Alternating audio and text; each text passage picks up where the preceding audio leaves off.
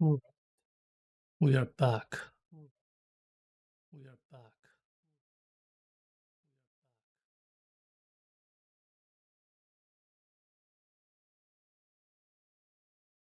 I've got an echo from Kick. Now we're good.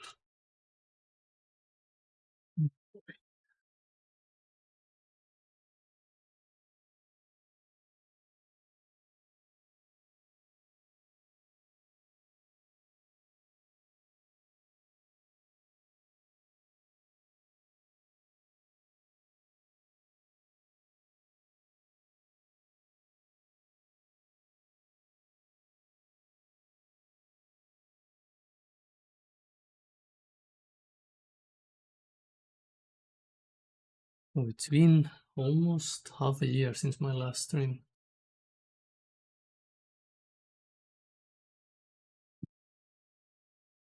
Ah,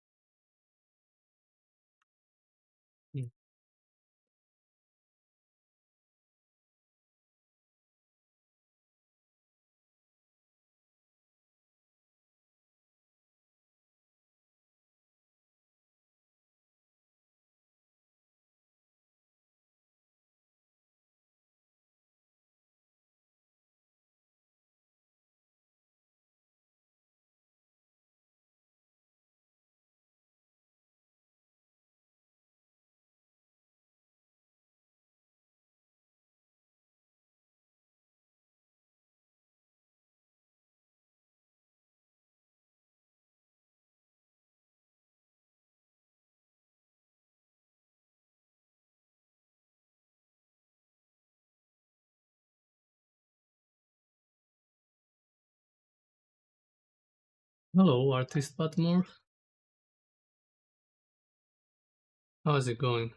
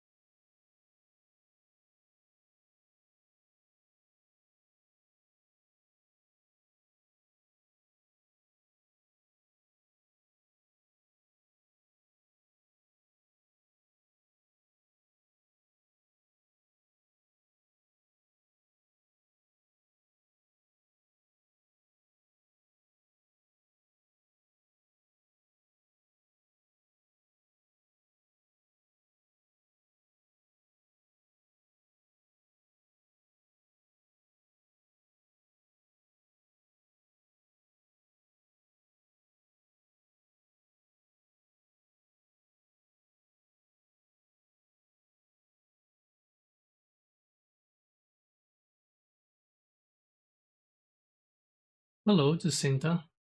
Thanks. Welcome to the channel.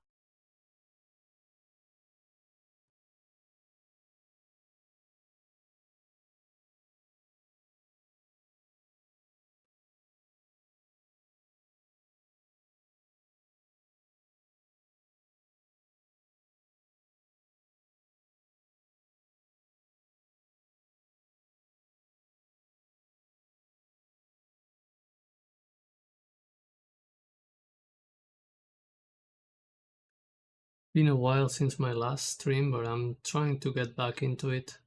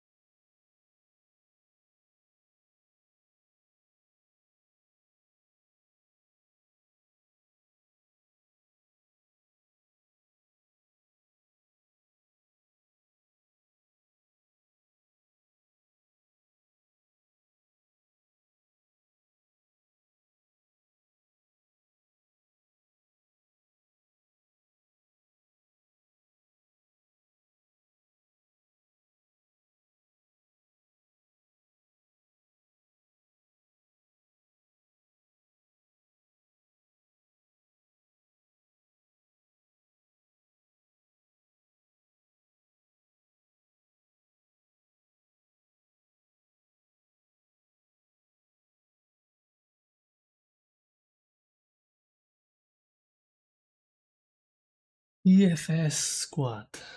This is so good. Oh, thanks. I appreciate that.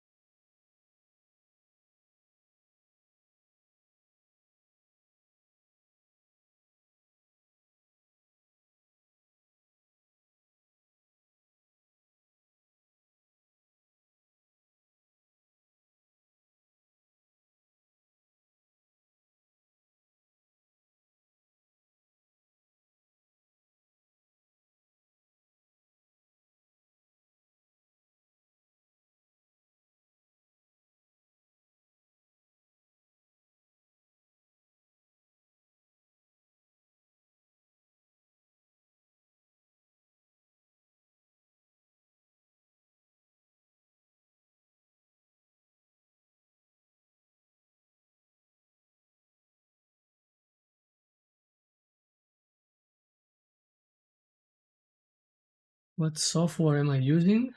This is called Krita. It's a free software. It's a free drawing software.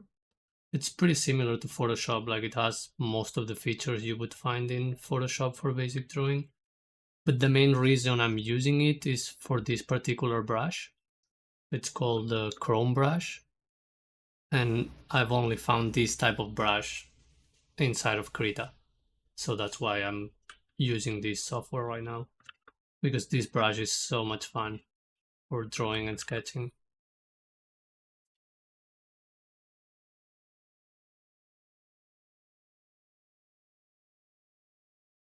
So you can totally just Google it and get it for free. This is how you spell it.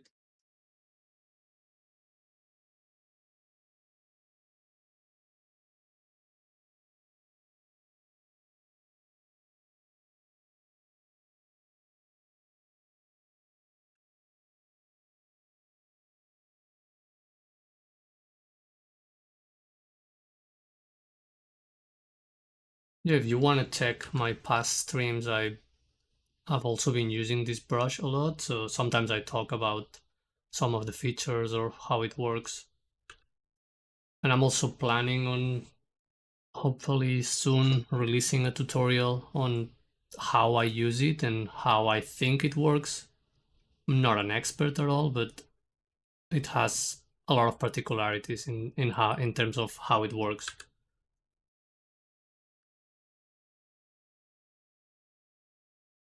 It's basically the oh yeah.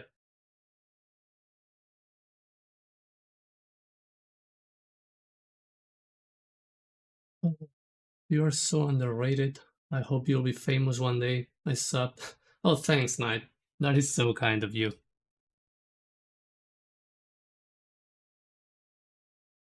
Well, I don't know if underrated is the right word. I haven't really put the work to put myself out there on YouTube or other platforms, so like we cannot really blame anyone for me not trying to show my art.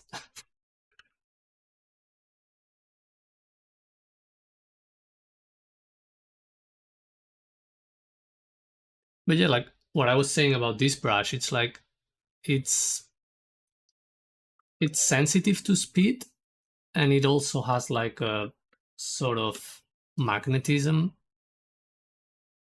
in a way that when you get close to your other brush stroke, it kind of makes a super thick line trying to join them.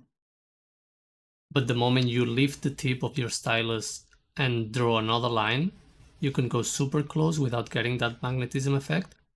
So you get like really thick and textured lines, or you can get like really thin and detailed lines, all without changing anything about the tool, just with your gesture. So it's kind of similar to when you use a regular pencil, when you tilt the tip of the pencil to use the side, or when you're using a brush that you press really hard to make like really thick and texture lines. And I find this really, really intuitive, especially for this type of loose, fun sketching. I don't know if that makes a lot of sense when I explain it like this, but I also like to take opportunities like this to explain because it kind of helps me to figure things out for my tutorial.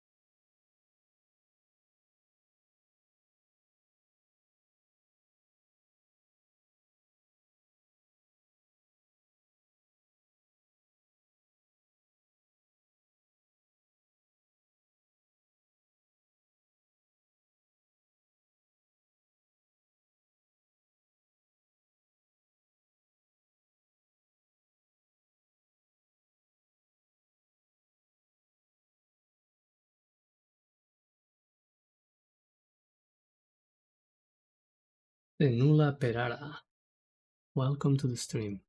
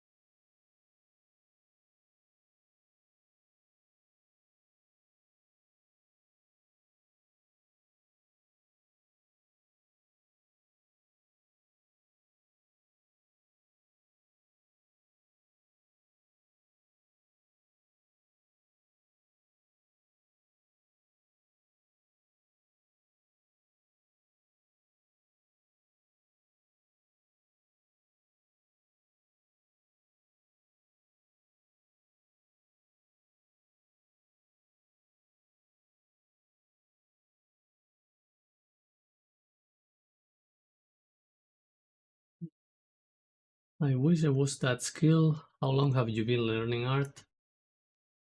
Uh, that's a tricky question. Pretty much all my life. And yeah, I'm 37 and I pretty much never stopped drawing since I was a kid, so not even that much skill. Should probably be a lot better.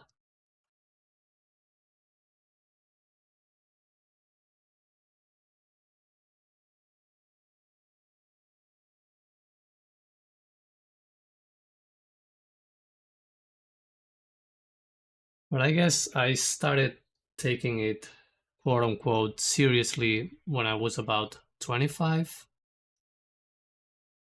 So yeah, you could say it's been 12 years of quote unquote, again, serious art learning. But it doesn't really take that long to draw like this.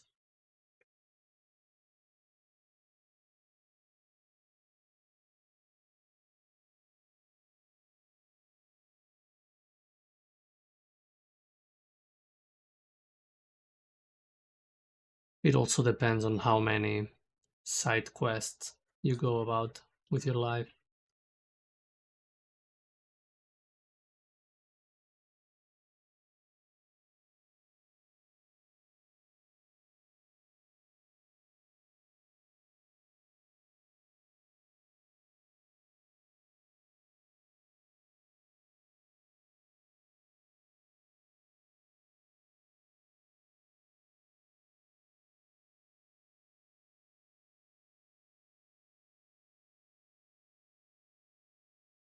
Easy for me to say? No, but for real, it also depends on how much you focus on what you want to learn or not. For me, I've been all over the place in all these years. I've learned technical drawing and perspective. I've learned 3D. I've learned painting. If you just focus on a particular skill, it doesn't really take that long. It just feels overwhelming when you try to compare yourself with someone that's been doing this for over 20 years or 30, but it doesn't mean that I've been learning how to draw like this for 30 years. Like, if you add it all up together, maybe I've only been drawing like this for a couple of years total. It's just everything is so relative.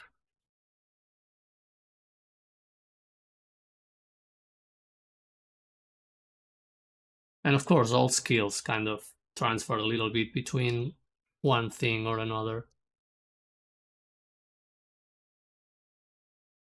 But I've seen people make huge improvements in maybe a year. A year can make a massive difference, and it's not that much if you put it in perspective compared to your entire life.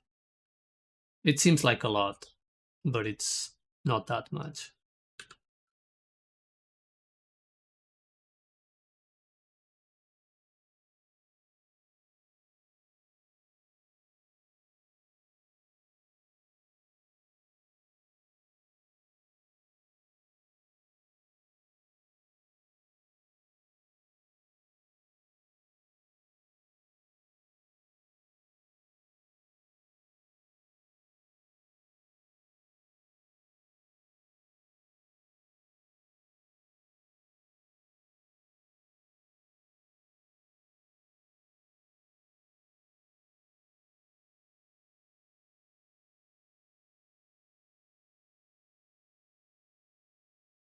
Yeah, you're a bit overwhelmed.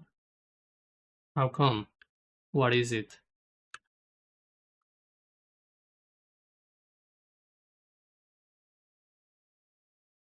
I still don't know what I want to do, to be honest. Neither do I, to be honest. No one really knows. It's what we want changes constantly, all the time.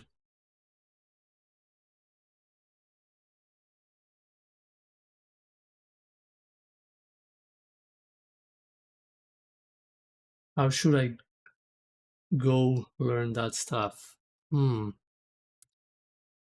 Something that I just realized recently is that you should really follow your interest.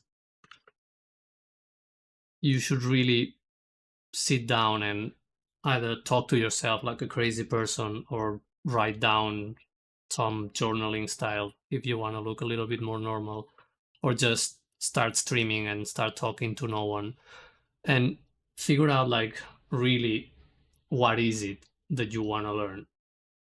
Like what is it that you want to draw, what is it that you like about this particular drawing or this particular artist, or like realizing your motivations, realizing your interest. It's really important because sometimes we think we want to learn a thing, and it's not really about that, it's about something related to that. You talk to yourself, that is good.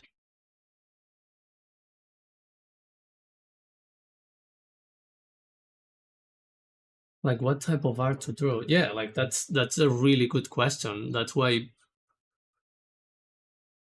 the most important thing is that thing that you talk to yourself, that you ask questions to yourself, and that you draw a lot, but not in the sense of like, oh, you should draw 12 hours a day and get good. As in, you should draw whatever you want to draw, regardless of your actual skill and regardless of you liking it or not liking it. Just draw, and there is going to be a lot of information in those drawings.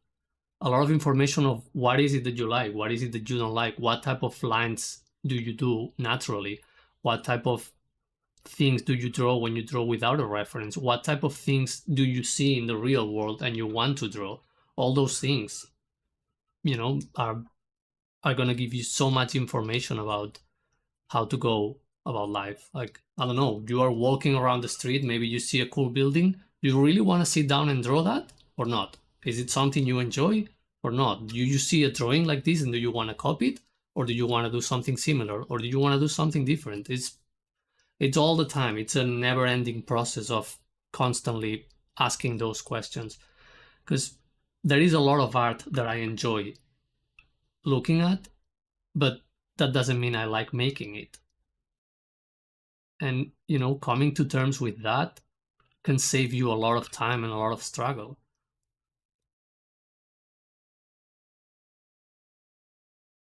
Like I said, I love technical art, I love perspective, I love engineering or drawings of cars and robots, and I've learned to draw a lot of that stuff, but I don't really naturally enjoy doing that much.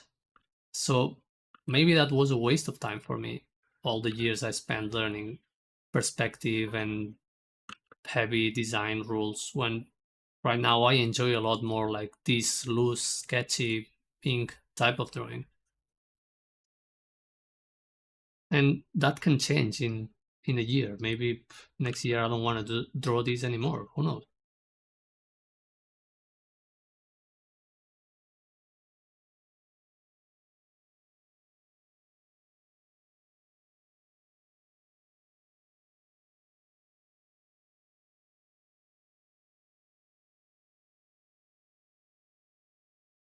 Oh yeah, I totally call this a sketch for my standards, because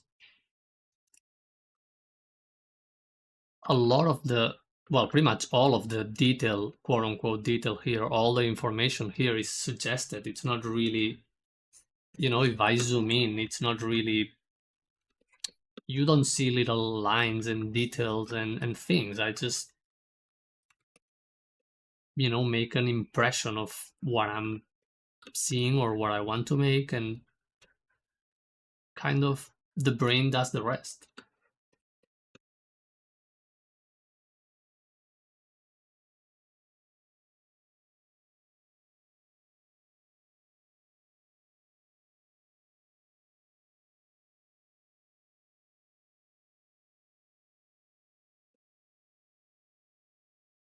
It looks amazing though. Oh, thanks. Yeah, I really enjoy this, and that is something I admire from many artists. When I see them doing something like this but better, I'm like, hell yeah, I want to do that. And that is one of the things that I try and I can kind of manage to make, and I'm happy to make. So that's a good place to be, because it's something that I enjoy from other artists, that I try to do myself, and that I'm kind of managed to do. Bingaman says, nice art. Thank you, and welcome to the stream.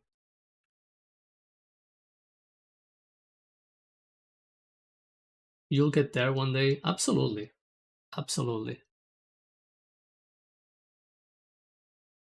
But that's the thing, like, you probably feel overwhelmed because you want to be at a place you are not. And that's always going to be a reality, no matter your level. Like, there are things I wish I could do that I cannot do.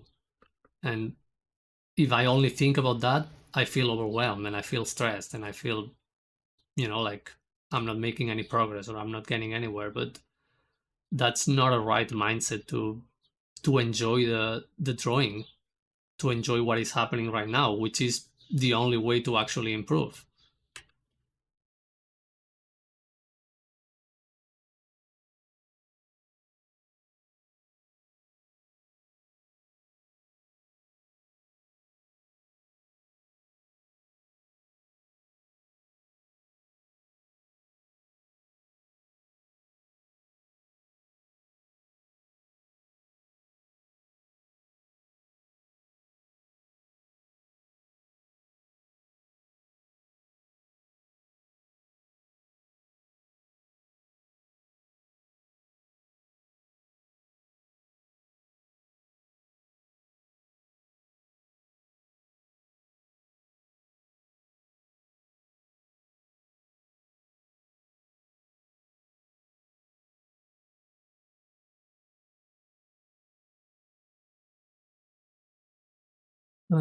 Yes, you should enjoy the process. I know it sounds like stereotypical and classic, but it is true.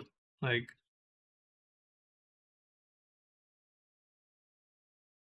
it's just like, it's the best way to go about it, because the best type of drawing you can make is the drawing you keep making. As long as you keep drawing, there is going to be improvement. And most people, quote unquote, fail in the sense that they stop drawing, or they don't want to draw anymore, or they feel paralyzed by the idea of drawing. And that's never a good place to be, no matter how good your skill is, no matter how good your technique, no matter how good your teacher mentor is. That is, yeah, that's going to stop you. And that's what you should avoid at all costs. Like, that's why you have to find what is it that you really are interested in. Hmm.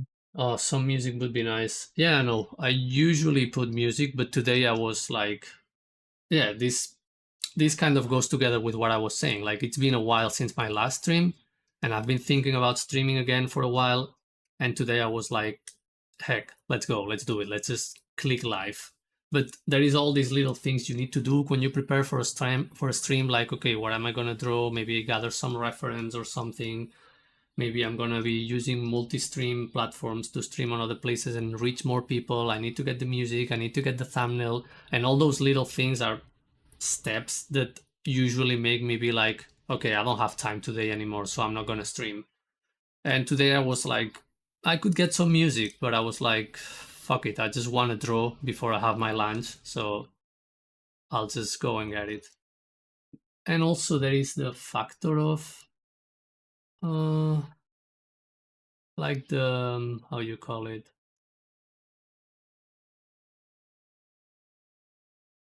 like usually when you play music you get copyright restrictions on YouTube, so you have to take the time and find copyright free music, or sometimes you can just play copyrighted music, and yeah, maybe the video will get demonetized, but I'm not monetizing streams anyway, so who cares.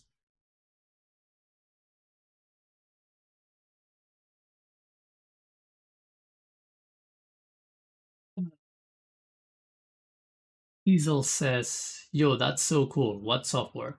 This is called Krita. It's a free open source software, so you can totally Google it and get it yourself and try it. And the brush I'm using right now, it's called Chrome Brush. You can find it inside that software. It's only in that software, so yeah, that's why I'm using this software pretty much to get this brush, which gets this cool texture. And it's not the way it looks, it's the way it works, what makes me enjoy it. I'll type the name of the software for you so you can Google it.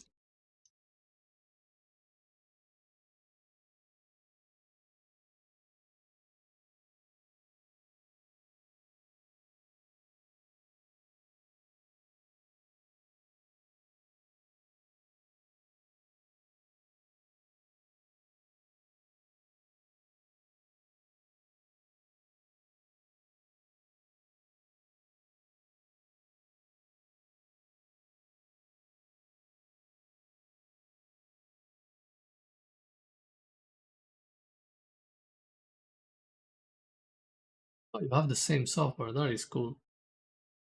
Yeah, it's a really powerful software. And it's open source, so what else do we want in life?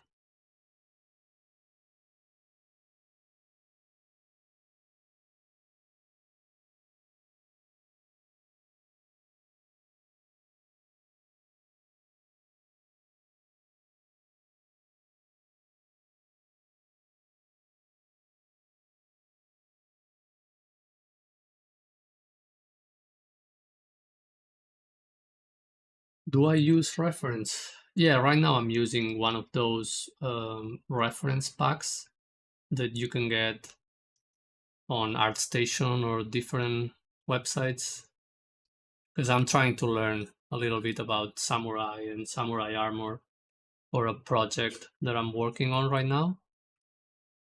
So that's why I thought it's gonna be a good opportunity for me to stream, because it's a simple thing to do that I can just be sketching and also talk to people without zoning out too much.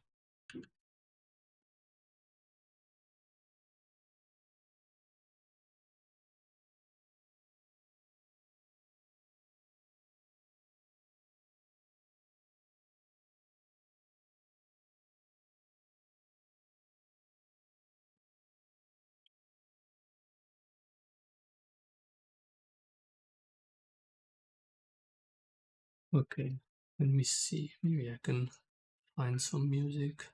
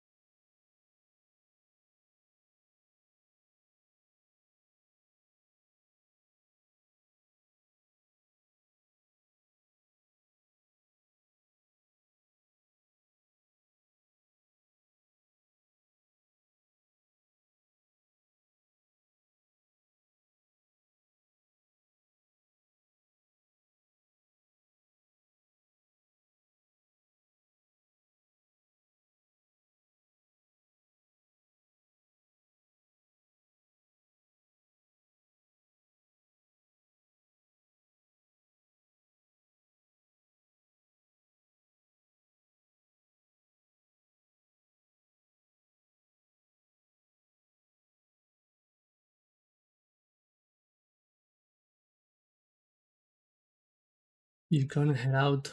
All right. Thanks for showing by the stream. Thanks for talking and asking questions, and see you next time. Take care.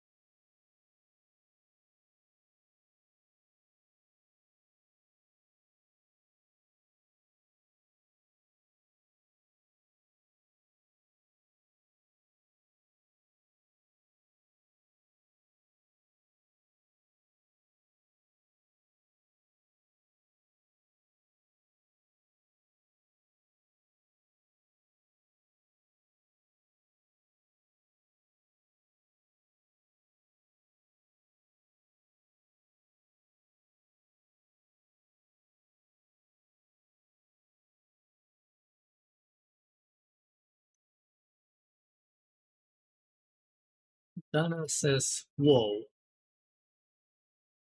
you're too kind.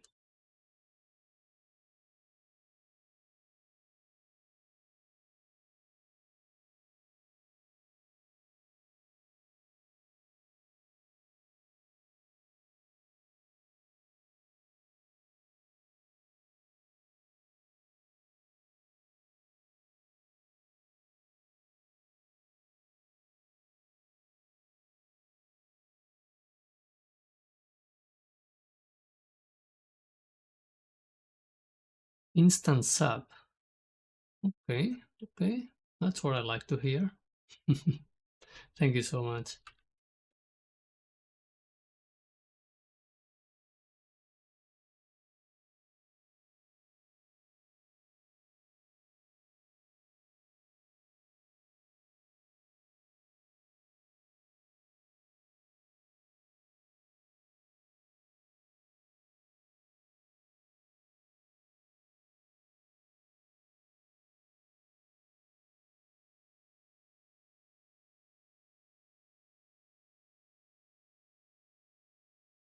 I have to make sure that I keep streaming regularly to not disappoint you.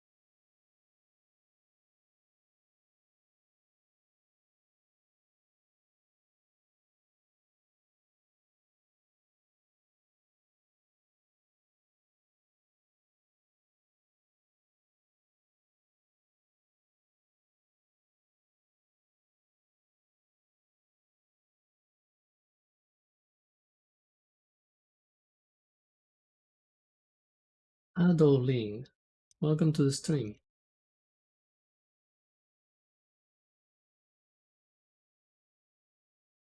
This is insane. I am a bit of an insane person.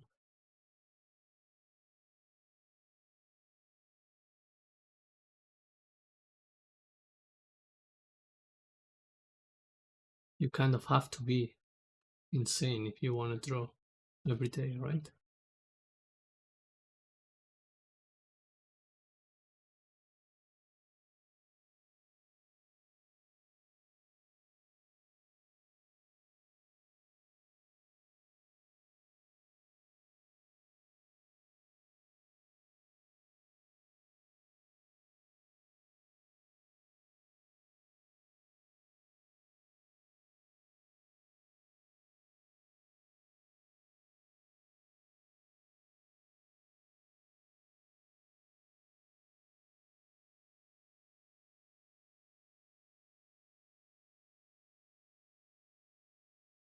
I want to draw like this one day. Just get to it. All it takes is that you keep drawing.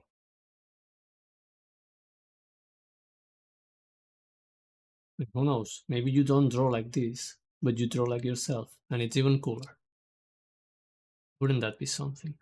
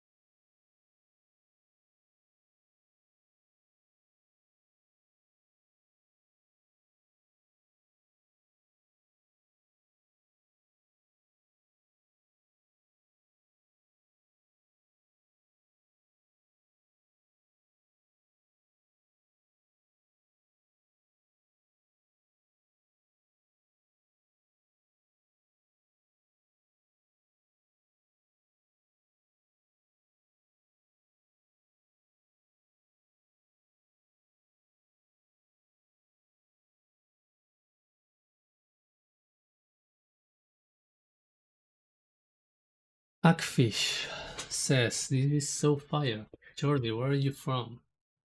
I'm from Spain.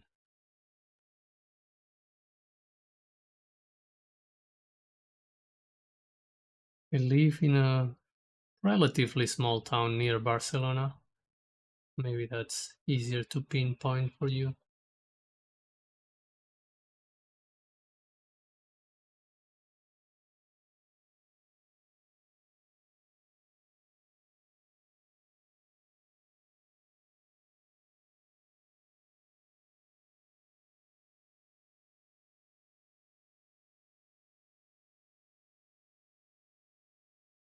How long have I been drawing?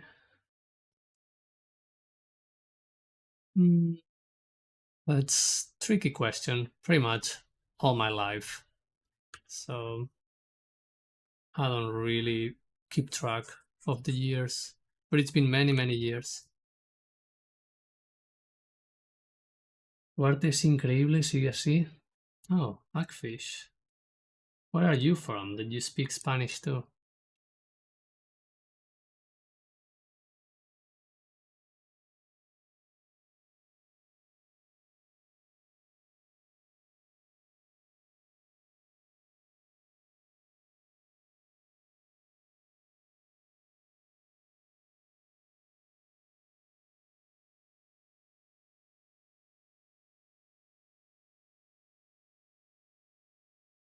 Oh, you're learning from Duolingo.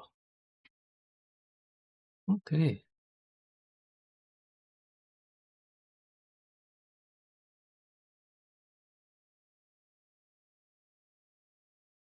Well, that was really well put together. Congratulations. It means it's working.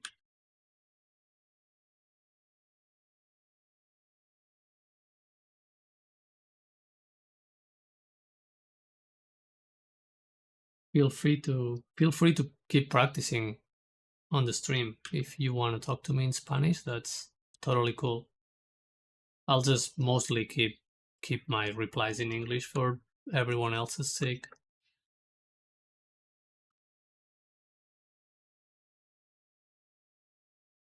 What made you want to learn Spanish? It's a very particular language.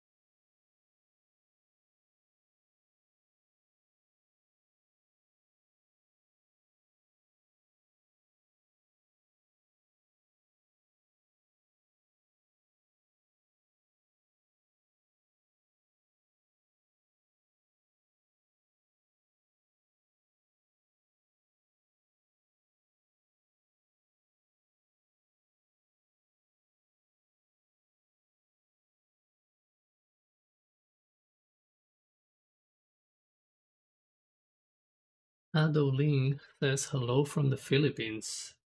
Oh, that is so cool. Hello, Ado. It's funny because I lived with a family from the Philippines for probably over a year,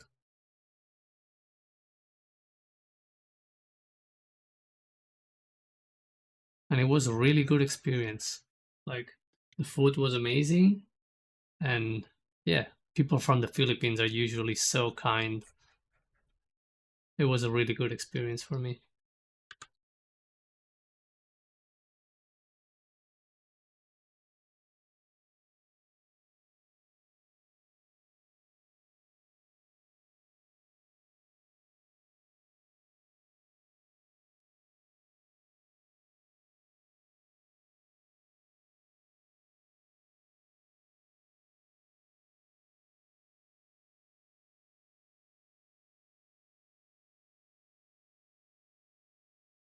It's very nice. Do you know any phrases? Oh no, I didn't even try to learn Tagalog at all.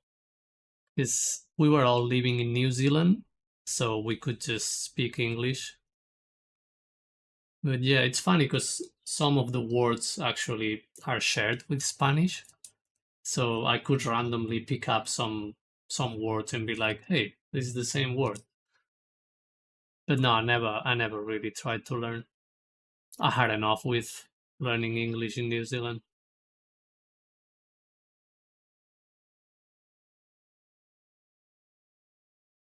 A.H. Palette says, "Hi, hello, welcome to the stream." I like it when people say hi.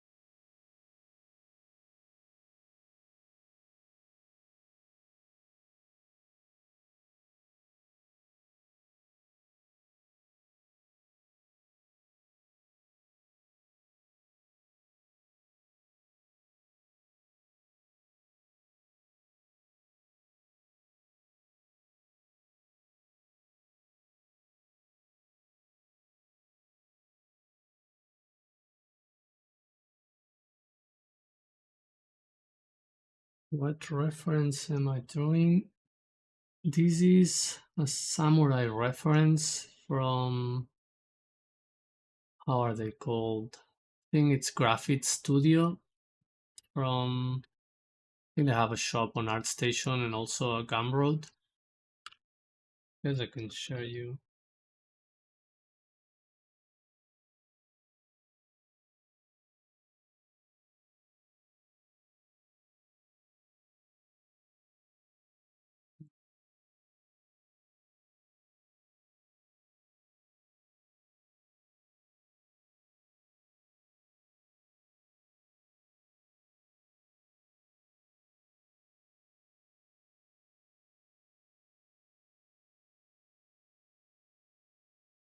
Oh, look at that.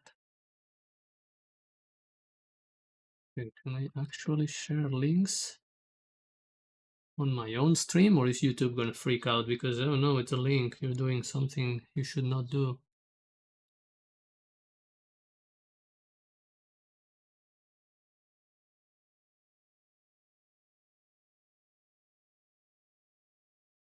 Yeah, that's exactly the reference pack I'm using.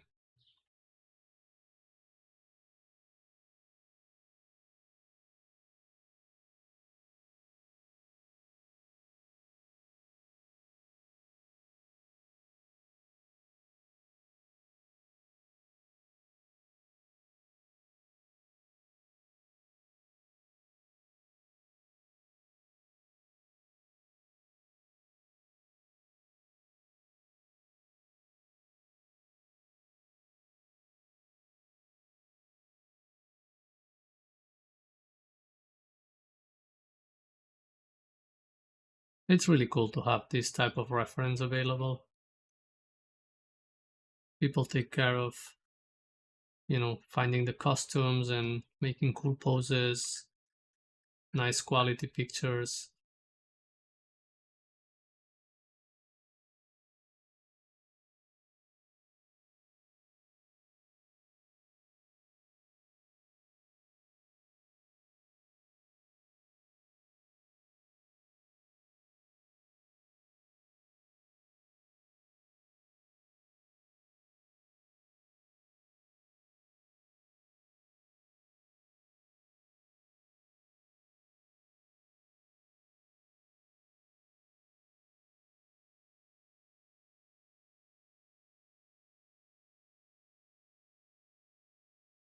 Just I don't usually like sharing the references on the stream because even though I paid for them, it's a bit, I don't know, it's paid content that I'm sharing for free on YouTube. So if it's just one or two pictures, I guess it's fine, but I don't want to end up, you know, sharing all their library just for free on YouTube.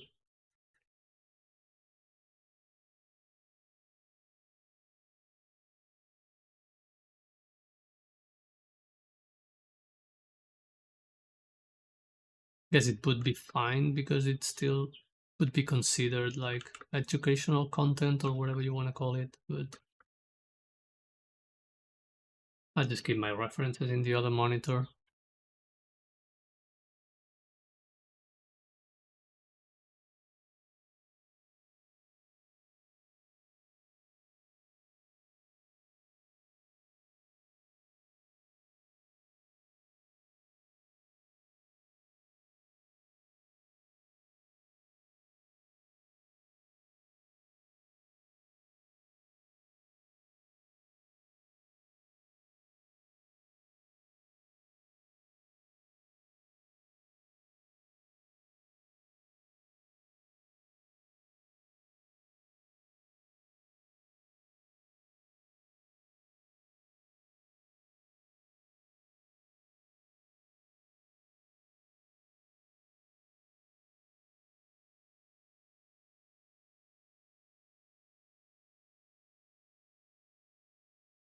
If you don't mind answering, what inspired you to draw?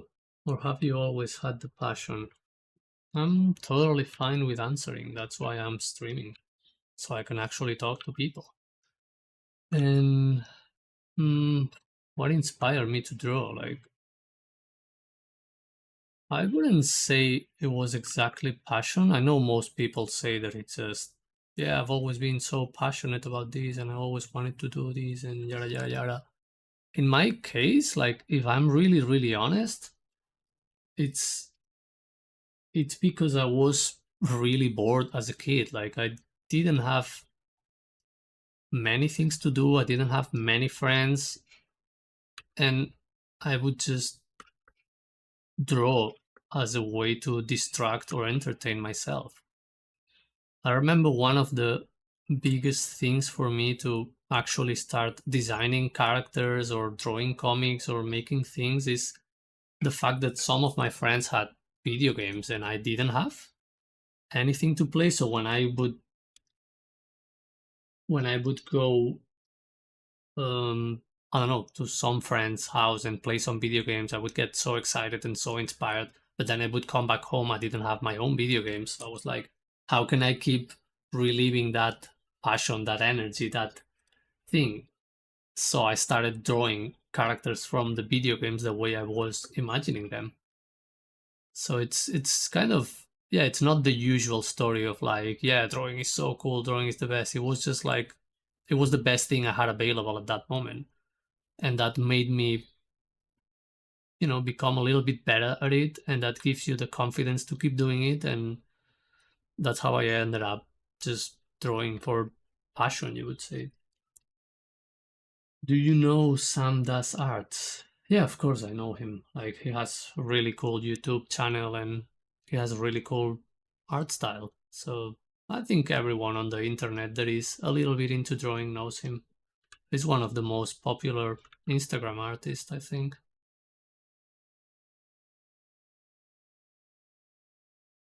And I think he deserves to be famous. He's also a really kind, chill dude, so it's all good.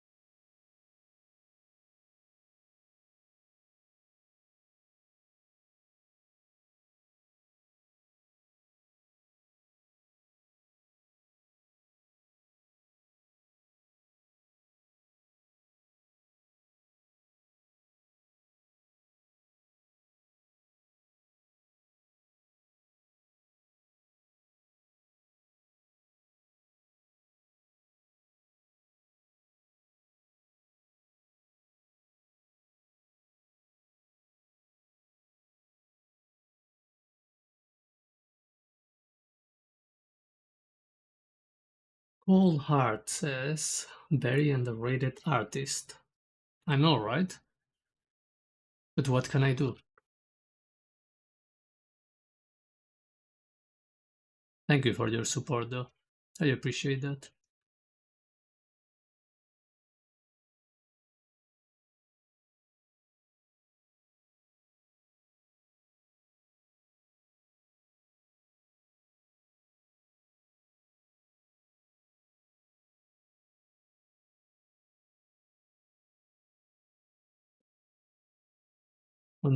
One day I'll be famous and rich, you know?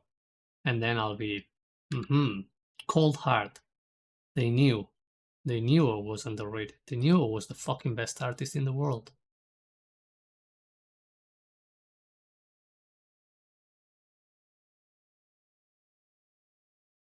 For now, we just keep drawing.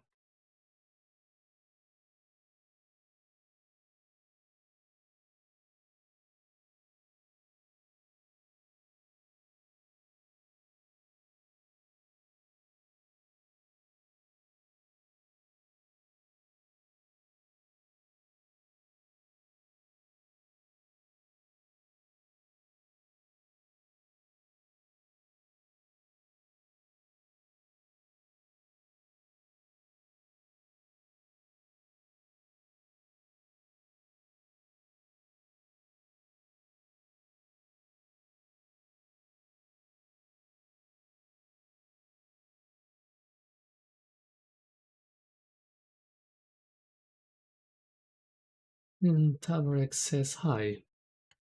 Hello, sir. Welcome to the stream.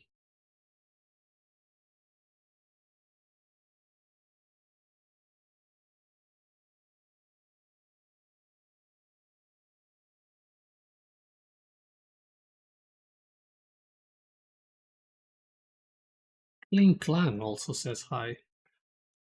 We have a lot of people saying hi today. This is interesting.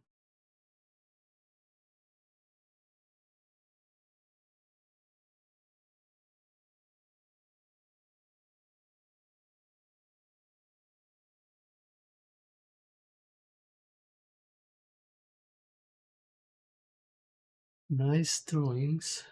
Thank you for your kind words.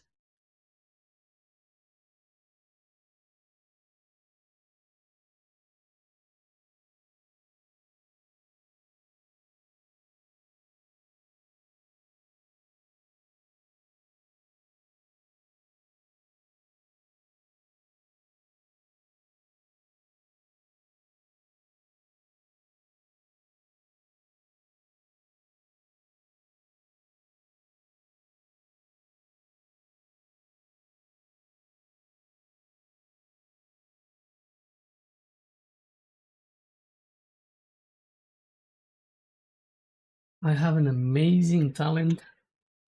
Well, I wouldn't call it amazing, but talent is an interesting topic.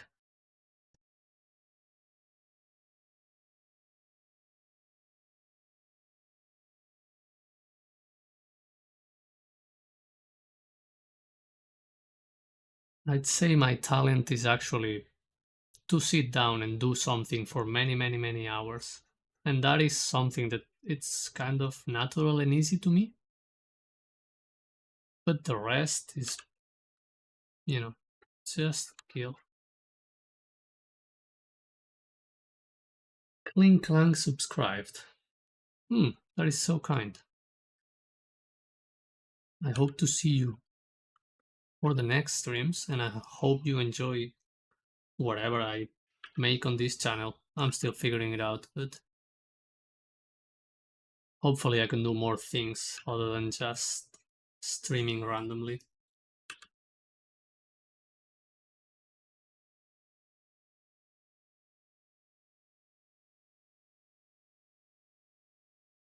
Bro, you are amazing. Okay. I like that, I like that better than the drawings are amazing. Because it has nothing to do with the drawings, it has to do with me.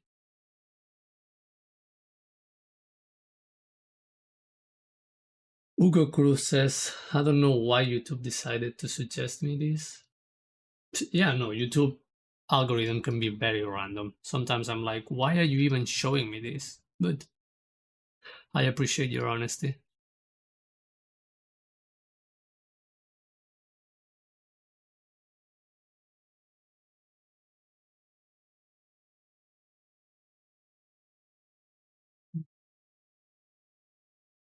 Oh, saludos desde España.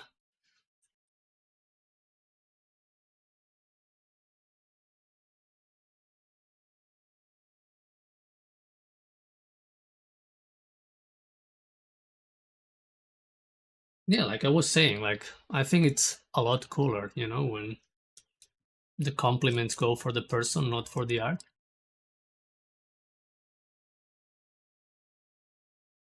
I'd rather be cool and make shit drawings than, be a shit person and make cool drawings. So I appreciate that. The silliness.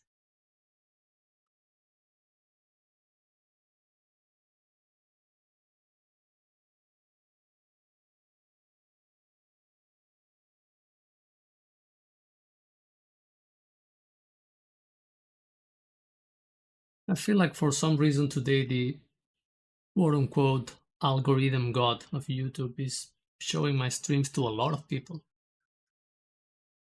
Usually I don't get this amount of randoms, so hmm, I wonder what's going on.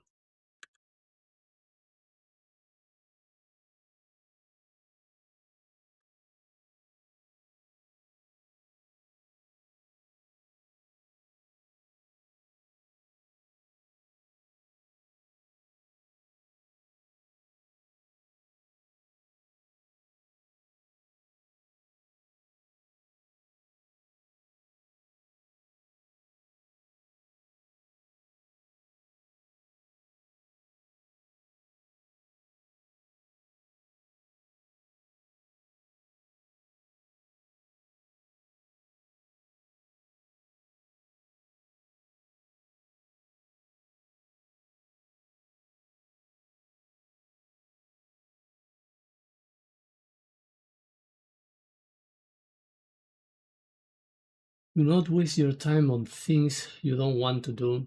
Art is amazing, I know, because I am too. Art makes you feel the things around you better than anyone. That is so true. That is so true. And I'm trying to live by that, but it's actually really hard to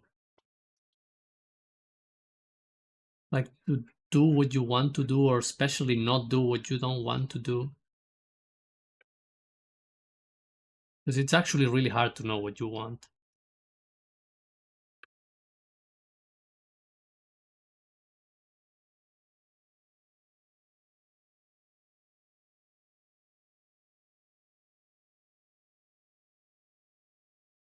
But that is so true. The amount of times that I was feeling like nothing and I just sit down and draw, and then everything is fine.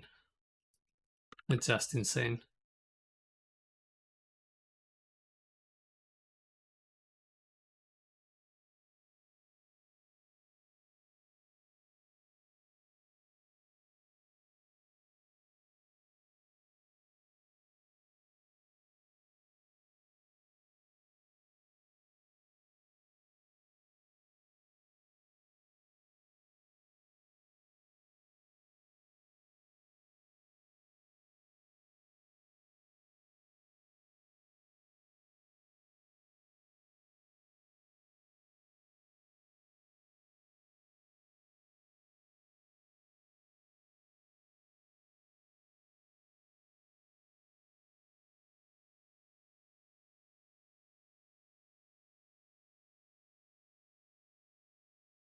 I mean, if you like art, keep going.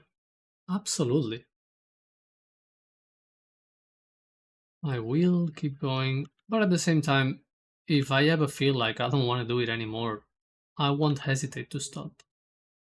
That's something I have very clear.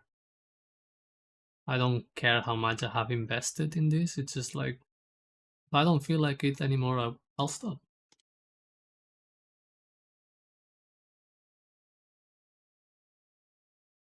I know one day you will be a very big YouTuber. You will be very famous. Hmm. I don't know. I don't know if I have what it takes to be a big YouTuber, honestly. I don't even know if I would like that.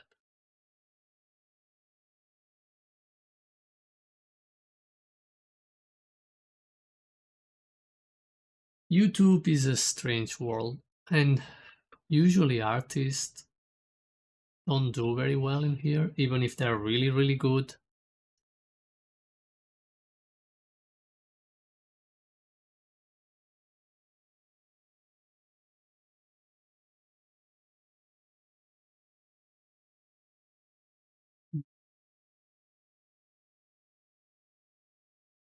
Yeah, I kind of get what you mean, but YouTube is so strange because in order to be big on YouTube, you have to be making content constantly, and like the rhythm you need to be producing art and videos, it's just insane compared to how slow making art is. And most people really, they don't want to show up to a stream and see me drawing for 4 hours to get a half a drawing made. People want to be entertained on YouTube, and drawing it's not really entertaining. Like it can be cool for people like you that like art and appreciate art, and you can be like, you can be here just looking at drawings and enjoying these or talking to me.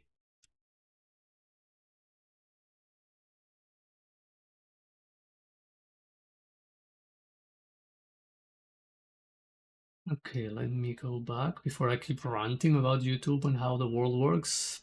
Hugo Cruz asks, how long have you been drawing for, if I may ask?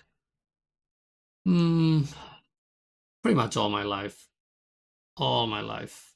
Like, I was drawing as a kid, as a teenager, I was drawing a lot more because, I was into drawing comics and being in my own world. And then in my mid 20s, I took it seriously because I tried to make art my job. So, yeah, it's been more than 30 years of drawing.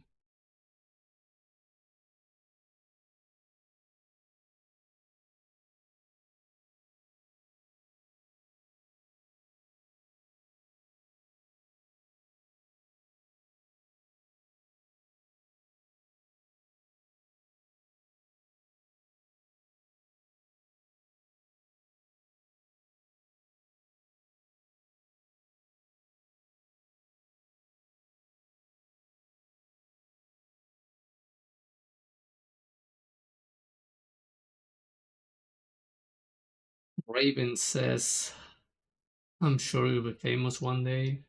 Thank you, that is so kind. Anna also said, this looks so cool. Thank you for your support.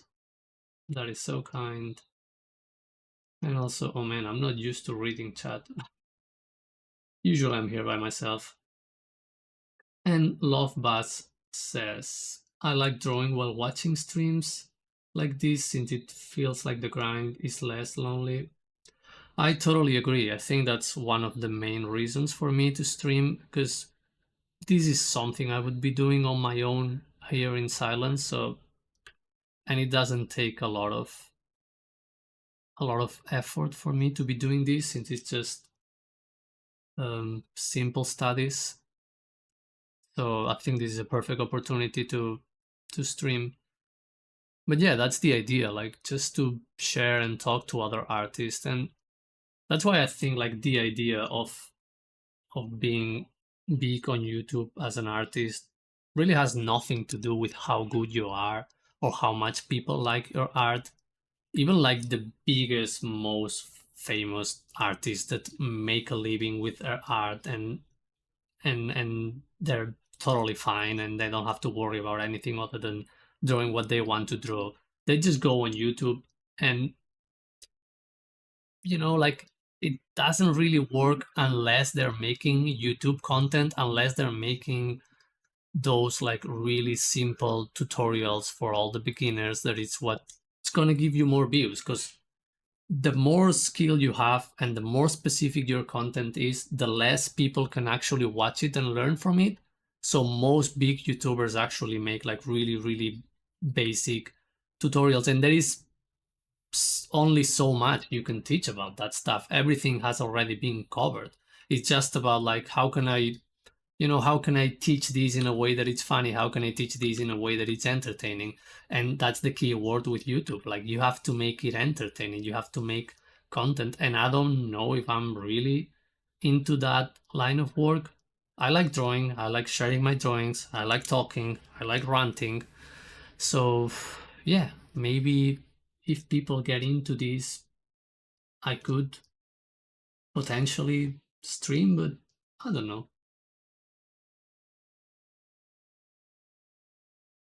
I just reached 40 subs. Is that true? That is cool.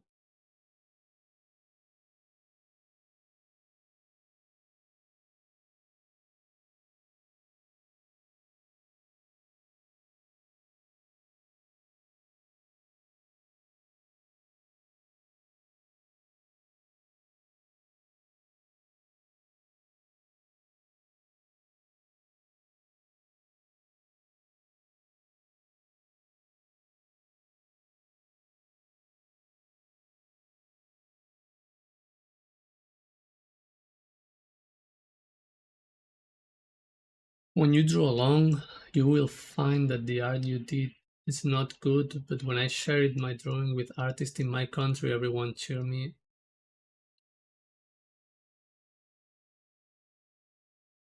Yeah, I get what you mean. Like, uh, it's just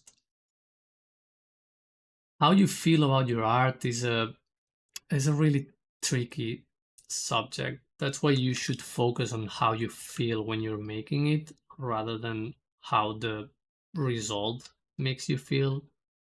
And even if people cheer you up or not, I know it helps when people cheer you up and it makes you feel better, but like the whole point is how is it making you feel?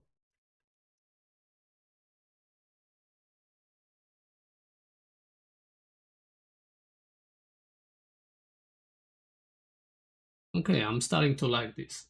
I'll have to give you that, people.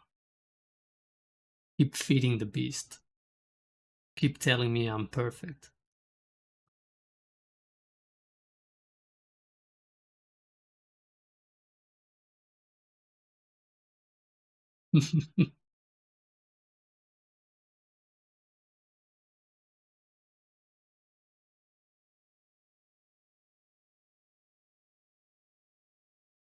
How is this going?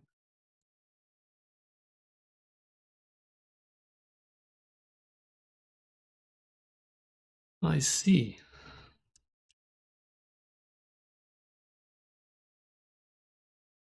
That is true. 42 subscribers. That was unexpected.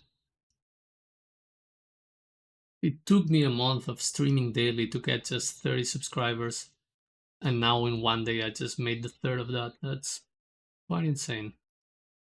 Yes, thank you guys.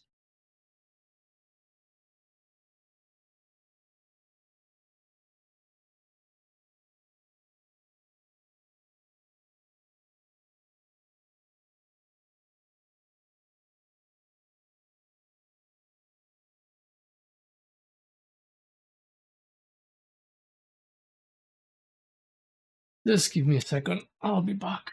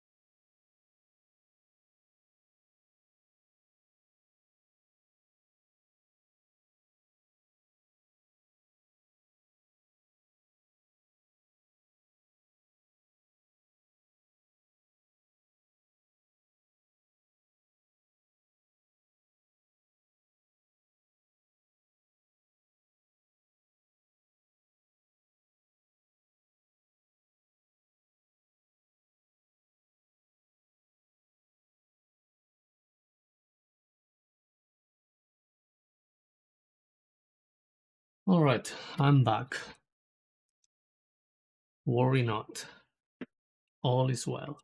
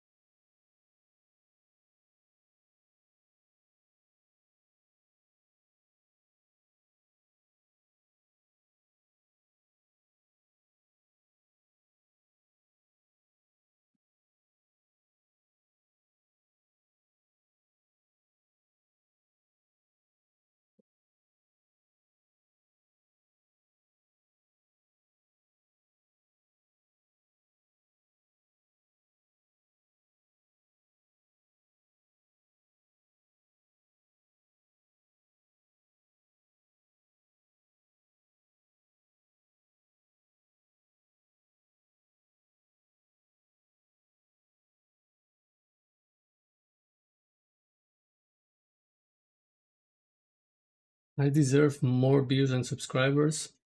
Hmm, I guess I do agree with that, but not really up to me. All I can do is just keep doing what I do, right?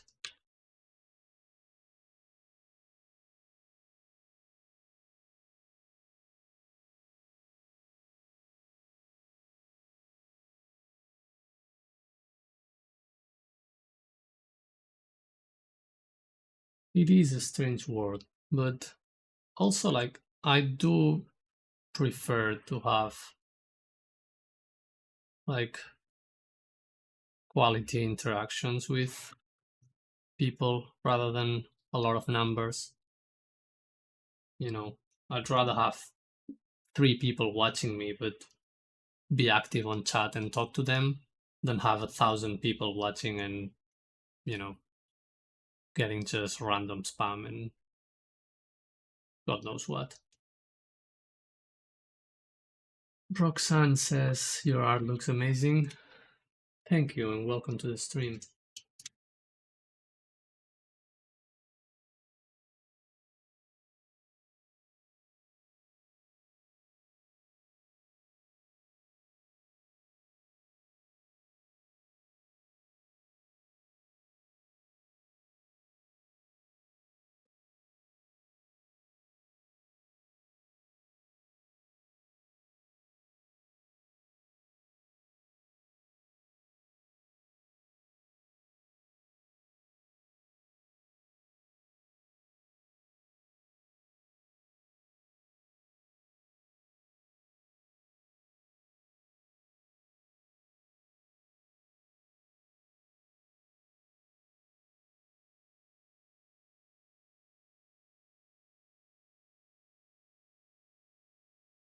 Bronzin says, whoa, this is amazing. I hope your channel gets good attention. Oh, guys, you're so kind. What is going on today? Is this some sort of trick?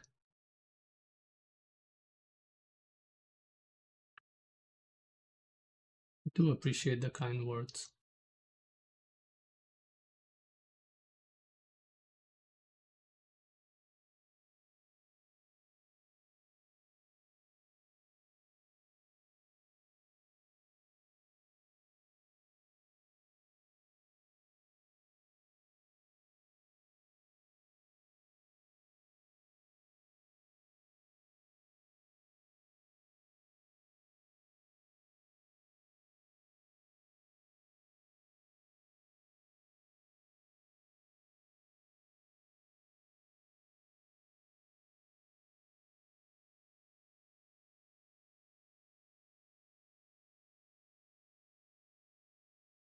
To be fair, I can't even complain about the attention I'm getting on YouTube.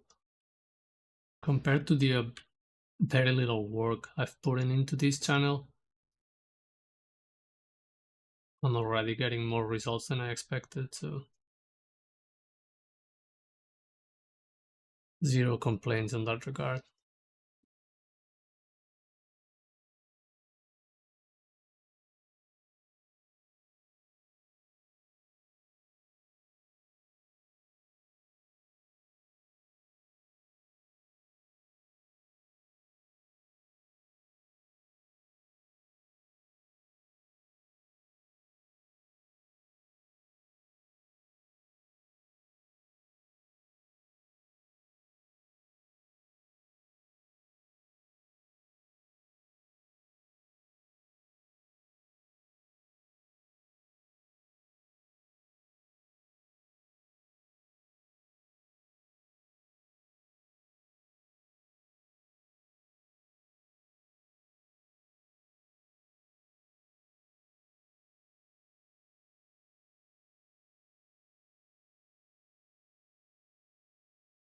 How am I today? Hmm. Again, with the tricky questions. Now you're gonna make me think about myself. To be fair, I'm starting to be a bit hungry. That is true. But overall, it feels like a good day. Did some exercise in the morning, and I've been drawing. I don't know. What else do you want on a day?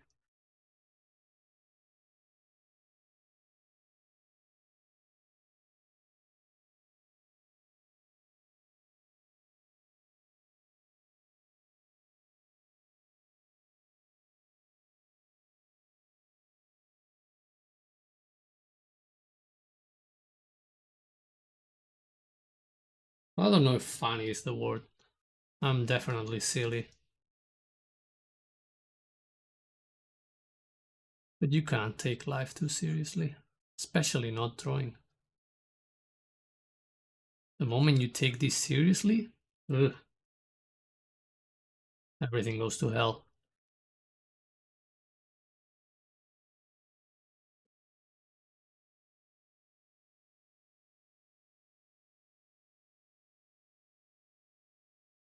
Like, look at these guys. Like, they made these masks, and do you think they take this seriously? Like, they're going to battle, they're going to kill each other, and they make silly masks with kind of scary things.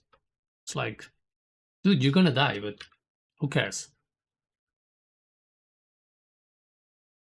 At least wear a random outfit, like something that makes people remember you.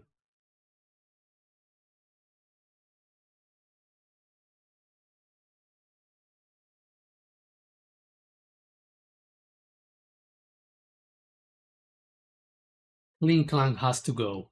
Oh no, the chat is gonna be really sad now without you. Well, hopefully I'll see you next time. Thank you for all the support and take care. Hmm.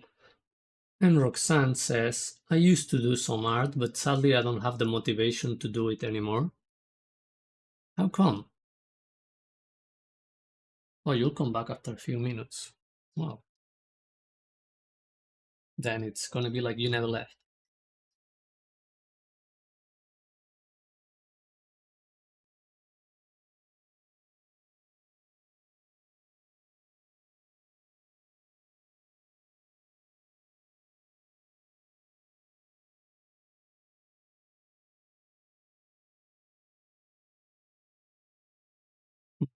The funny thing with motivation is that sometimes it goes the other way around. Like, we think we need to feel a certain way just to start doing something, but the opposite is probably true most of the times. Like, doing something is what's going to make you feel like doing that or not doing that.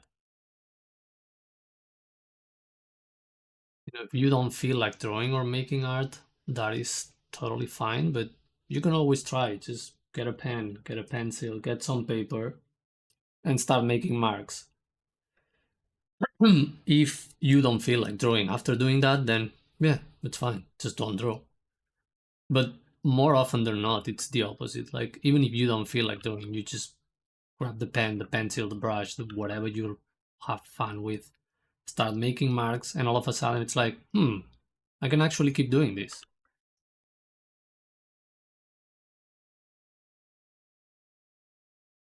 Something really similar to that it's probably more relatable is it happens with food. Like, sometimes you're not even hungry, but you start eating something, and all of a sudden you feel like you're hungry. And Kling Klang is back. Well, that was a short lived for sure.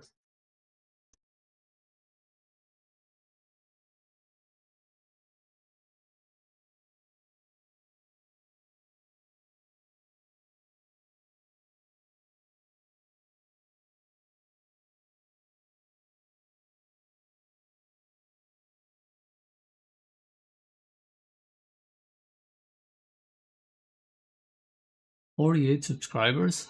Okay, okay. Alright, Kling Klang, be honest. Are you a hacker or something? Are you just sending bots to me to subscribe to my channel to hype me up? Is this the strategy?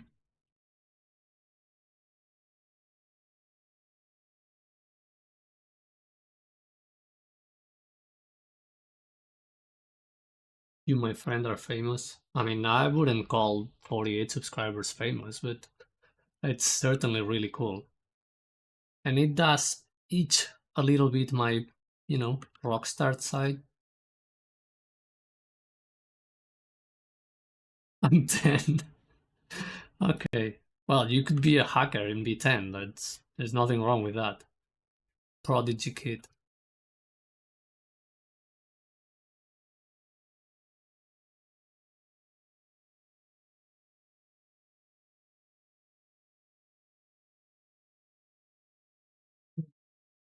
La Miesta says, heard you mentioning bots, but I got recommended here from my homepage. So you're being pushed out by the algo. I see. So that's how it works.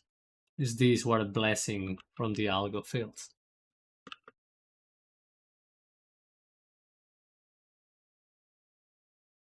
That is so strange. I have no idea how this works.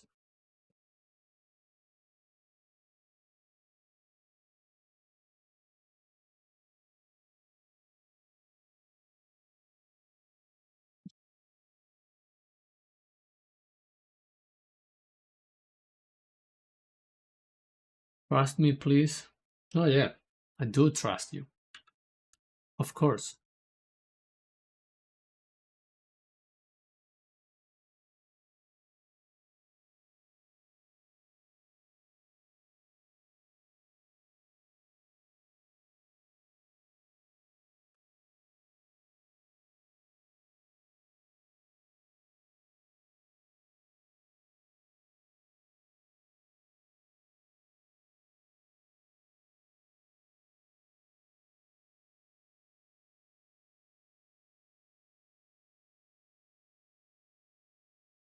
Thank you, Galaxy.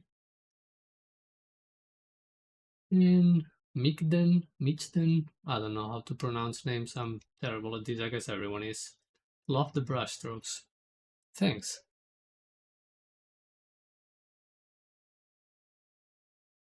This brush is actually really cool and really expressive, so it allows you to make really cool brush work with actually a lot less effort than you would think it requires. For some reason, it kind of feels like cheating, this brush.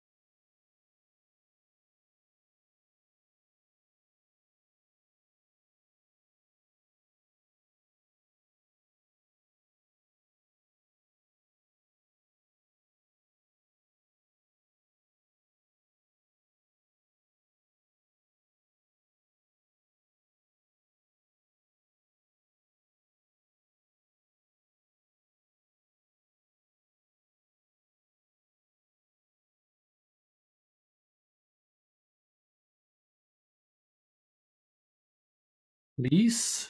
What is wrong, Kling Klang? Tell me. Tell me, what's going on?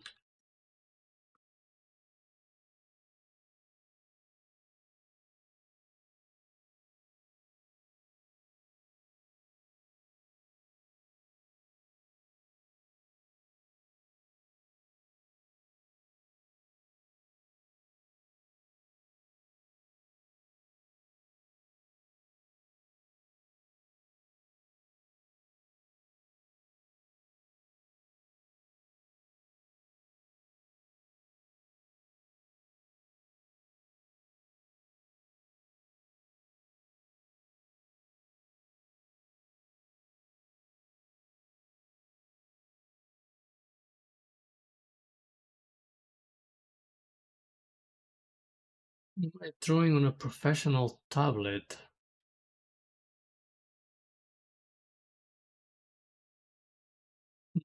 Yeah, I guess you could say it's a professional tablet, especially since it's a Wacom and they are overpriced. But I'm using just one of the regular Intuos with no displays type of tablet. And it's actually pretty old already.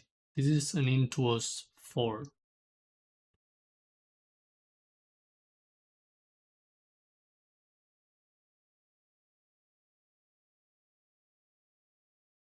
I don't know how they call them now. Like, I think they call them Intuos Pro or something.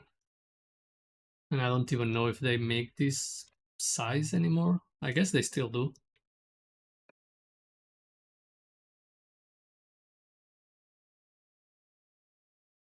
As a small content creator, I want other small content creators to grow. Yeah, I understand that. I want that too. So, what type of content do you make, Klinklang? Once I finish my stream, I'll check your channel and see what you're about.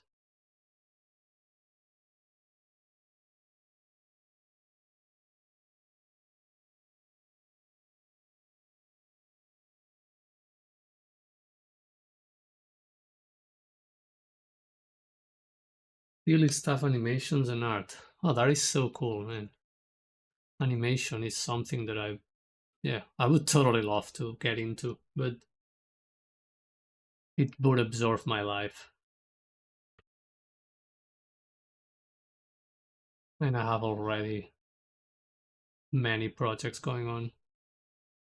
So I don't know when will be the right time for me to dig into animation. Oh, and also gaming, I see. So you have the full package.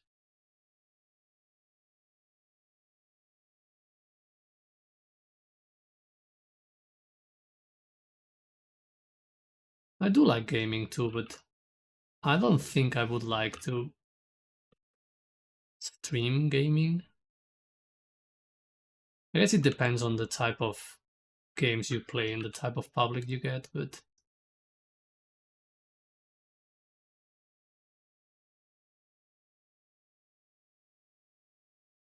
it's very hard, but you do it all in one channel. Let's see. Yeah, usually the algorithm doesn't generally like that. I respect when people do all their passions and hobbies in the same channel, but the way, again, like the way content creation works, it doesn't usually favor that type of content because when people subscribe to a channel, it's for a very specific reason.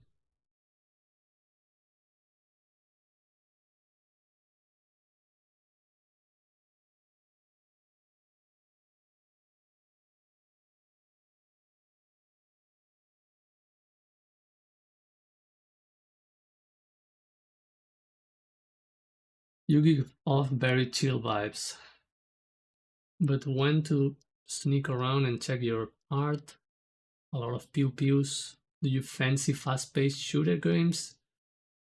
Hmm, I used to like them. It's been a while since I played shooters. And yeah, probably all the stuff you saw on my Instagram is actually pretty old.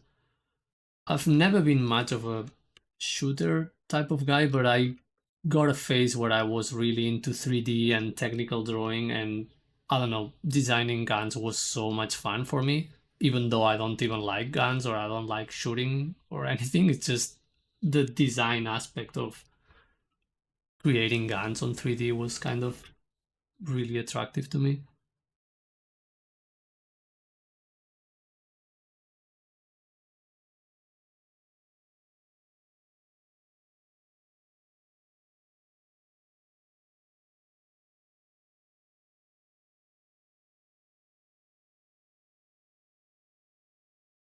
You're just a silly guy. Well, I do respect that people do whatever the heck they want to do with their channel, instead of trying to appeal to whatever is trendy. I feel like that's what keeps things authentic.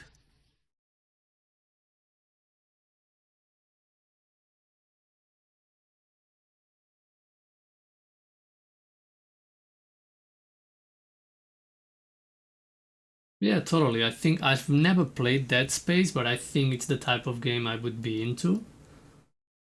And yeah, most of my stuff in the art station is from back in the day when I was really into concept art, and I did manage. It's one of those things that I just happened to design a couple of cool guns, and then I got a job out of that. And after doing that, I had more stuff in my portfolio with guns and sci-fi. So it's one of those snowballing roll effect that you make something that something works, and then you get more work in that world, and you kind of get stuck in that, and all just because a single piece or a single job. And yeah, that's usually how things go.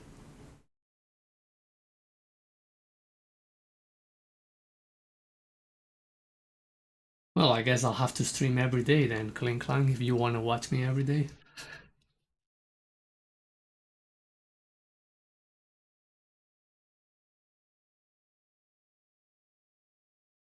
Yeah, it is cool when you get work from stuff you like, but also sometimes it happens. It's not that I didn't like stuff, but sometimes that happens. Like one of my first book illustration cover I made was from a random drawing that I made in a style that was not my usual style, but for some reason that drawing got relatively popular on DeviantArt back in the day, because I'm talking about ancient times. So that drawing got really popular, and I got a few jobs out of that drawing. And then my struggle was like, how do I recreate this style that I just randomly did one night when it's not even my style? And yeah, and then you get into that mode of like, okay, I need to do more of these because people like this, but I don't even know if I like this. And I mean, it's a good problem to have, but it's not exactly ideal for when you're growing as an artist, because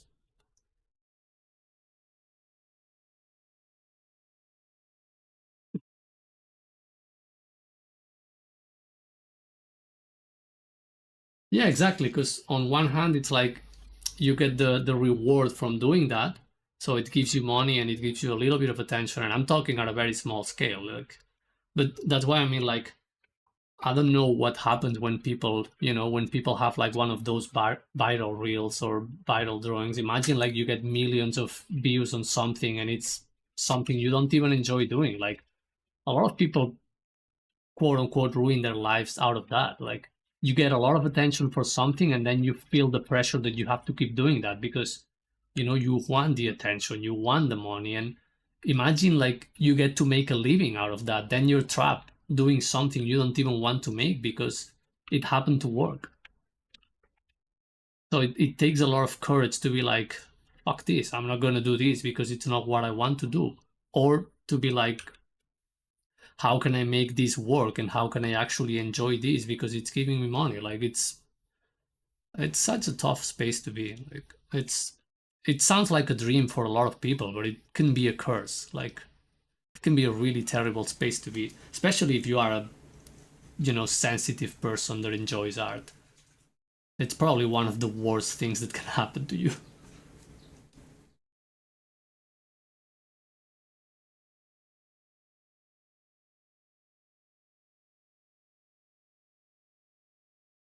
I see. Now you have to go for long. All right. Stay safe. Take care. Thanks for all the support. And hopefully I'll see you again tomorrow. Also, I'm still trying to figure out what is the best time for me to stream, so yeah, I might be streaming in the morning, I might be streaming in the night, I don't know. Maybe I should figure out a schedule so people can know when to find me here, but for now, I'll just keep it chill.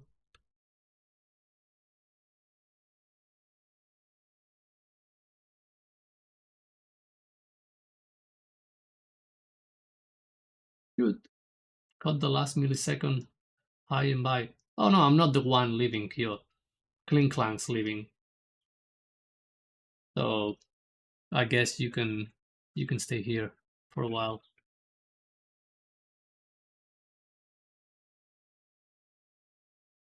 Tofu Rumble says hola. Hola Tofu.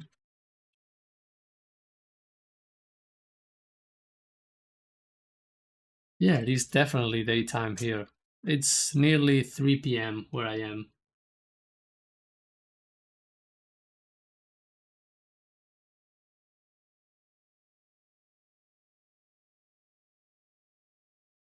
Lucky algo is pushing you everywhere. Yeah, that's the good thing of YouTube, that it totally pushes you wherever you get views from. And since for the first month that I was streaming, Kyo was pretty much my only viewer, the algorithm thinks that I'm popular on the States or on the other side of the world, because that was literally almost 100% of my viewership. So that's how statistics work.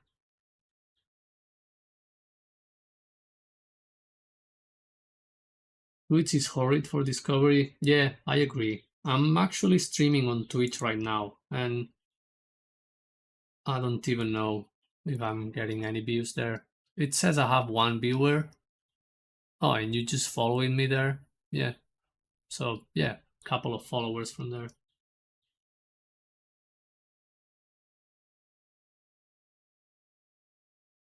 And I'm also streaming on Kick right now, since I'm not screen recording. My encoder can handle 3 streams at once. But yeah, right now I'm not getting any attention on Kick. But I got a lot of viewers on there at other times, so it's pretty random. Like it's so unpredictable. I don't think it's a good idea to obsess or bother with how all that works. Unless you're making millions out of it, then maybe it's a good idea to figure how things work, but for now, it's not a problem to have.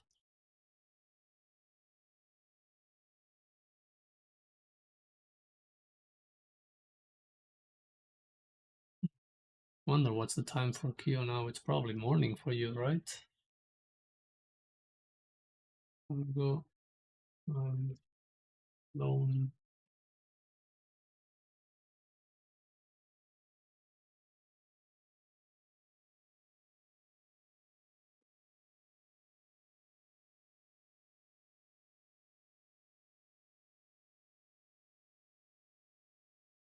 All right, Kling Klang. Be nice to your mom.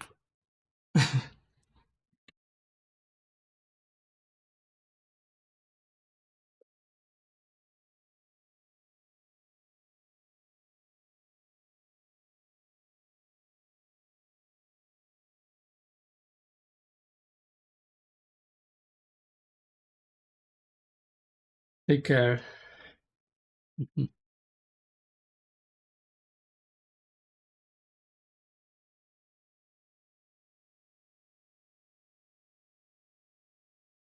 So, Kyo, how does it feel to be a free man?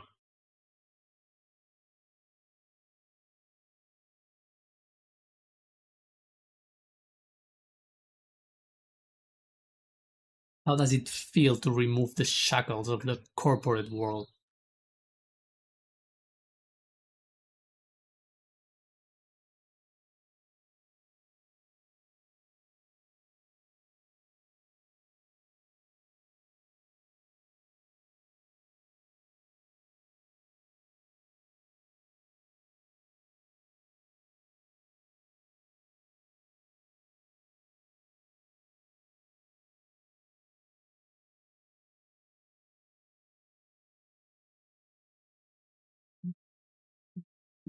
These guys here.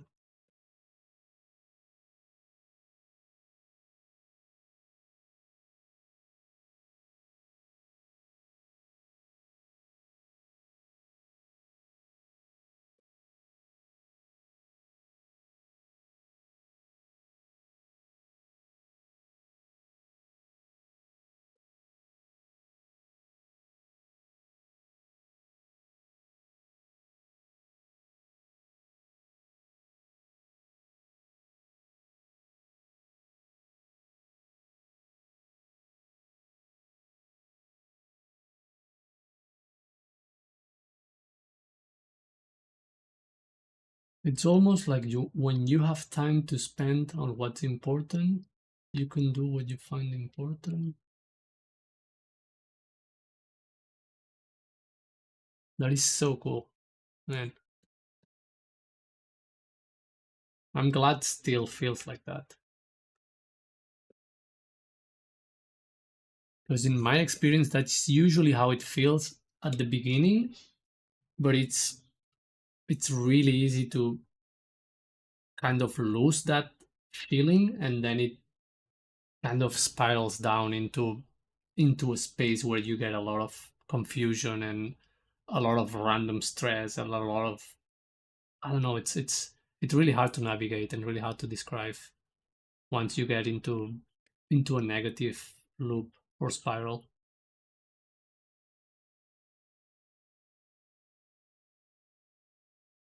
But for now, I guess like you're still having that feeling of Friday night or Saturday morning that it's like, fuck yeah, I'm gonna do all these things this weekend, and you get things done. So just, yeah, enjoy the ride.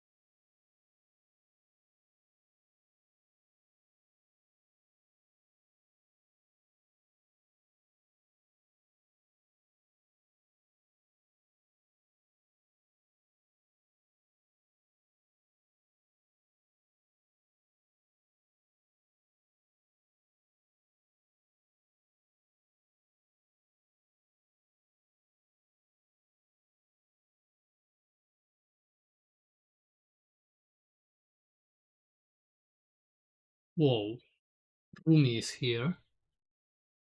You better behave, people.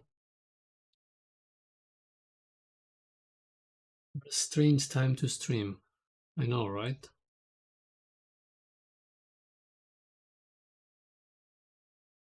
My life is made up of moments like that. Strange times.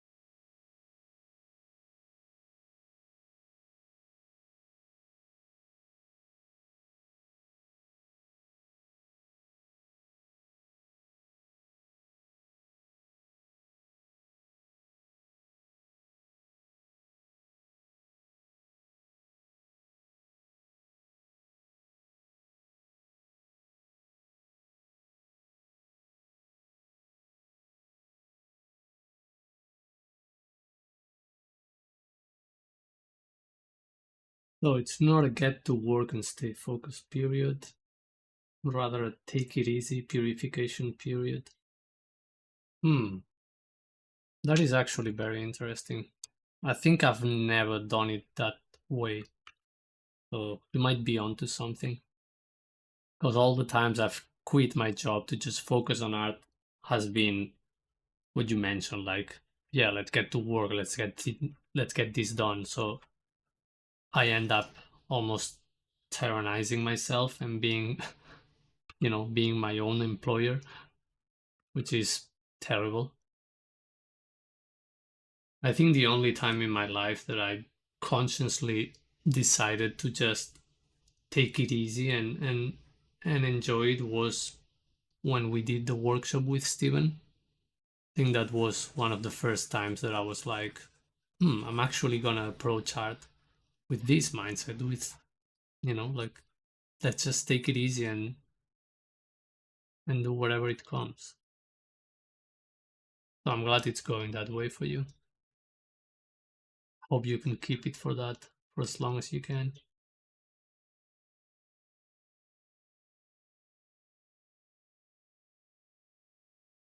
I also saw your print shop, which is really cool. I'm glad you're also taking steps in that direction.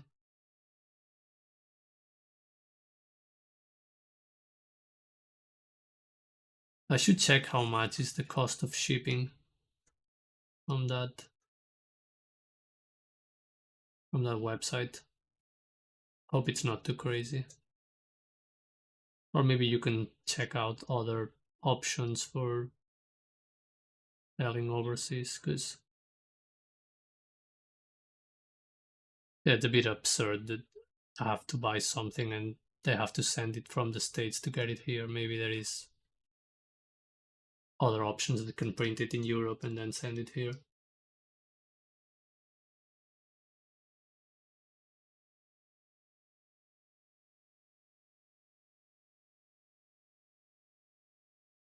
You don't like how the controlling systems of the world make you feel, so you would just make your own system. Yeah, that makes a lot of sense, because the mistake a lot of people make, including myself, is that you don't like the controlling system, therefore you make your own and you become the controlling system, but you behave the same way that the controlling systems you don't like. The only difference is that you are the controlling system, so that's a no-win situation, because you get the worst, like you get the bad side from both worlds. Like, you get to be controlled and tyrannized, but you also get to be stressed because you are controlling and tyrannizing someone. So it's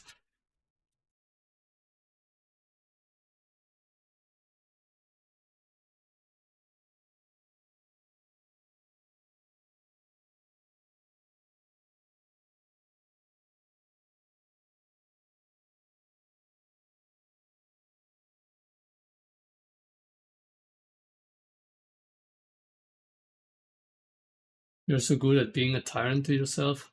I know, right? Imagine how much of a tyrant I could be to other people. God, I hope I never have power.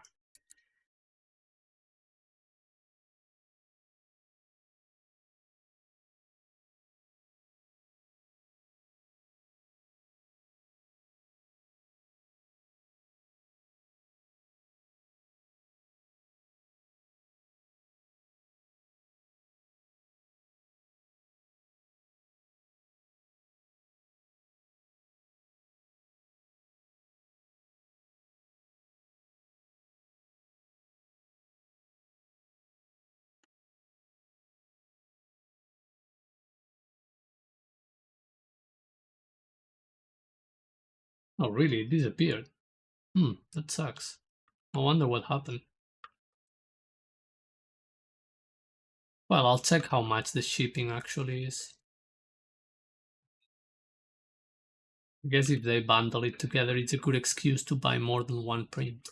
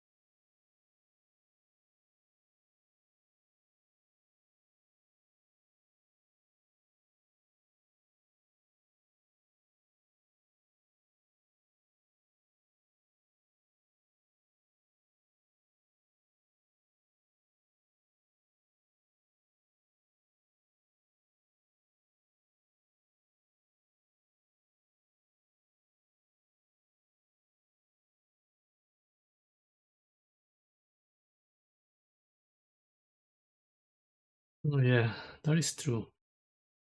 Customs can be, especially nowadays, can be an issue.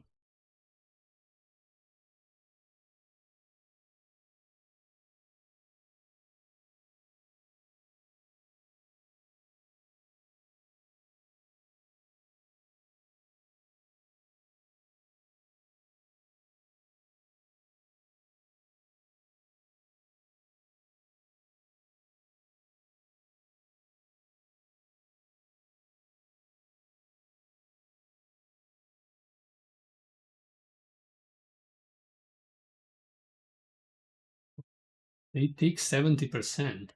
That is crazy.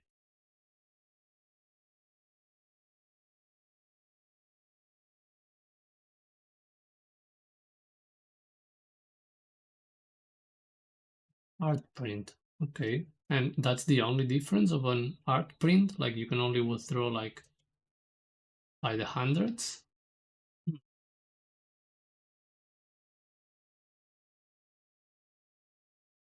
that's insane. Although I don't dislike the system of withdrawing money from the platform on a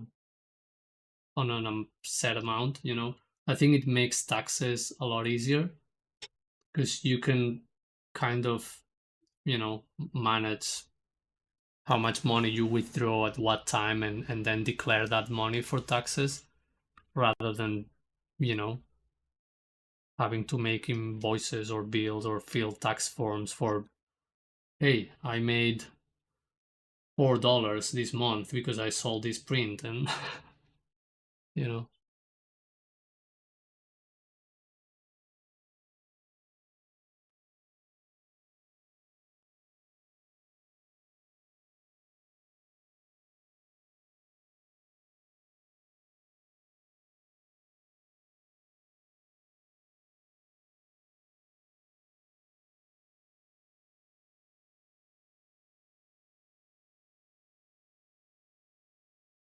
I don't know if you're into that, but have you thought about going to cons?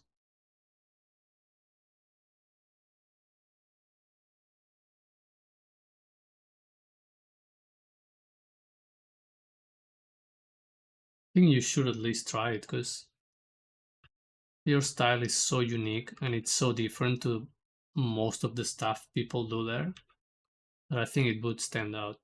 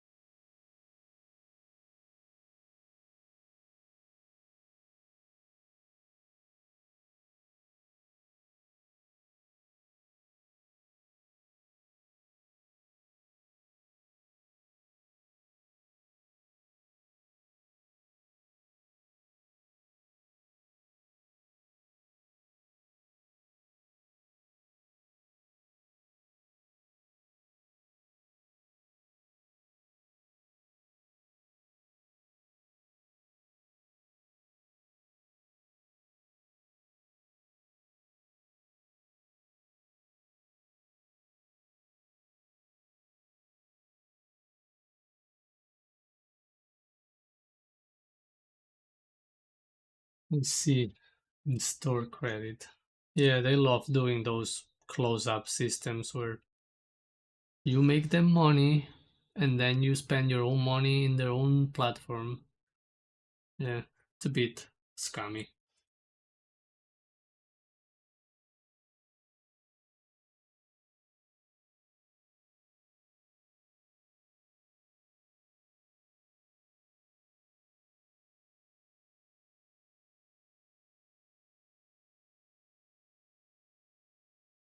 But I guess if you manage to set it up and make it kind of work, it's really, really passive. Like the input has to be very little once kind of works.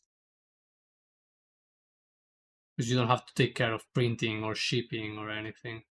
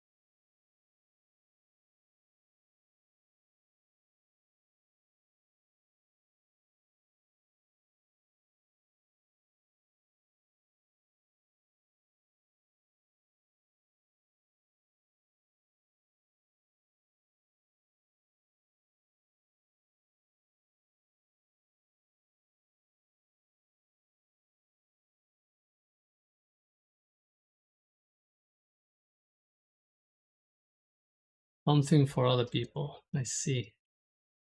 Well, I totally get what you mean. Like, because I was more thinking about your art. Like, your art would probably do well there.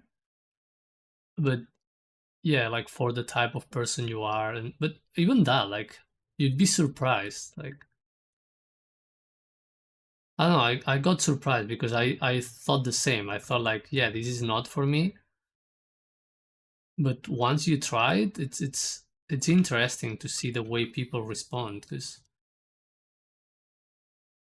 yeah, it's an overwhelming place and it's a lot of people and a lot of movement and things going on. But actually, most of the people going there, weirdly enough, are also introverted and chill and quiet. So it's, I don't know, it's an interesting energy and dynamic going on there. I think you would benefit from just, giving it a go just once, as in, hey, let's see what happens here with no expectations and then forge an opinion out of that experience. Because it's probably not what you think. But again, like there are many other things you can do. So no pressure.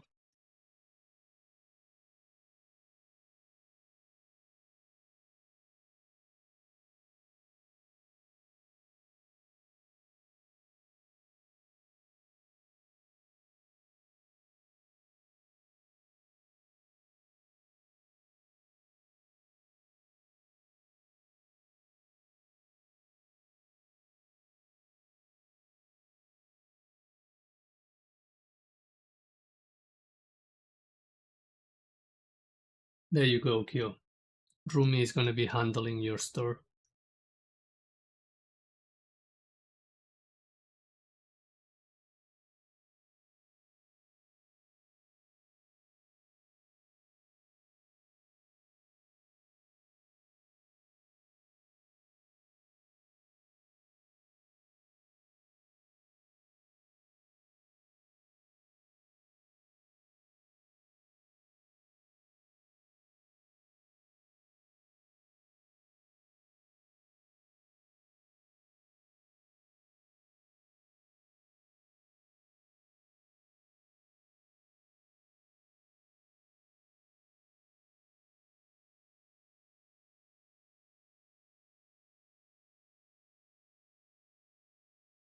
Yeah, I see. Like you, that is true. You do have like a lot of connection with other artists online since you have your own Discord and most of the people you interact on a daily basis is probably other artists, which is really cool.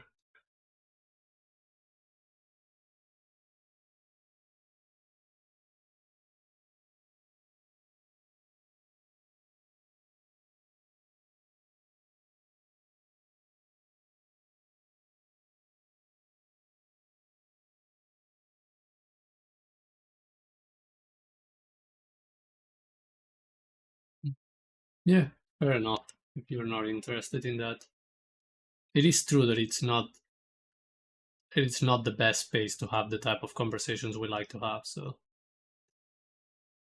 I'll give you that. That is for sure not the ideal space because even if you do find people like that, even if you can connect with people like that, it's not an ideal environment for that. Everything is kind of rushed and the energy is so different. And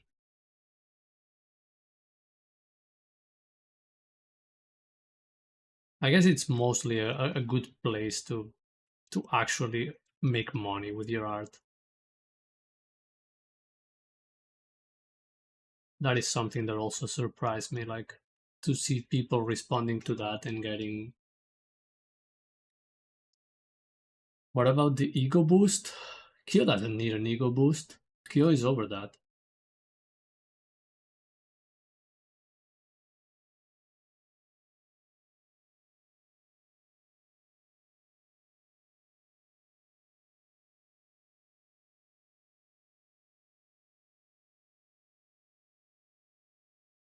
Yeah, you look more like a gallery type of guy.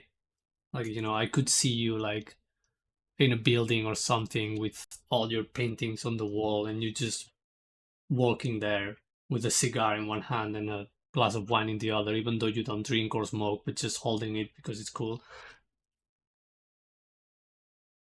and pretending to be just another viewer and listening to people.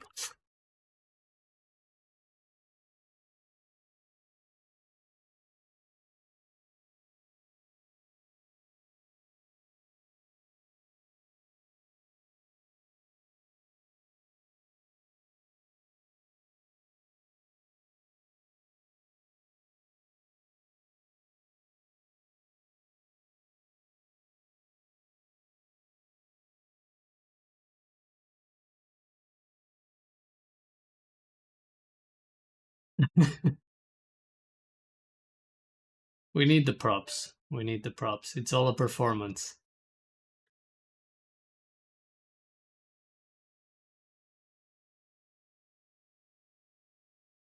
I'll let you sell anything. I would sell pictures of my feet if people pay for them.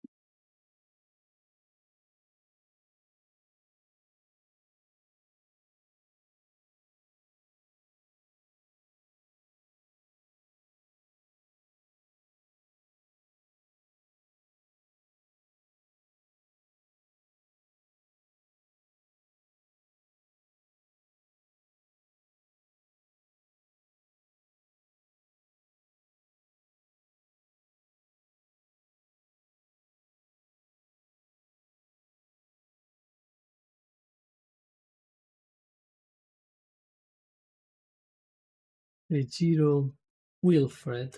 This Krita. Yes, you are correct. This is Krita.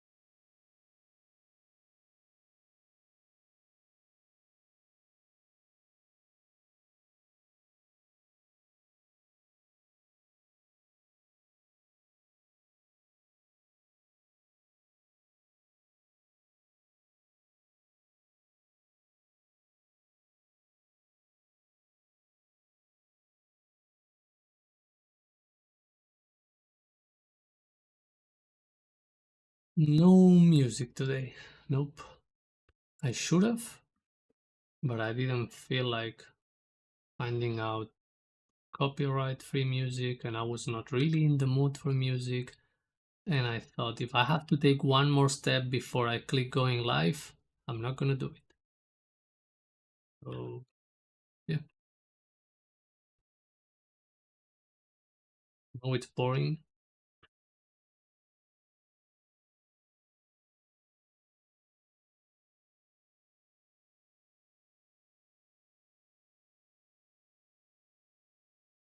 Michael Horn. Hey, I'm from New Zealand and I just joined to watch for the first time and your art is amazing. Keep up the good work. Oh, that is so cool. I'm so glad I have a viewer from New Zealand. Welcome to the stream. I actually lived in New Zealand for over 4 years and it was really amazing experience. Absolutely life changing for me.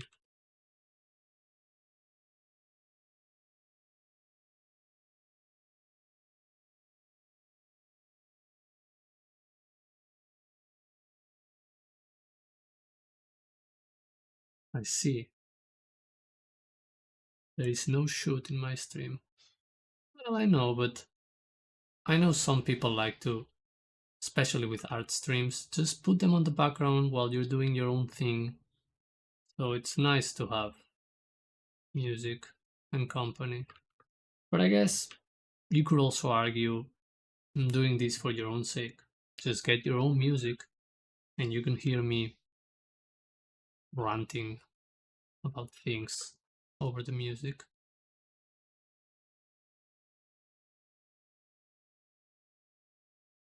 Just totally felt like no music today.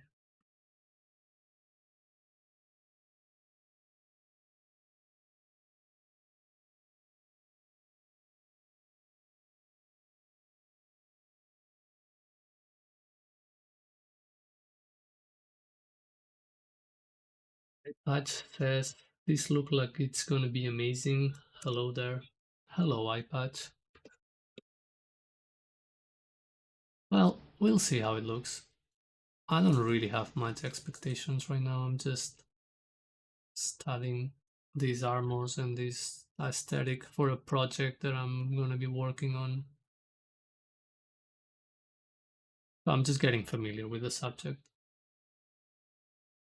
And ironically, that's usually when you get the best drawings, when you have no expectations and just do it for the sake of doing it. So we'll see how it goes.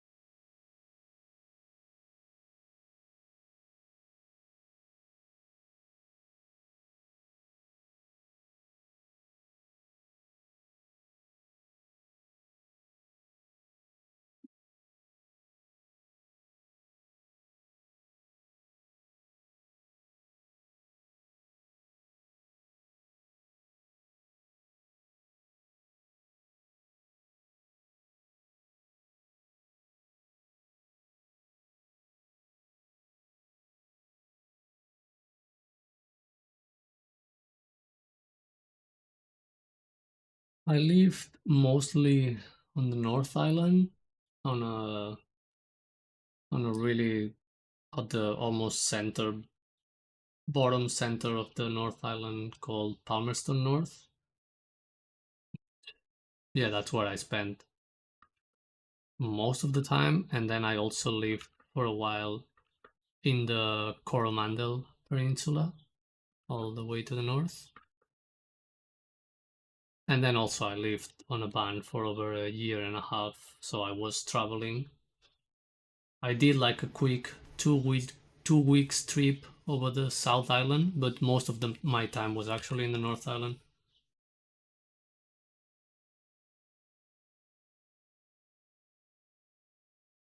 Software do I use? This is Krita. It's an open source software, really similar to Photoshop, but free. And I use it mostly because of this brush that it's called the Chrome brush, because it's really cool.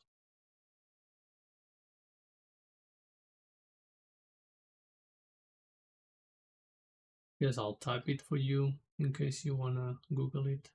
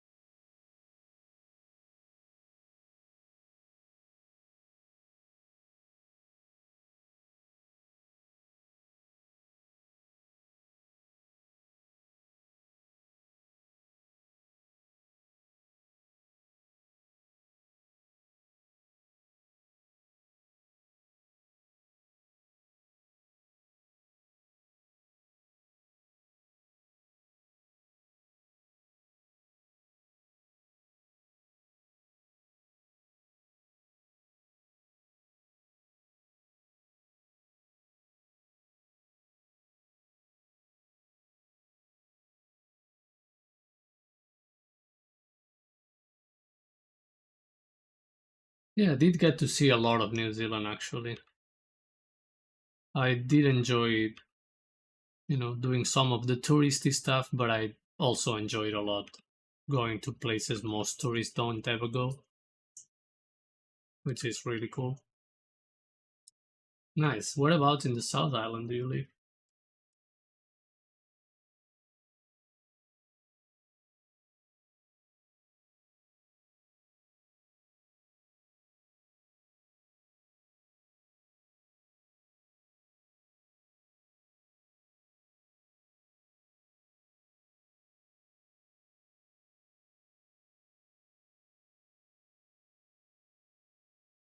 Oh, thanks.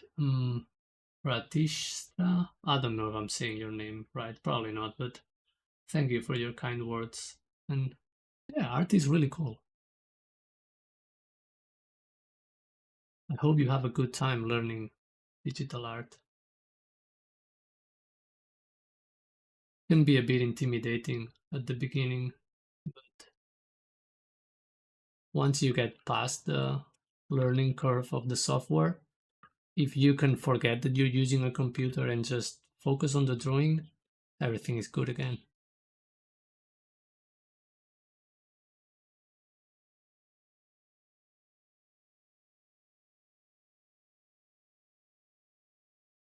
Small town south, I see. So it's probably pretty cold for you right now there, huh?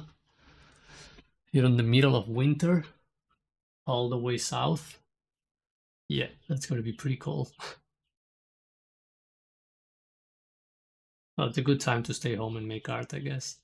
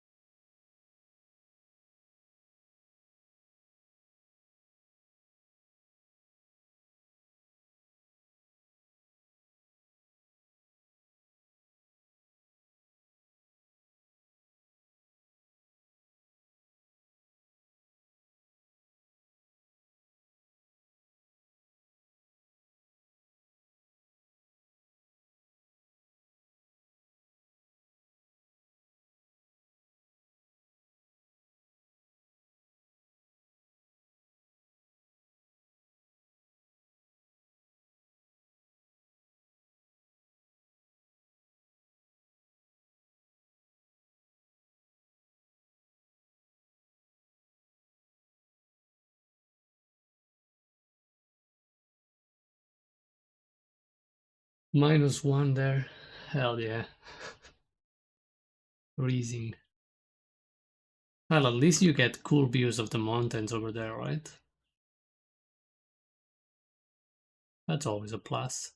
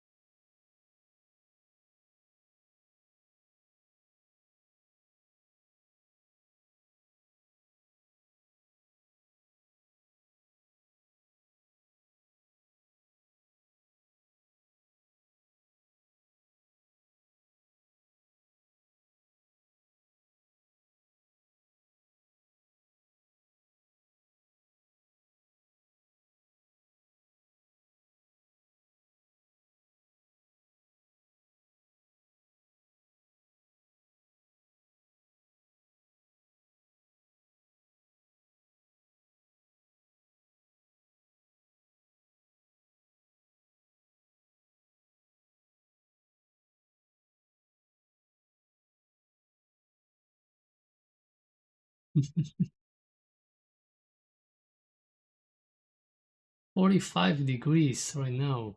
Oh hell. Where are you?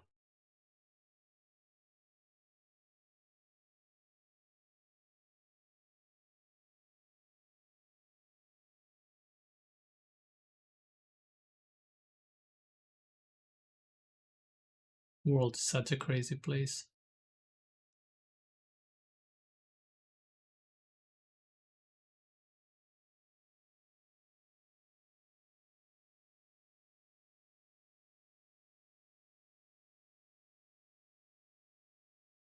Oh, I see. Yeah, India can get pretty hot.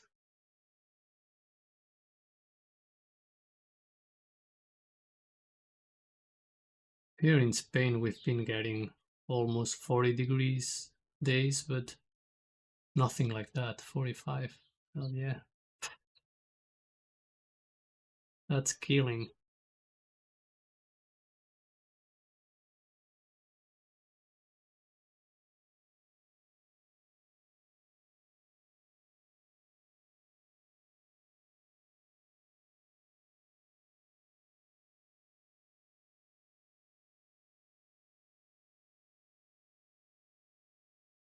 How do you even make digital art with those temperatures? I think that my computer would explode.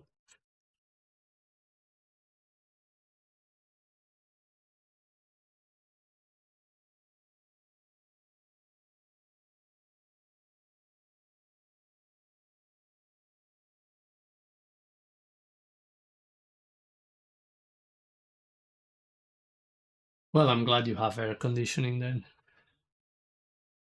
Otherwise, it would be impossible to survive.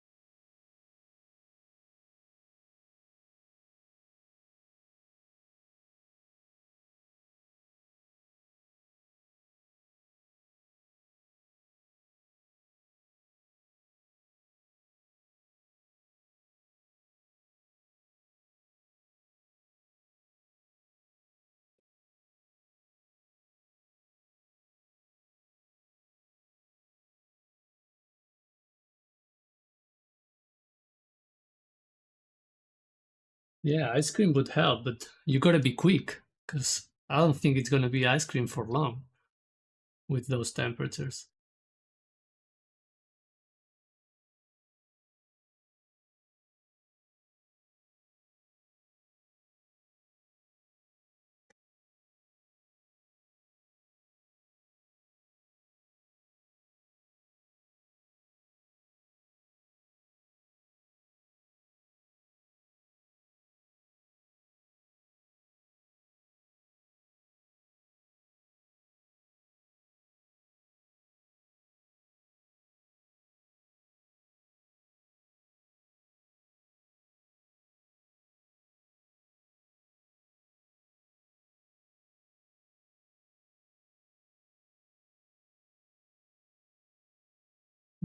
should be illegal.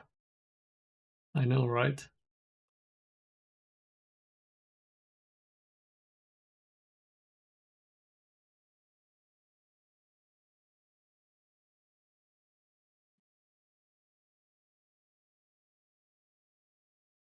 Oh, nice.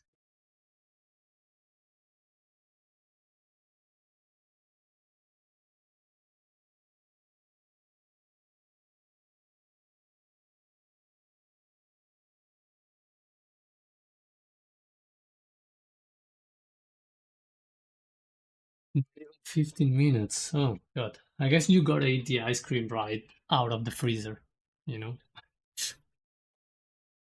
No putting it in your hand, no plate, no bowl. It's just straight from the freezer. How do one get the idea of darkness of areas of the art? Hmm. Well, I don't know if I'm quite understanding the question. Maybe you can clarify that for me, but in this case, since I'm working from reference, I just I just compare things. I make a mark and like, okay, this area is this dark, and I know the area next to it is a little bit lighter, so I'm just gonna make it a little bit lighter, and it doesn't have to be accurate. Oh, like the opacity of the shadows. Well, again, like the same applies. It's all comparative. It doesn't really have to be like in the reference, or it doesn't really have to be super accurate in terms of what number or what value you're getting it. It's more like, is this darker than this? You know? And in this case, it makes sense because this side, if it's the upper side, so it's receiving light. This is incomplete darkness because there is projected shadow and also occlusion happening at the same time. So I know this area gotta be darker than this, and that's really all I care about. And the rest is all a matter of like balancing things out, even though some areas should be darker than others in terms of pure physics. You can always choose to be like, maybe I don't want this to be all these big black shapes, so I'm just going to break it down and make this a little bit lighter.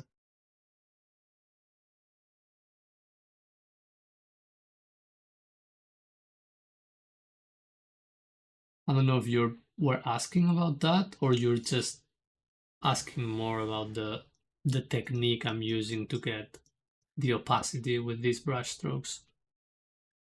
Because that's a bit of a different story in this context.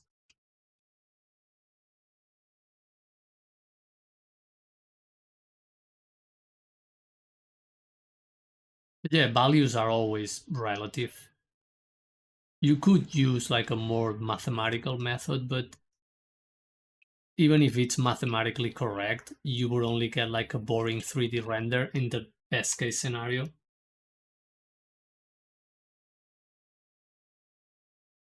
So even if you manage to get the perfect mathematical answer, like it doesn't mean it's going to be cool or it's going to work for you. That's why it's always better to just go for comparative.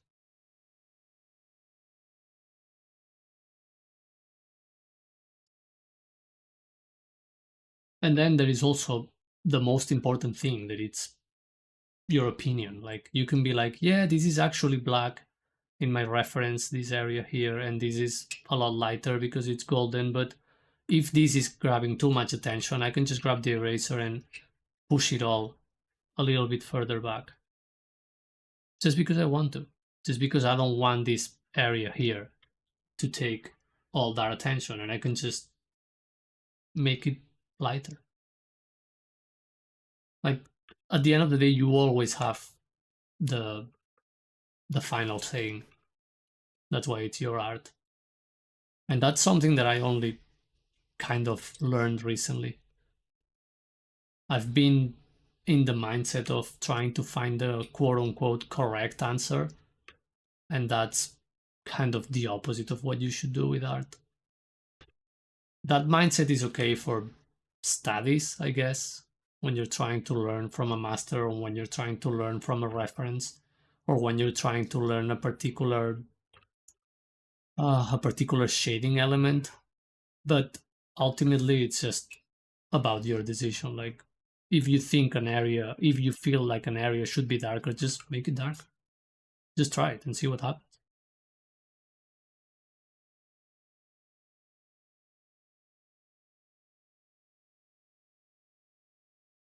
So Rumi got me some ice cream.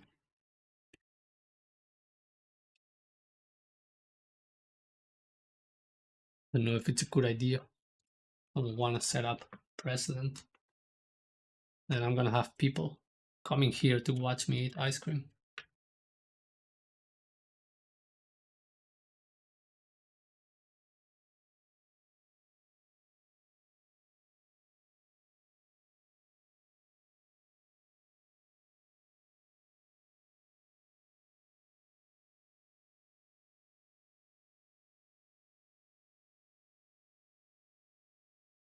Although I should probably have lunch.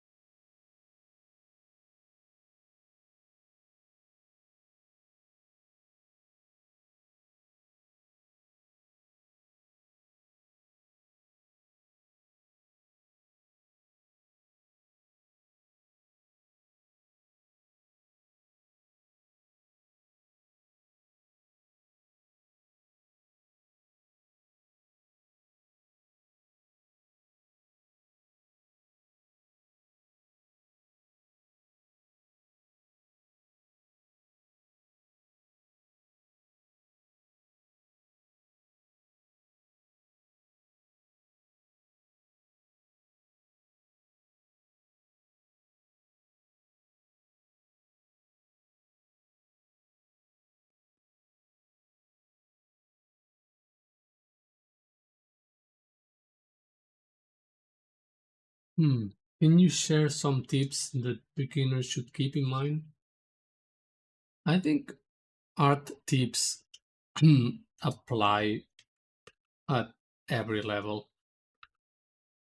I think the most important thing you should keep in mind, especially as a beginner, is to keep it fun and interesting. Like, don't you go there thinking that you have to learn this particular skill, or you have to follow these particular steps to make art, because it's not true. If you end up hating it and you end up not drawing, you will not draw. And if you don't draw, you won't improve. And if you don't improve, you'll get frustrated. And, you know, you will think that art is not for you. So I think like that applies for everyone, even if you've been doing art for many, many years. Just try to keep it interesting. Keep drawing things you want to draw. Keep drawing an art style you want to make. And it seems easy and simple, but it's not. Just focusing on that, it's gonna take a lot of your mental energy. I would just take the time to, you know, put your attention on that. Like, just focus on that. It's very late here, so I'll say good night and have a good day. Thank you for chatting. Also, I hope to catch your next stream. Yeah, thanks, Mikkel. Hope to see you next time. So have a good night. It's good to see people from New Zealand here.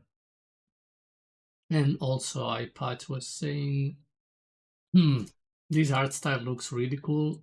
Does this style works in with different colors as well? It could probably work. I've never really tried, but I'm pretty sure it does. Like, because at the end of the day, like right now, I'm just making a monochrome drawing. So you could either just make this same art style and then color this as it is with blending modes or gradient maps or different techniques you have for coloring, or I could just use this as quote unquote line art and add some color underneath. Or I guess I could just use the same, yeah, like the same brush stroke and keep changing the color and make like a painting. I think it would probably work. Just I don't usually do it, but If you look for mm, Dave Raposa, he makes really cool art streams and really cool art, and he uses this brush a lot professionally and in a lot of his illustrations. So you can see him using this brush and making like a grayscale color, like drawing like similar to what I'm doing, and then he just colors that. Like he goes straight on top of this and use blending modes to add color. So yeah, you can totally do it. It's not exactly the same art style, but you can make it work.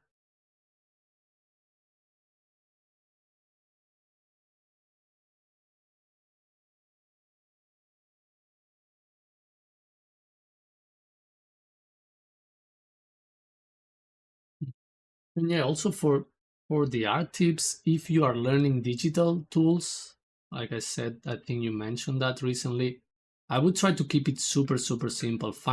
Try out a few softwares and see which ones you like, what tools do you like, but then try to keep it really simple, like similar to what I'm doing here. Like, yes, I'm using all this software, it has all these different brush and airbrush and colors and things, but I just grab one single brush and I treat it like it's almost a pencil, and I think that's going to save you a lot of headaches with learning digital art.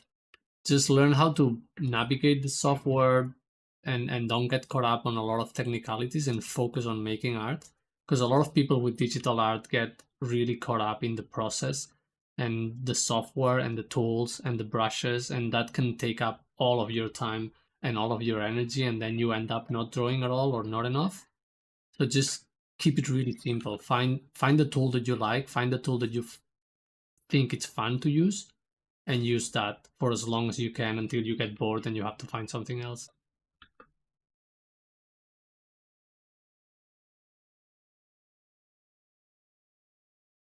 Hey, I just discovered your channel that looks so good. Really curious about the software you're using. Yeah, I'm using Krita. So most of my past streams I've been using Krita as well because of this brush.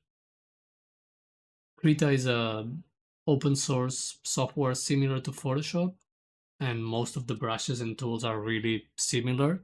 But this particular brush is really special and really unique, so you can only find it on Krita. That's why I'm using it. But yeah, you can just Google it and find it. It's free and you can try it right now.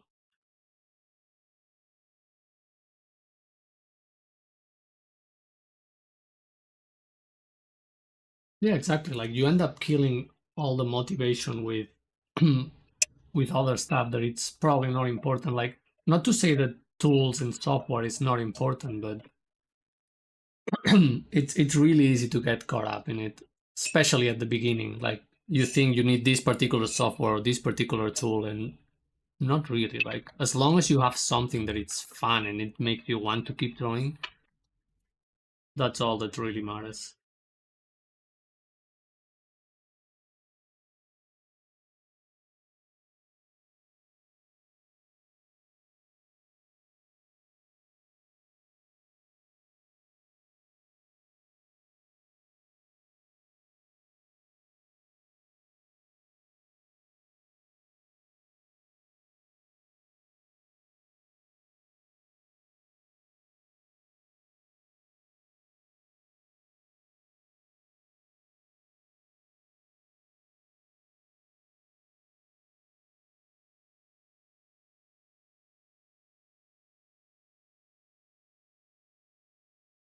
Hmm.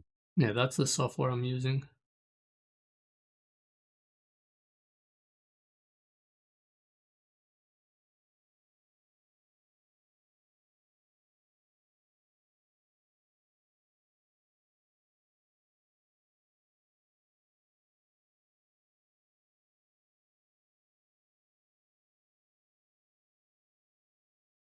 And the brush I'm using, it's called Chrome Brush Thin.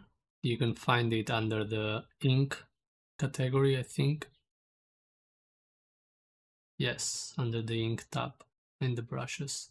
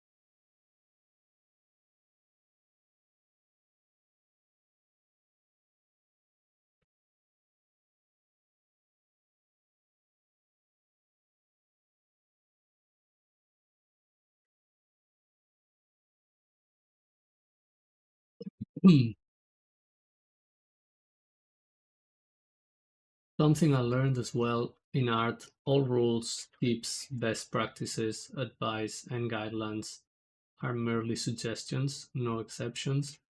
People may think they are suggestions, but they take it that way anyway. In your heart, that is. Yeah, that is true. That is true. Like everything I may say, it's like, yeah, it works for me. It worked for me at some point. I think that's the most important thing, but it doesn't have to be the case for you.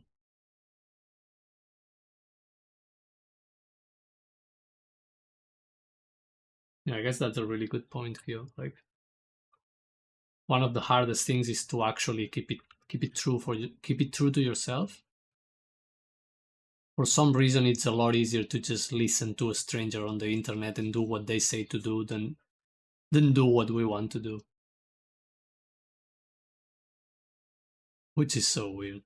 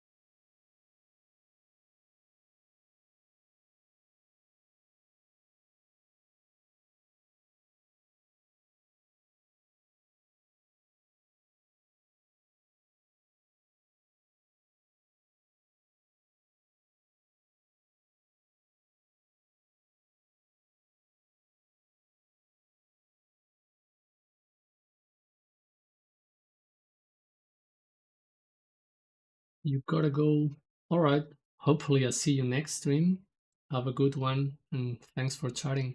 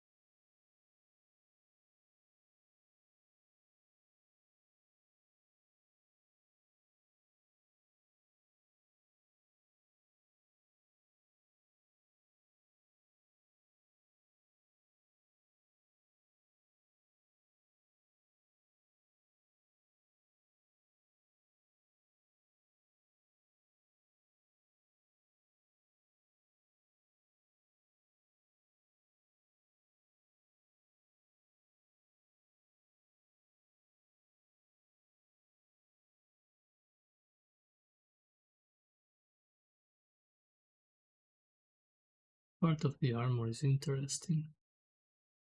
The amount of layer over layer. Pretty flat when you look at it from the front, but look at it sideways is crazy. The volume of it.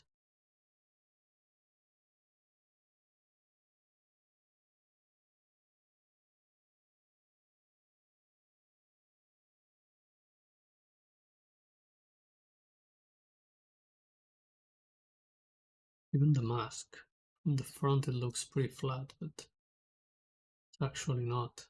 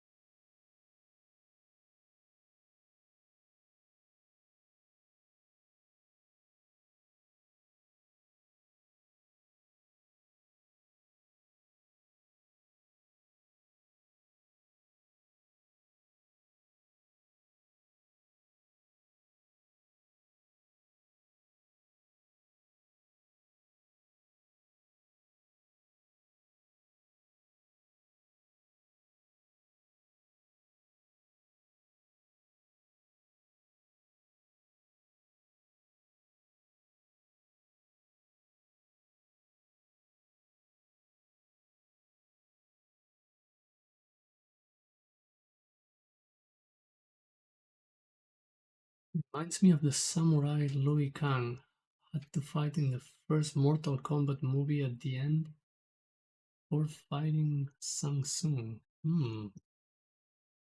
Let me check that out.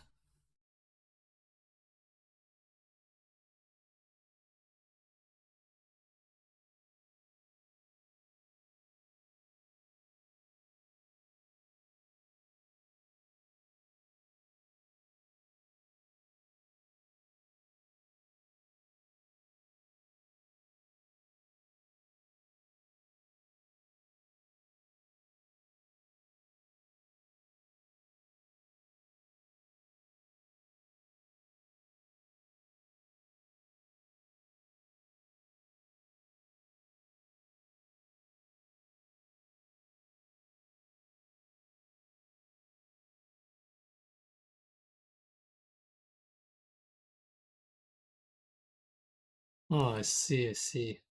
I know what you mean now.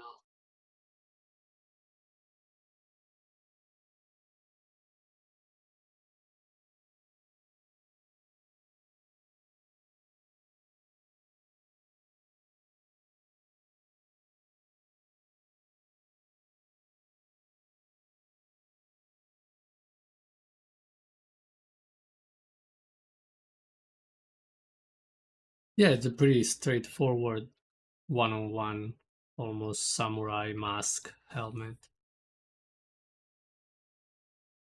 That's so cool. I've never paid attention to how these things actually look, and it's just insane. The amount of detail they have.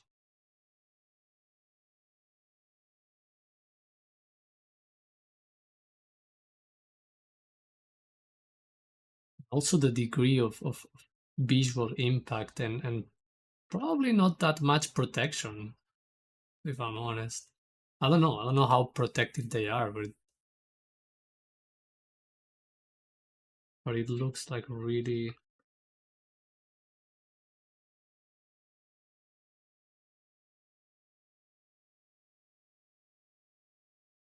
Oh, thanks, nerdy dog.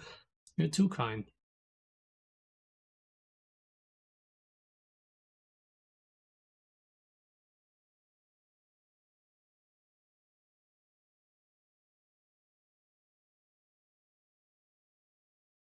Thanks for the sub. I appreciate that.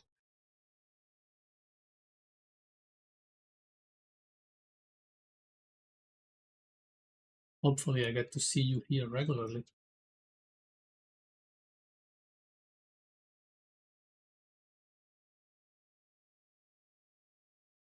Look sick. Do you use reference or is it just experience? No, at the moment I'm using reference because I'm just doing studies for a project that I want to work on. So this is just from reference, and the reference is really good. So all I have to do is kind of draw what I see so I can learn from it. But yeah, I do intend on making some similar drawings from imagination and see how it goes.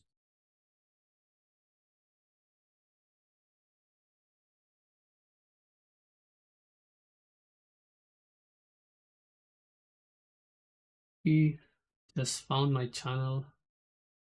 No, thanks. I appreciate that.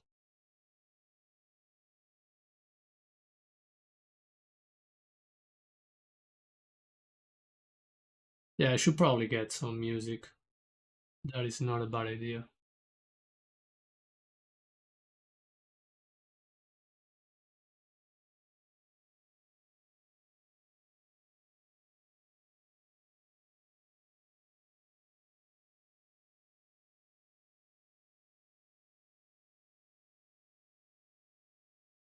Yeah, you should give your skeleton study some armor. I think that's actually really cool when you combine different study elements.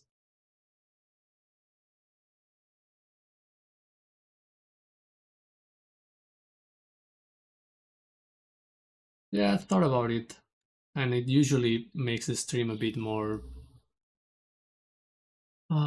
bearable with some music in the background. It's just I didn't really feel like music this morning. But yeah, I'll check it out. Like the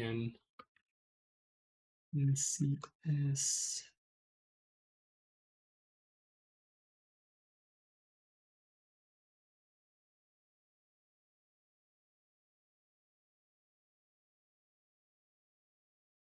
I usually put music in the background for my streams. And just today, I didn't feel like finding the right music, and I just want to go live.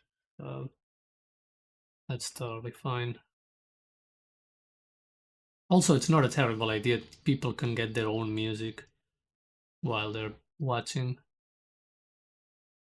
Not like I'm talking all the time, only when someone has a question or something.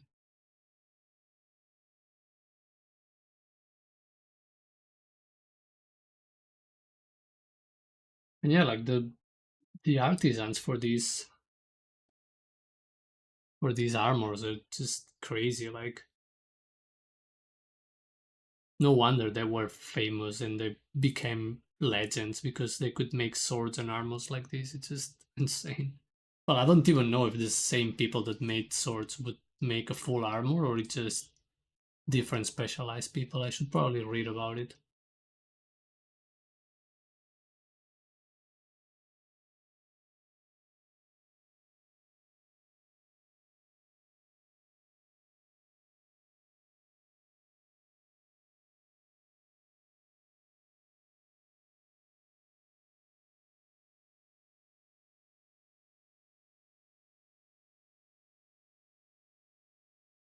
Yeah, you're not wrong. Our skeletons are an armor for ourselves. They just keep our some of our organs in place.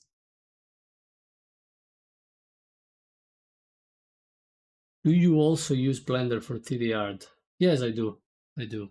It's been a while since the last time I've used it, so I should probably update it and see what's new in it. But I do like using Blender. I want to learn more about it because I know there is a lot of things you can do now on Blender. I've used other 3D softwares, but probably now if I have to stay with one, it's going to be Blender.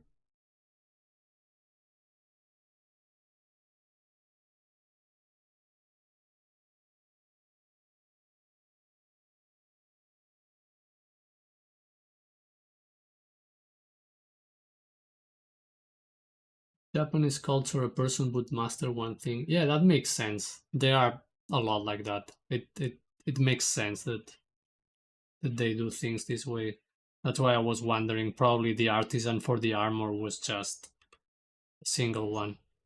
And I wouldn't even be surprised if there is different people specialize in different parts of the armor.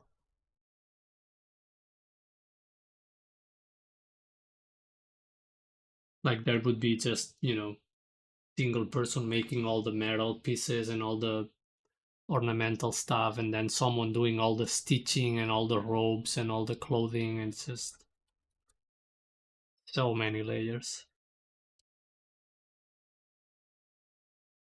Where did I take the reference from? I think I have a link around.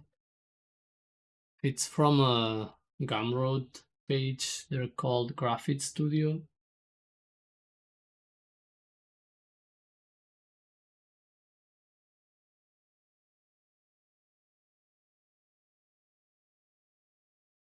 Let me see if I can find you the link. They have mostly figure drawing references. It's like paid reference, but it's really good.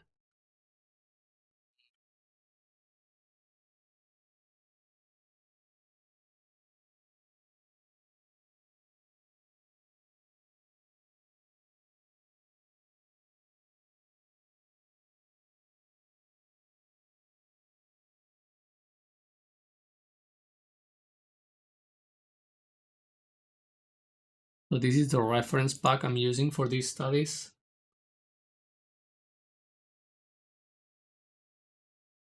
I don't usually share my references when I'm working with references like this, because since it's from a, you know, paid reference pack, I don't think it's nice to be sharing for free the stuff I paid for and that they're selling. So I just use it because I paid for it, and I make my drawings out of it, but I don't really share the source material. Because if it's just one or two, I think it's totally fine. But if I end up streaming for an entire week just going through all their references, that's going to be like me sharing all their paid reference folders. I don't know. I don't really know how that works in terms of what is legal or what is not, or what am I or am I not allowed to do. But I think it's nice to keep my references in the other monitor.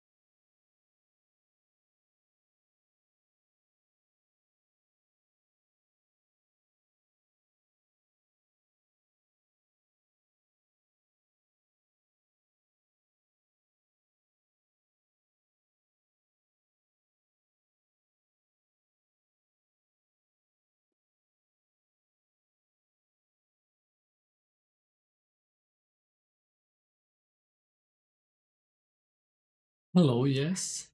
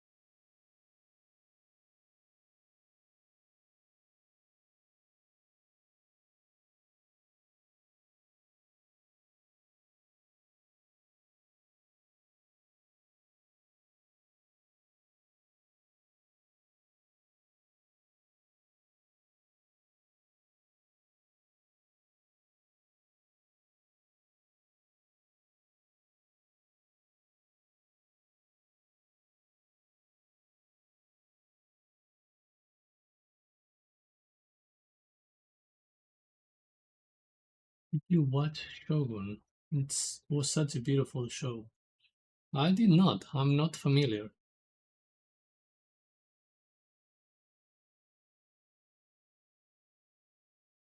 Okay.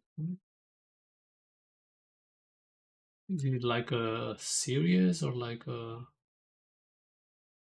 an anime?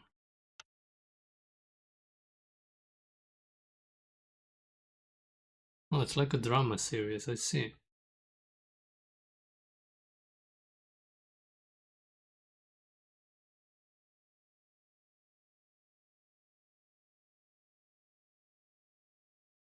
I should probably check it out. Yeah, it looks really inspiring, and I really need to gather all the reference I can about this at the moment. So yeah,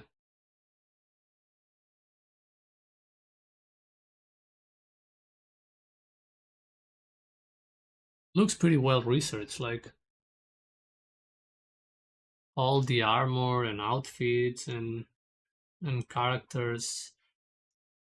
It's still looking cool, like a series, but it looks like it's relatively accurate. Like they don't go super crazy or they don't make shit up, which is really cool to see.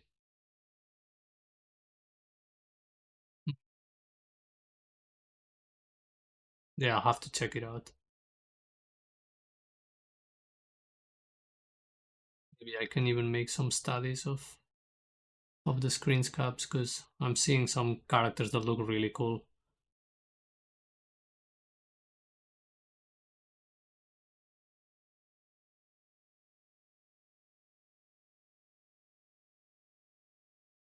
Yeah, I'll check it out.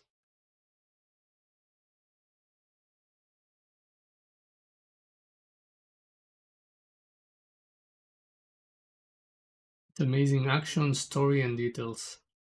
That's cool. But when it's something like this, I can totally watch the entire show just because I like the way things look, just as a research or reference gathering.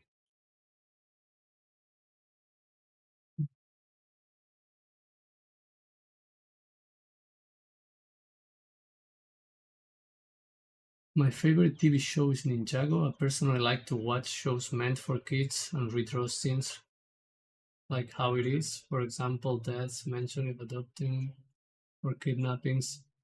That's an interesting approach. Yeah.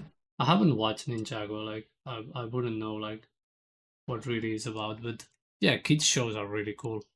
I usually watch more of probably more cartoon and stuff like that rather than serious quote unquote adult stuff.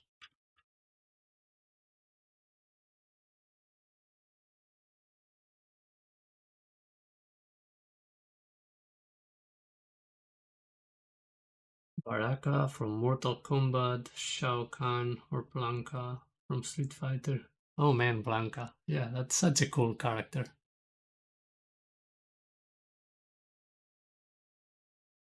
Yeah, who knows? Maybe if I feel inspired one of these mornings I can give it a go.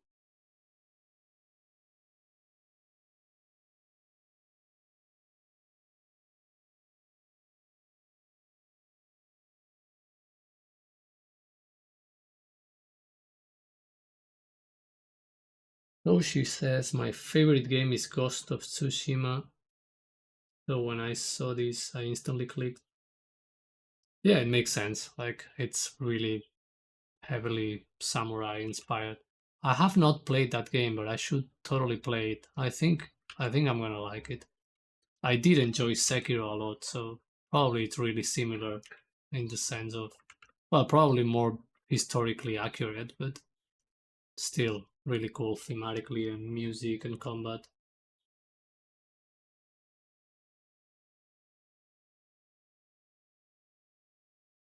Hey, Clean Clan is back.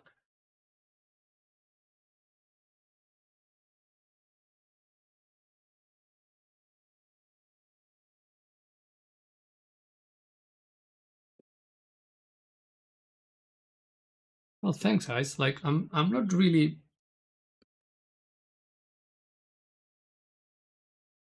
Yeah, I'm not really shading that much. It's more like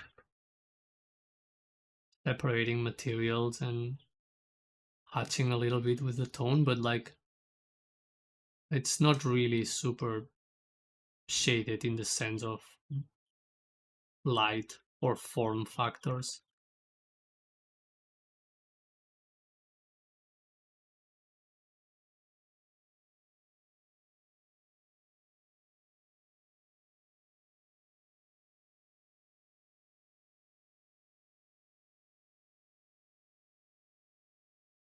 Oh yeah, I'm famous. I'm famous now. Kling Klang. Since you left, I'm a different person.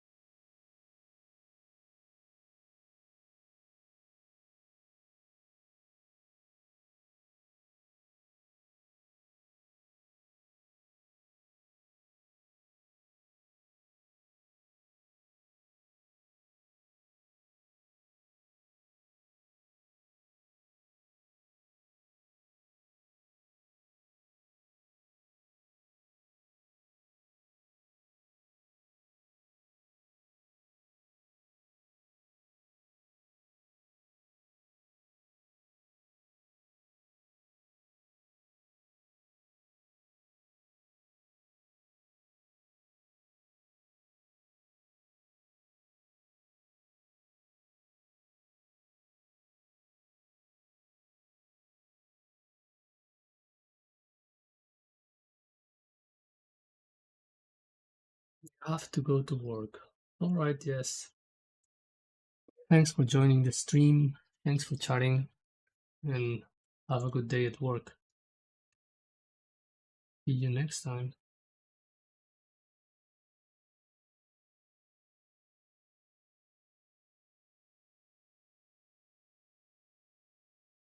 Bye.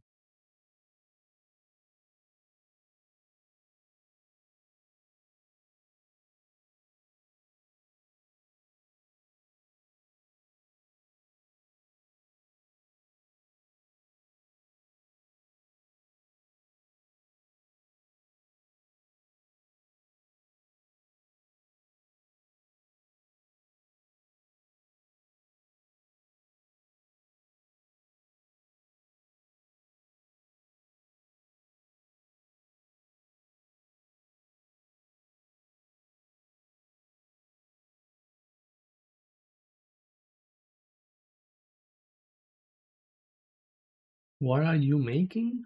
Hmm. What do you mean? What am I making? Can you clarify that question for me, Lincoln?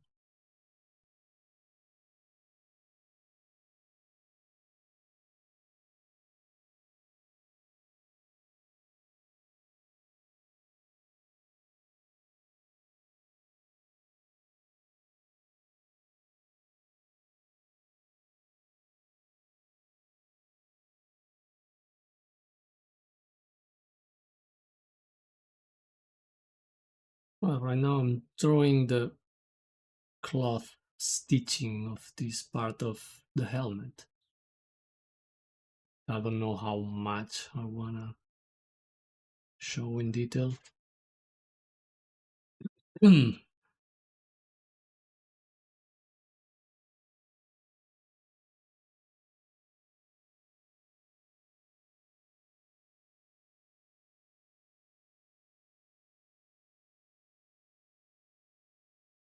Yes, I do use a drawing tablet, but I'm using one of the screenless ones, not using a Cintiq or anything like that. It's just one of the all regular Intuos. Pretty much works like a mouse. with a little bit more precision.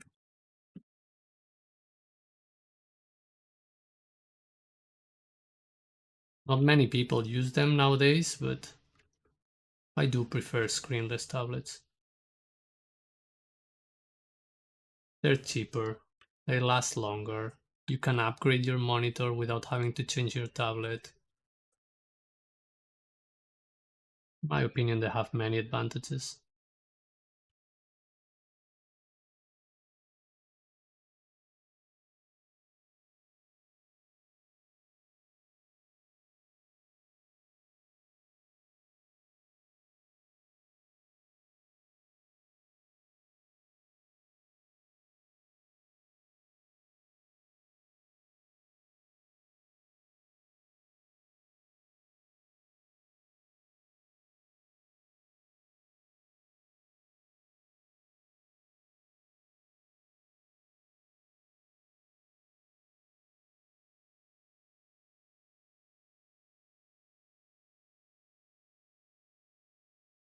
You love my content.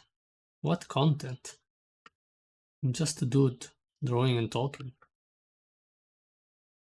There's literally no idea of content here.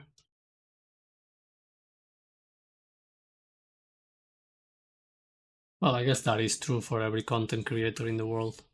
It's just someone doing something and talking.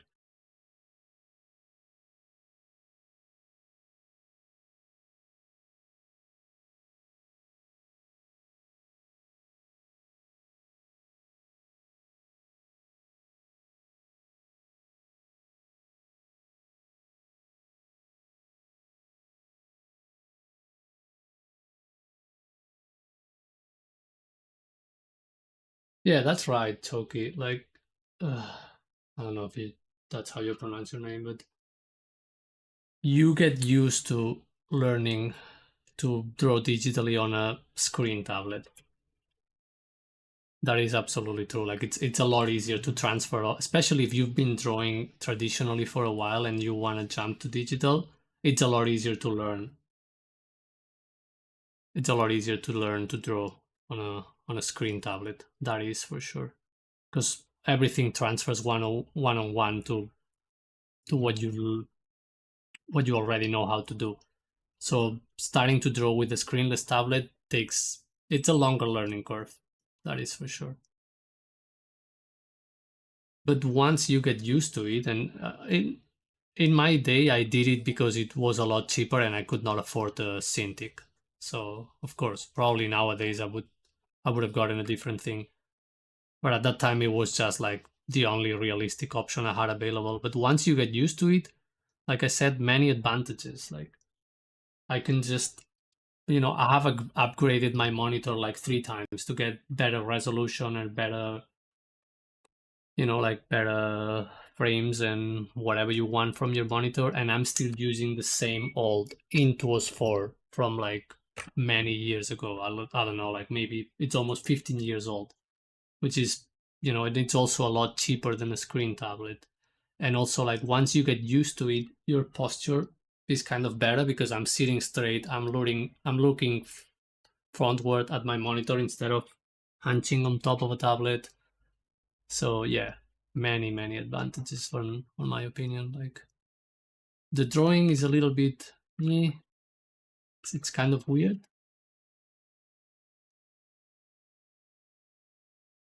So what is my goal? Well, my goal right now is just to study these samurai armors, to work on a project that is Asian inspired for my next convention back in I think it's in October.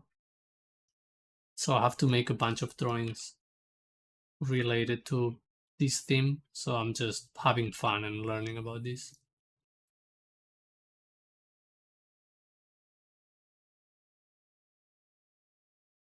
Aike Coco says your art is beautiful.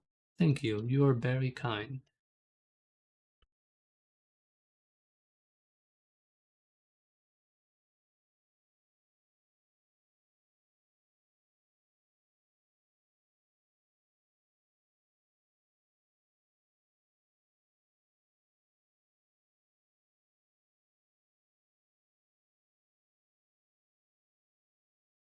Yeah, posture is a big thing. If especially if you spend a lot of hours. If you don't, then it's fine. But if you spend a lot of hours in the computer, like I mean, you can get a good posture with any tablet. There is no excuse. It's just that I'm not gonna get close to the monitor because I'm not drawing on it. So, but I can still get a terrible posture with a regular tablet.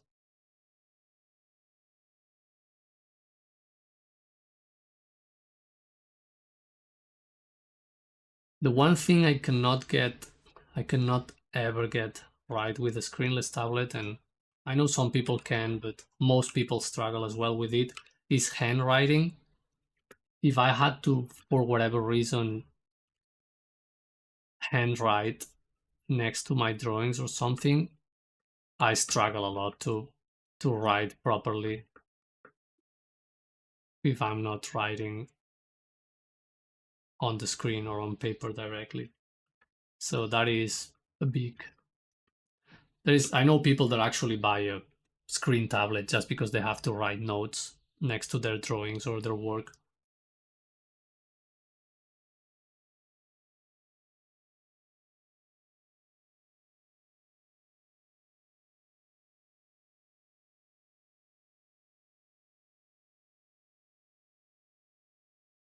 Yeah, that happens to a lot of people. You buy the small screenless tablet and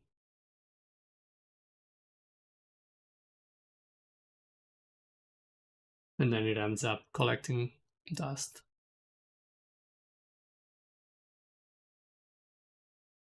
But hey, that's why we have so many options.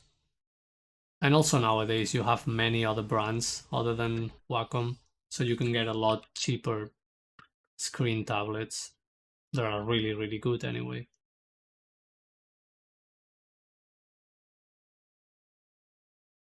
I can't even get handwriting on paper. No, that is true. Maybe the problem is the writing itself, nothing to do with the tablet. But I think my paper notes are really good, at least for my standards.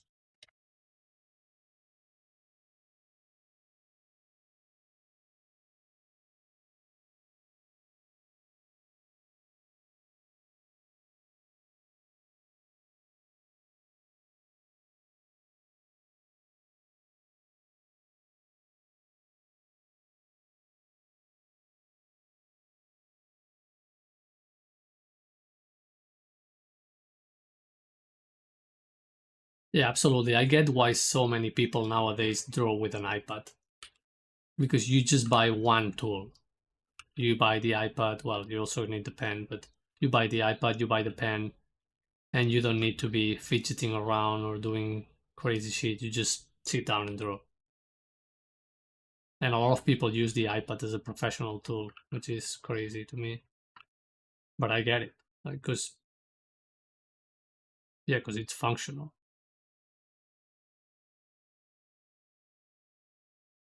Those tablet drivers and software incompatibilities, it's a huge issue.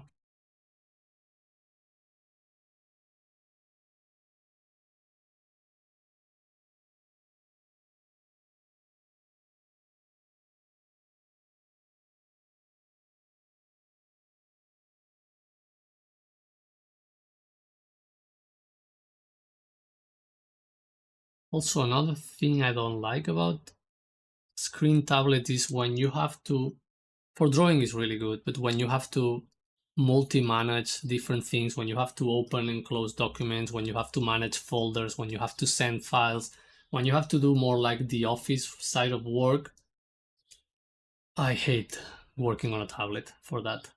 So I mean, yeah, granted, you can have a mouse next to the tablet and just do the regular office work with your mouse, but the screenless tablet helps me to make that process smoother. Like she says, AI could never. I know, AI can do nothing. Well, it can take a lot of money from a lot of people. That can do pretty well.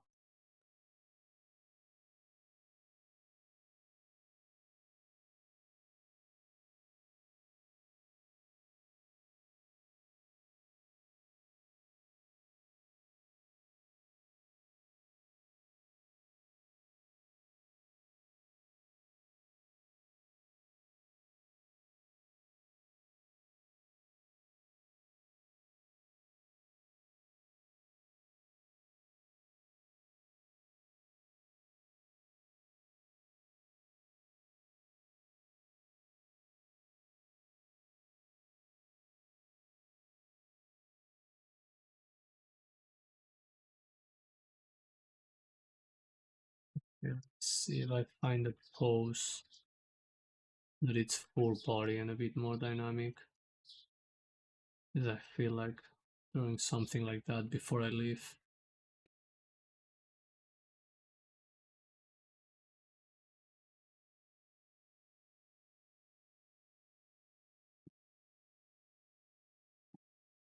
This could be fun.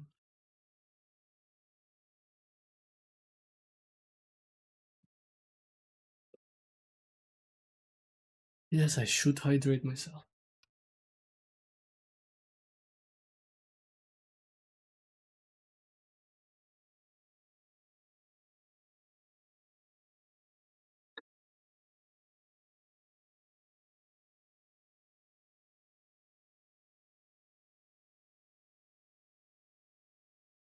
Look at this. I'm gonna start a pose, drawing the hand first. That thing that you should never do. Just start with the head and draw the structure, all those beautiful things that I do not care about.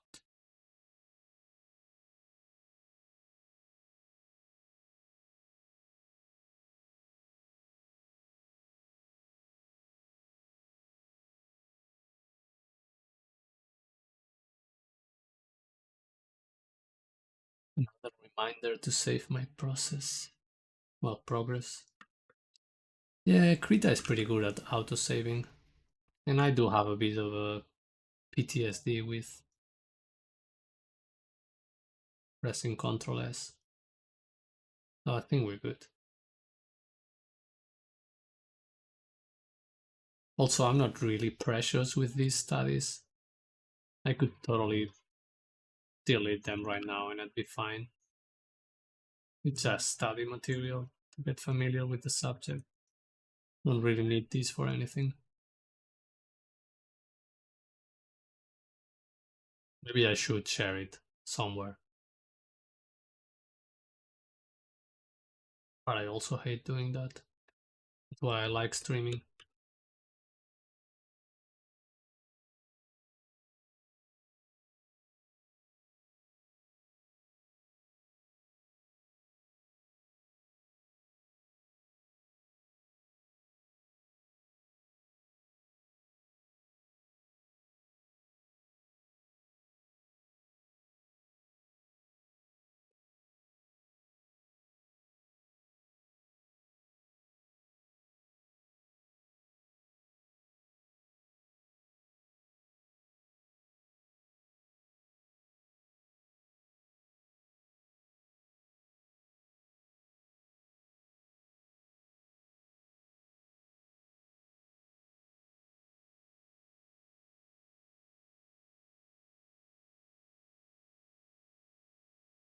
Krishna Tomar says sick art, dude. Thank you. We try and do sick art here. As often as we can.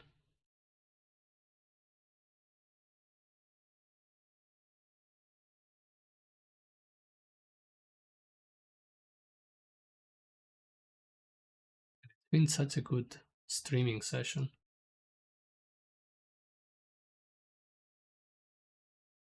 I love people coming by and just saying things. Usually when I go to an art stream, I'm just lurking there and I don't ever say anything. Should just talk to people more often. I do appreciate people coming here and talking.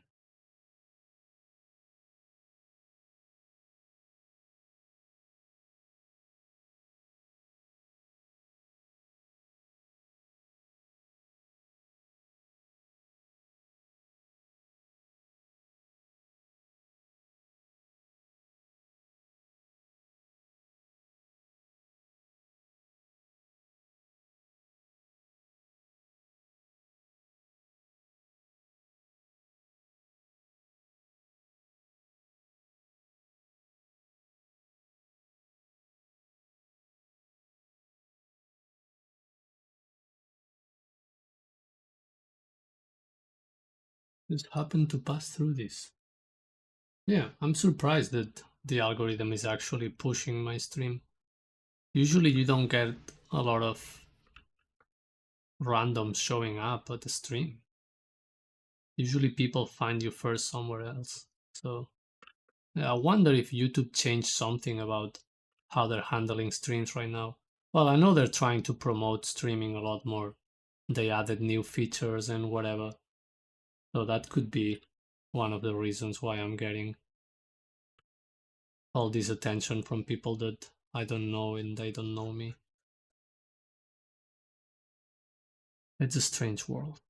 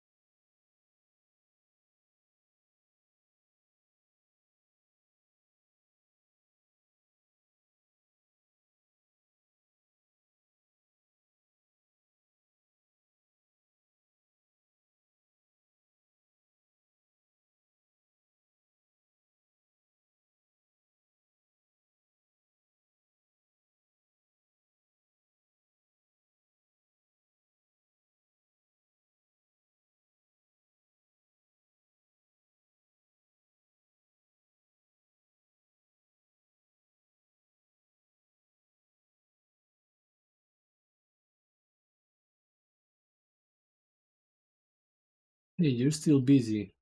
Looking amazing. You're brilliant with textures. Thanks, Dana.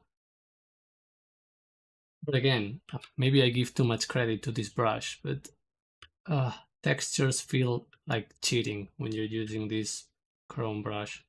You get a lot for free. Like, granted, you still need to do the brush work, but all this almost paper-like texture, it's almost built in into the brush and the way the engine works.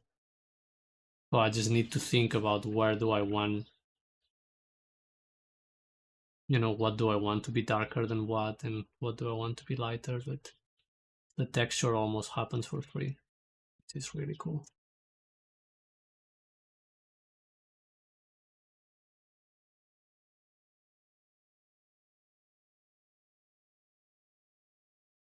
And yeah, it's been a busy morning for me. Well, now it's afternoon already, so I've been drawing for a while. Probably this one is going to be the last one I do today, because I'm getting kind of hungry.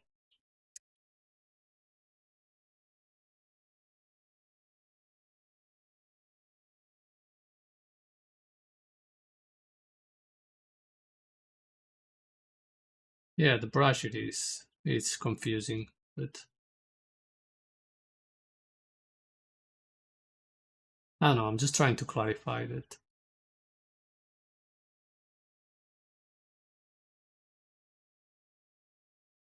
Because if I were trying to get all these textures with a regular digital brush, it would be hell.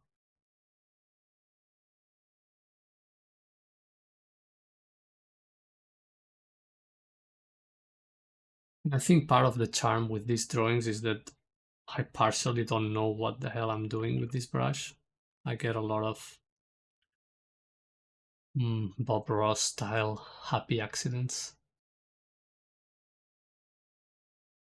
It's less and less every time, and I'm kind of understanding how to get particular effects, but It's definitely a bit unpredictable sometimes.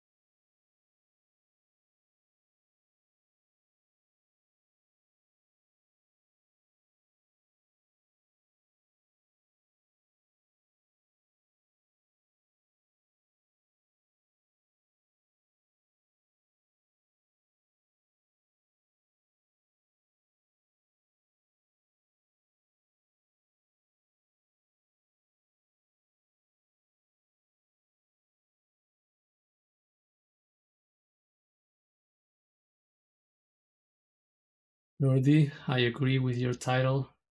I know, right? Ever since you released that video that it's titled exactly like that, you should share your art, I thought, okay, that's gonna be the title of my next stream.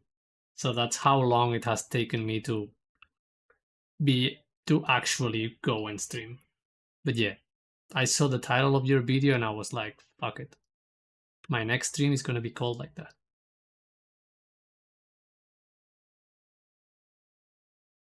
And at this point, you're making videos more often than I stream, so that means I'm gonna have a lot of titles.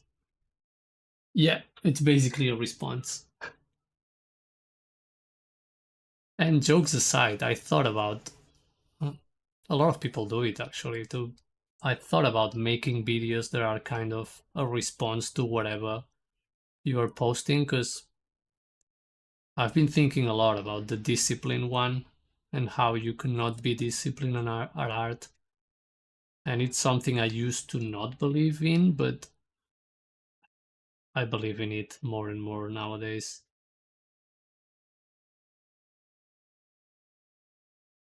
But basically, my point, and I don't know, maybe I can get some ideas for a video.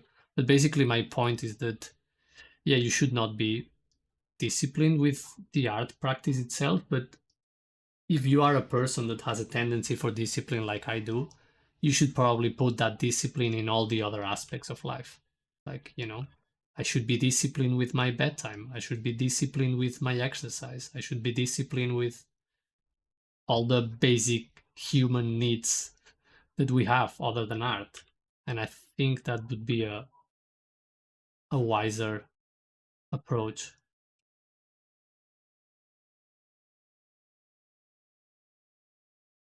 That way you can create the space to let art happen in a healthy way, but that doesn't mean you have to make it. You just making sure that you are your best so art can happen.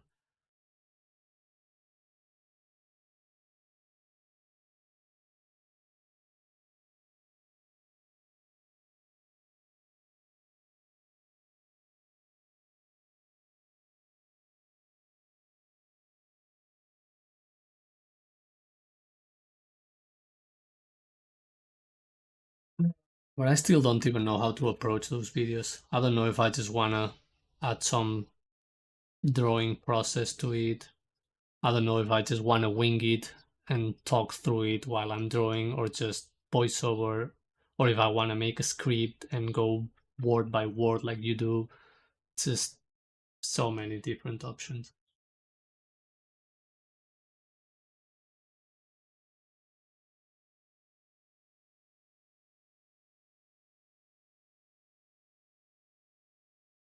Yeah, exactly.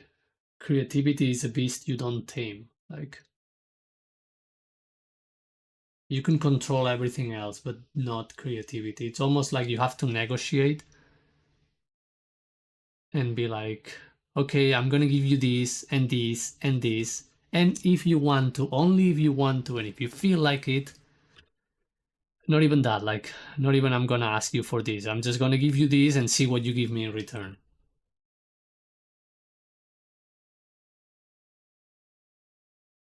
And if you do it right, it's surprising what you can get in return. Just insane how creativity works when you free yourself and unlock that beast. Oh, a humble offering. I like that. That's when it gets like really spiritual and religious, because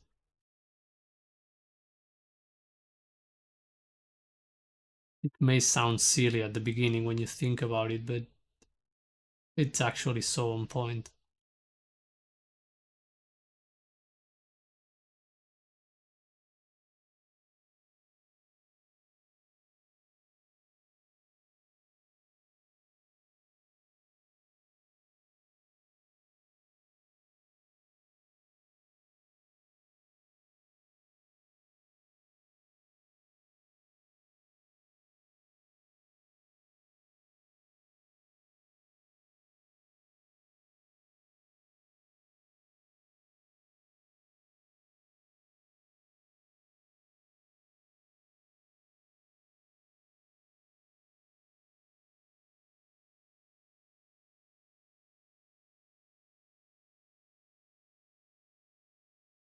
Many people get so creative with their names. Coca Doodle Doo. That's awesome. You are awesome. We like that here. We like the me being awesome part. I should stay humble, but fuck it, I agree. I am awesome. Drawings, I don't care as much. They can be cool, they can not, but me? Hell yeah. But you know what you're talking about. That's the type of people we want here.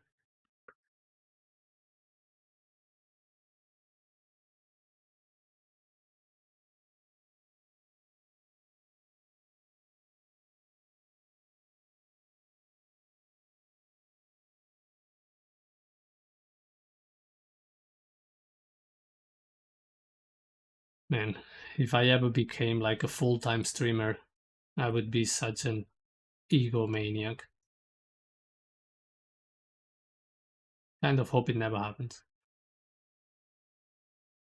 It would be so hard to manage.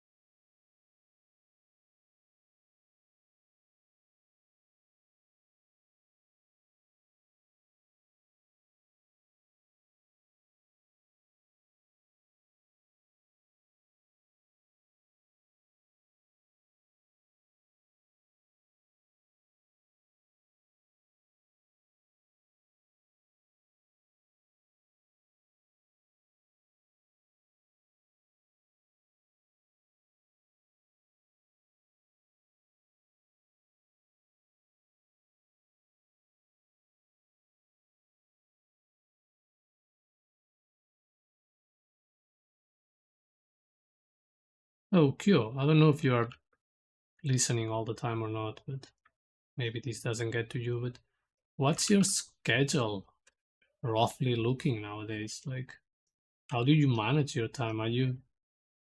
Do you have like a routine you're following, or you just go with your mood?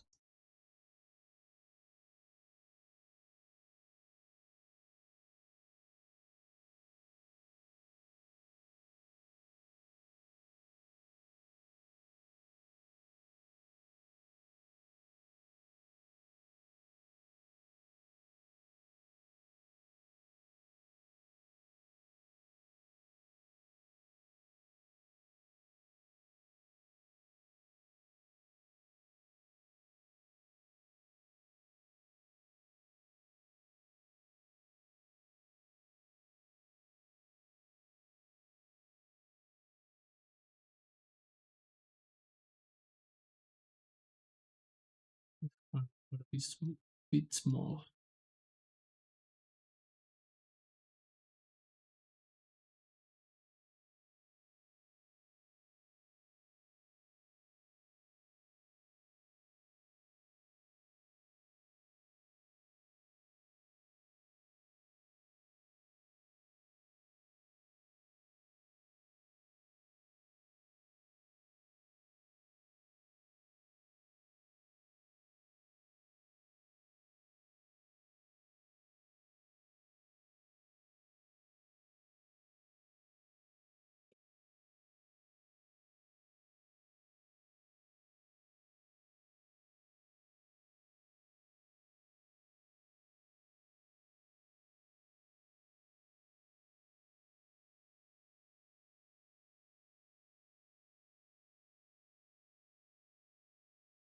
Kind of a hybrid between the structure I learned working 9 to 5 and my natural free roaming impulsive way of doing things. Wake up at 7 a.m., weekends are weekends, clock out when partner comes home. Oh, nice. That seems pretty healthy.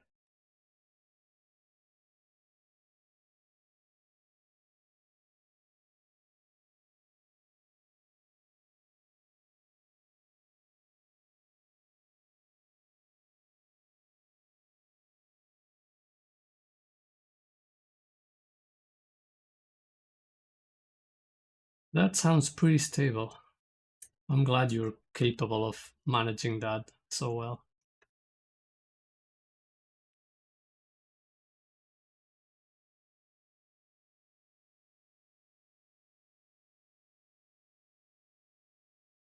Yeah, the would like to do list is such a great thing. Just put it there as an option.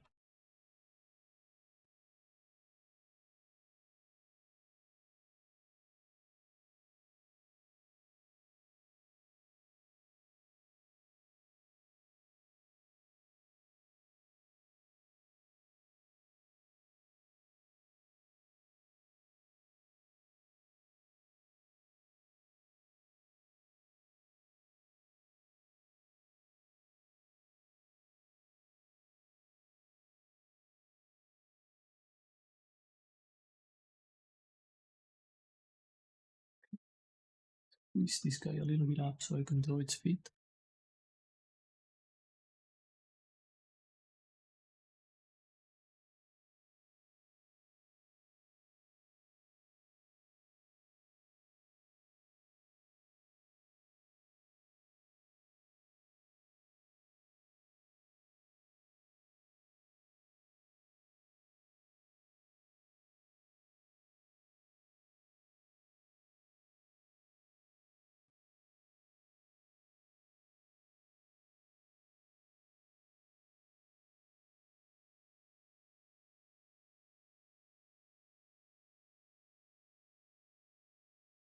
Yeah, I hope you can keep it for a long time.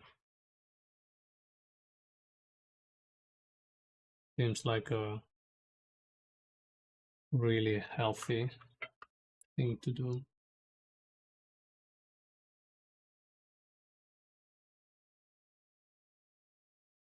Yeah. Stoka says, do you upload your art on any socials? I should. You're absolutely right by asking that, and I should. Probably right now my only enjoyable place to share art is actually uh, YouTube and probably Discord on private servers that I share with other people. And I guess the closest thing I have for regular people, like regular common folk social media, would be Instagram, which I don't love and I don't usually update it that much. But yeah, I have a link tree on my somewhere on my YouTube channel. I don't know where the link is, or maybe in the box of this stream, probably. There is a link tree box with all my wanna share socials that I never update because I'm terrible at that. But yeah, maybe one day you get to see some things over there. I haven't actually posted most of the stuff I share during the stream, so yeah. Yeah, probably the most updated thing I have right now is my Instagram.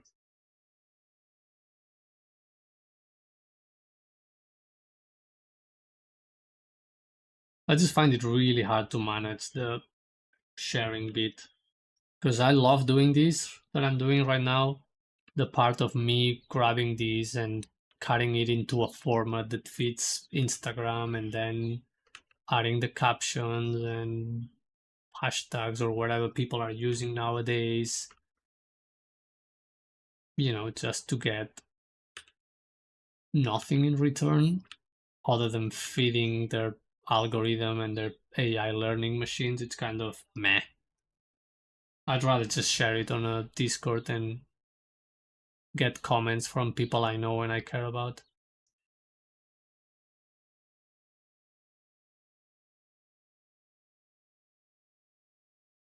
All right, well, I sub here and follow it on Instagram. Thank you. You're so kind. Yeah, probably if you want to see my work, like this is the place I'm going to be more active on. And maybe if I get,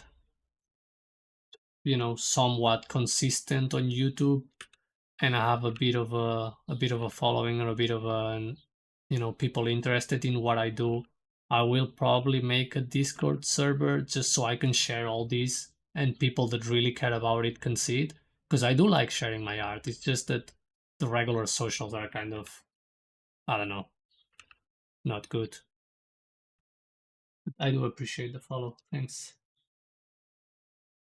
Io has been I've been making a website with a gallery with categories for the work.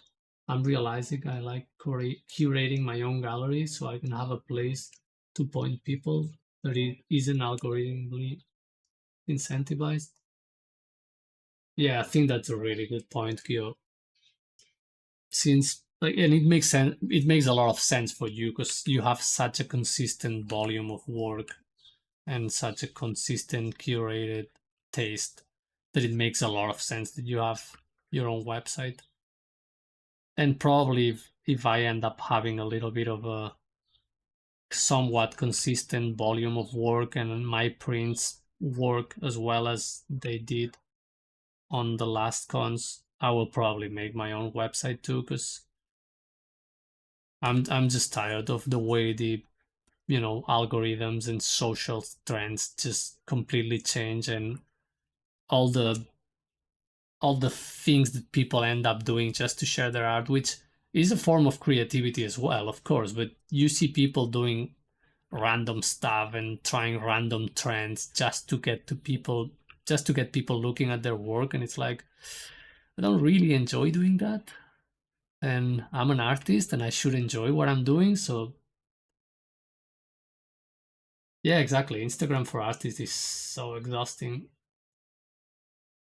because you see people trying all sorts of crazy things. And for me, like, I enjoy doing this. That's why I think streaming can work for me in the sense like not work as in gonna be famous and gonna get a lot of views, but work in the sense that I can consistently do it because I love doing this. I love just grabbing some references and studying. I love just getting my drawings and working on a drawing for 5 hours in a row. And I could see myself streaming regularly because it's really easy to just, once you have it set up, click go live, and I'm here. I'm doing the same thing I would be doing if no one was watching. And, I get to talk to some people. The Real Bolt says, your art is so beautiful, amazing work. Thank you. Thank you, people. You're all so kind. It's so nice to have a little bit of an ego boost.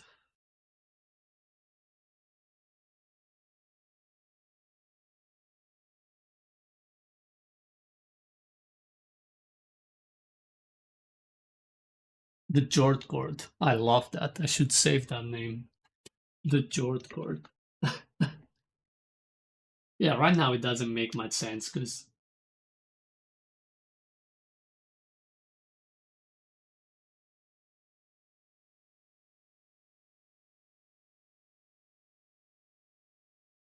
yeah, and also I don't even have an excuse for the website for the technical side because I do have a little bit of a background on website design, and also one of my best friends from high school literally makes a living out of making websites.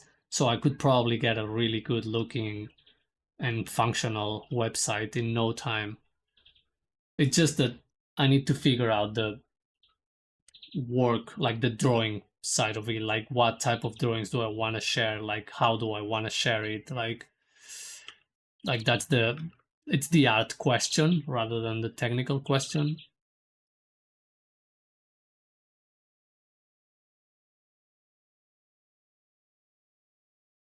Because I don't know, I don't think I would make a website just to share my studies, you know what I mean?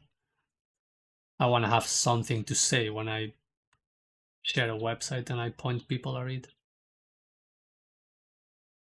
But that's what I find attractive of streaming, that I can do all these random things and there is always someone that finds this interesting.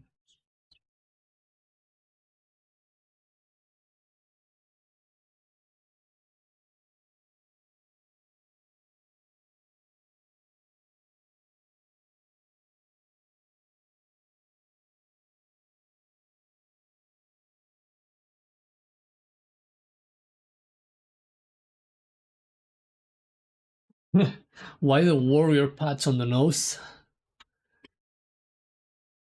Hello, Jin. Well, it makes me look tougher, doesn't it? It's basically like a nose strip that opens my nostrils and helps me breathe.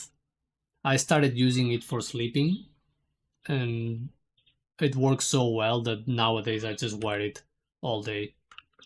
Sometimes I swap it I use a nose ring instead of the nose strip because my skin can get damaged over time. But yeah, it's just like one of those things that really helps me breathing through my nose. And at the end of the day, I know it looks a bit funny and a bit weird, but I think people nowadays wear glasses all the time, so why not wear a nose strip if I need it?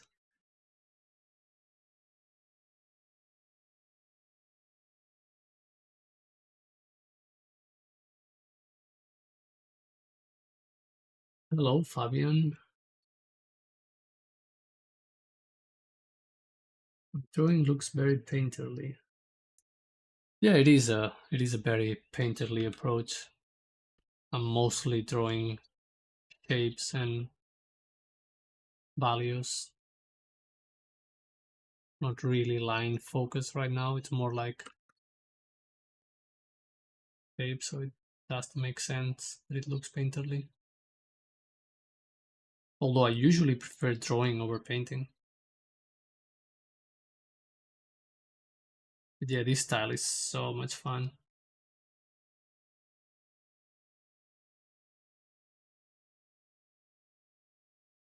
You might need one of those. Yeah, you should get them, Kyo.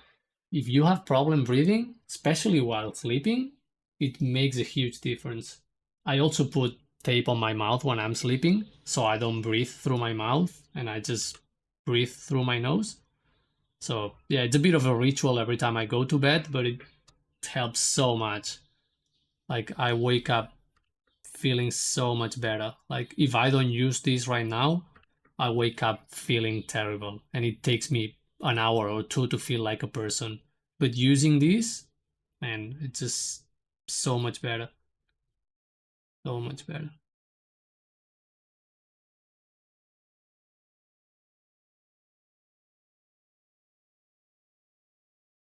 How do you get from sketching to painting? Well, sketching,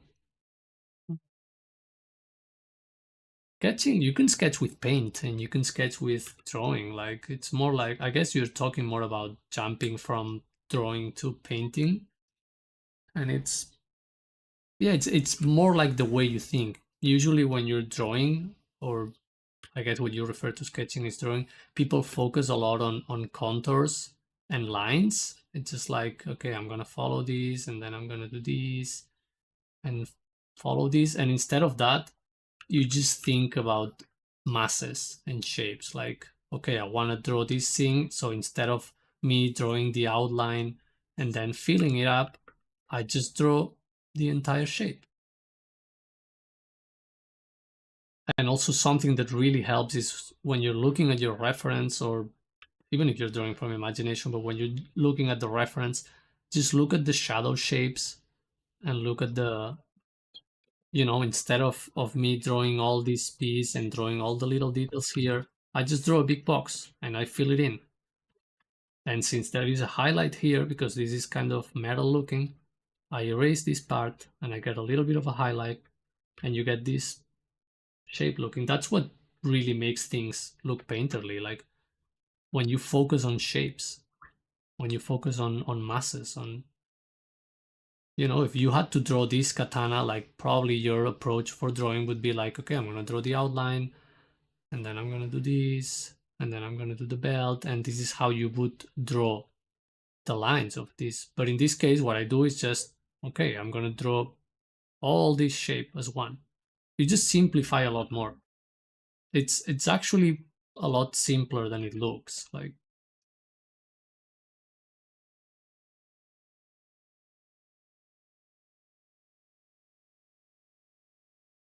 you saying working with values forces you to think more 3D? Uh, it does, of course, because when you're working with values, you're looking a lot more at the light. But you can also do this without thinking about 3D at all.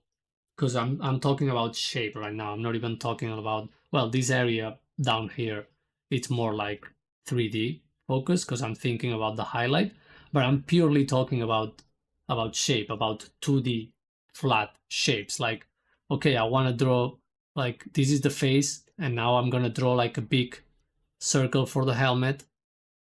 Well, half a circle for the helmet, and this is all flat. And then I'm gonna draw like this triangle shape for the back of the helmet, and it's all shape. You see, I'm barely using any lines. It's just purely shape. And then you can get a little bit more subtle, like, okay, there is a lighter shape here that is going to be the shadow of the eyes, but I'm not even thinking about this as a shadow. I'm just thinking about it as shapes and just giving different tones to the shapes. Like I'm going to make this a little bit lighter, or I'm going to, it's purely 2D. Like of course 3D helps, but in this case, to make it look like this, I mostly focus on 2D shapes and little highlights.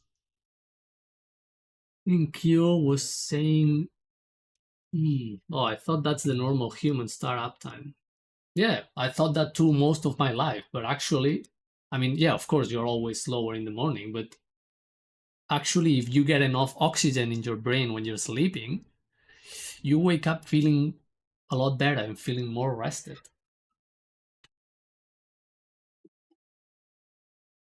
Have the Yeah, these are like the nose strips I'm using right now. They're a bit expensive because they're black and they look cool, but you can get probably cheaper ones on Amazon, or you can also go to a pharmacy or a chemist and get them there. And then I also use these nose rings that are made for people that make like high performance sports, like a lot of heavy cardio, a lot of cycling or running, people use these things that you put inside of your nose to force it open. And if you combine this with putting tape in your mouth, you force yourself to breathe through your mouth, and it has a lot of benefits. Like there is a whole culture and a whole idea behind it, but I don't know. I don't really care about the performance side of it. I just care about the part of feeling actually good and waking up well rested, and it makes a huge difference. Fabian says your sketch is really good. I wish I could be like you. Well, unfortunately, you cannot be like me, but you can be like yourself. Which, who knows? Maybe you like it better than being like me.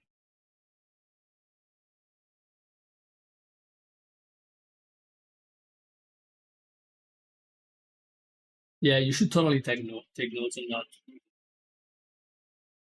And I'm just like, well, think about it.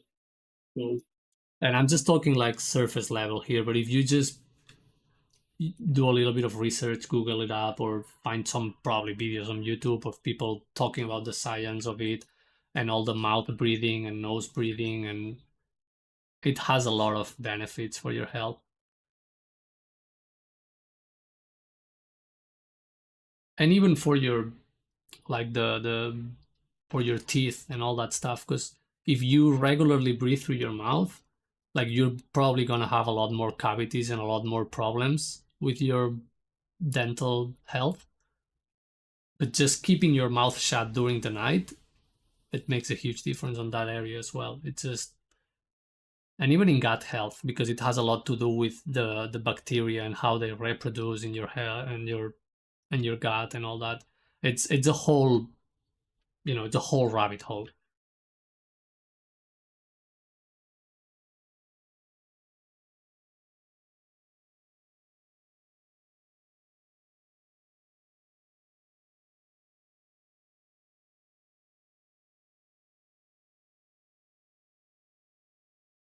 More motivation.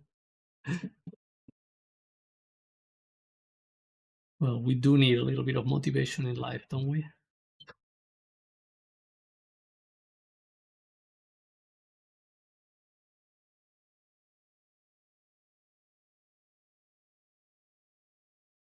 Yeah, although you should just go and try it. That's the best thing you can do for yourself because I know it works and there is nothing wrong about it, but just try it, but also like read about it and investigate and you realize like the amount of things it helps with and how it works because it's insane. Like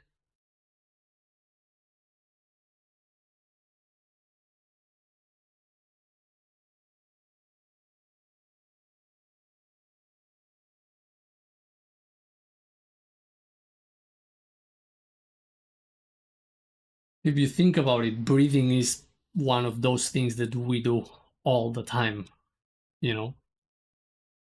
It's even more important than diet or many other things because yeah, eating you eat every day, but you don't eat every minute. Like breathing, you're breathing every second. So and we don't even do it well because oh man.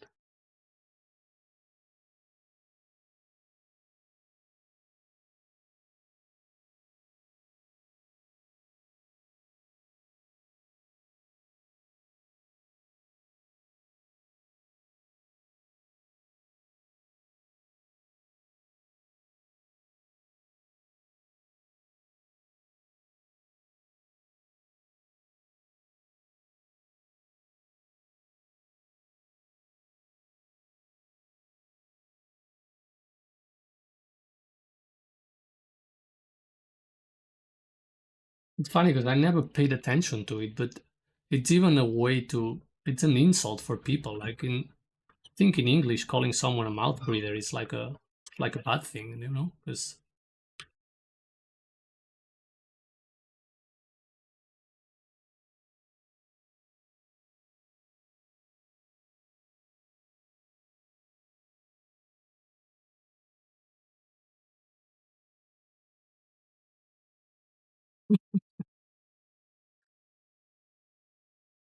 Oh man, it's insane you know what the power of belief can do.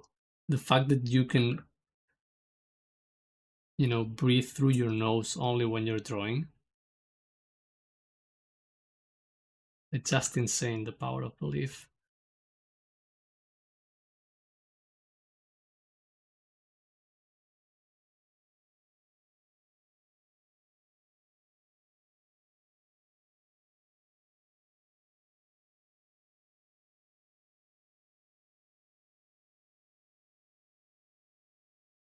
Yeah, ideally with enough treatment and a correct tongue position, we should be able to correct these things and get rid of all the prosthetics. But at the point I'm in life, I don't think. I mean, I can still try, but I don't think I'm ever gonna quote unquote fix it. So I'm probably gonna need to use this all my life. But still, it's a relatively easy and cheap solution. So whatever it helps. I guess you just should be drawing all the time here. That's the best way to be healthy.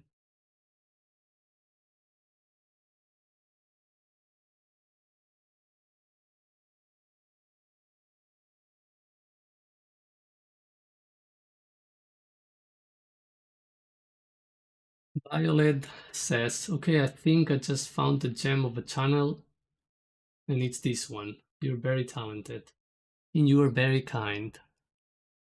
I do appreciate your words. I hope you enjoy what I'm making. Violet is right. Violet is always right. Could not be wrong with that name.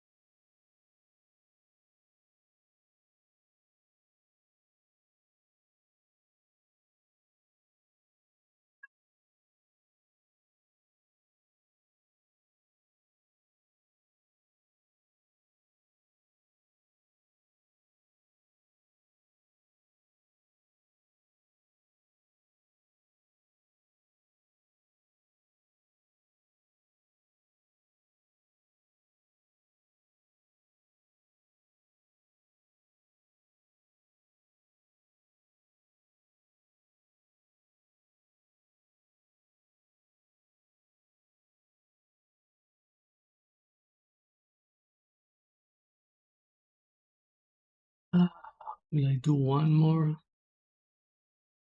Probably have lunch, but also my OCD says just fill up the page. Let's do one more silly sketch to fill up the page.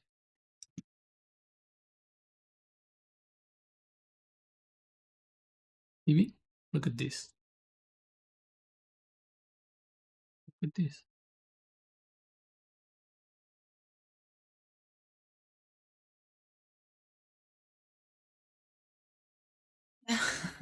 And also look at this. What I'm watching. Yeah, but look at this. Nice. And look at this. Yeah. Also, look at this. You've been saying you'd have lunch since like 4 hours ago. I'll have lunch eventually. At this point, there's dinner already. I know. We were talking about discipline a minute ago. But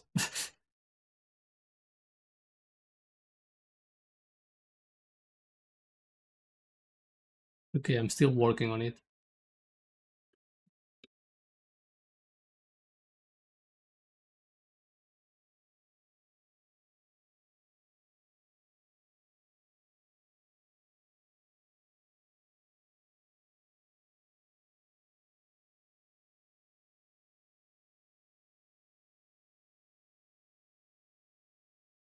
Let's see, where are we going to draw here?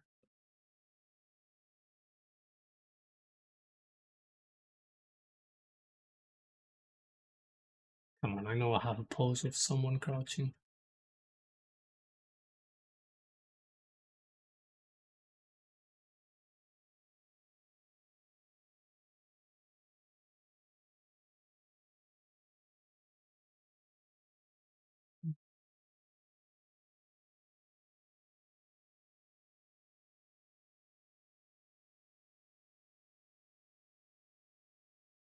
Krishna just came back from an errand. Well, welcome back. Hope it was a good errand.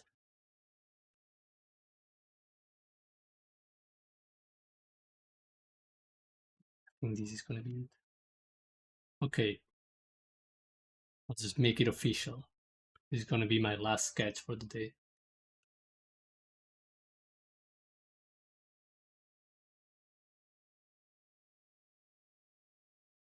You followed the Instagram account. Oh, nothing much, just groceries. Well, groceries keep you alive, so was a good one. Yeah, I'm terrible at updating my Instagram, but thanks for the follow, I guess. I have to share stuff now then.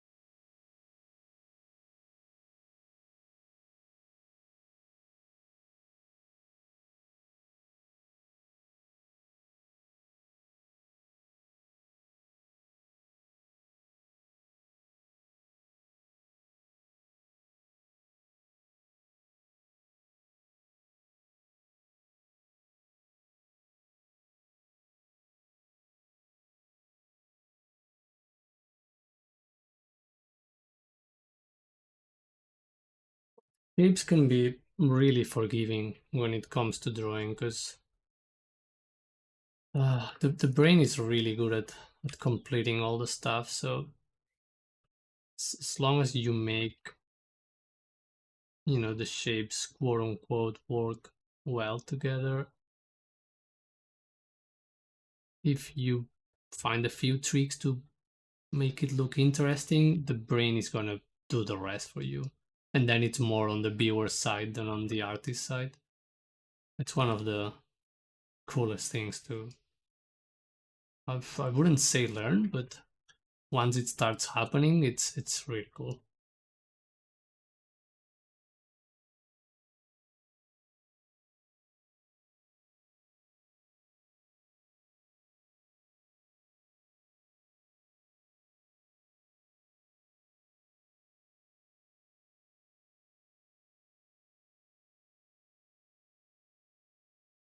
You shouldn't worry about, you shouldn't worry too much about how fast you can draw. Like,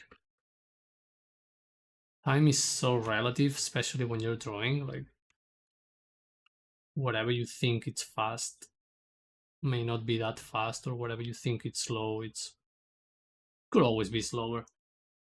It's actually, I suffer from the opposite. I suffer from not taking enough time to draw things. Sometimes I just draw too fast and too quickly and too impulsive, and then I carry problems on a drawing that would have been fixed had I taken a little bit more time on the planning side.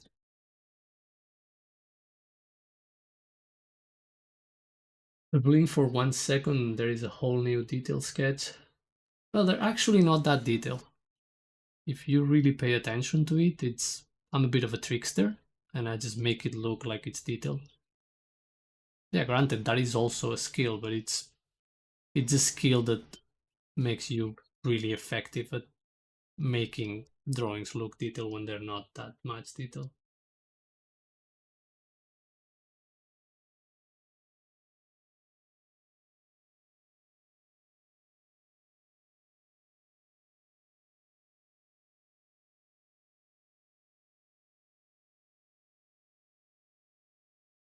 Dipped out of drawing like usual, but for now just trying to relearn from the basics. Yeah, the basics of drawing can be anything.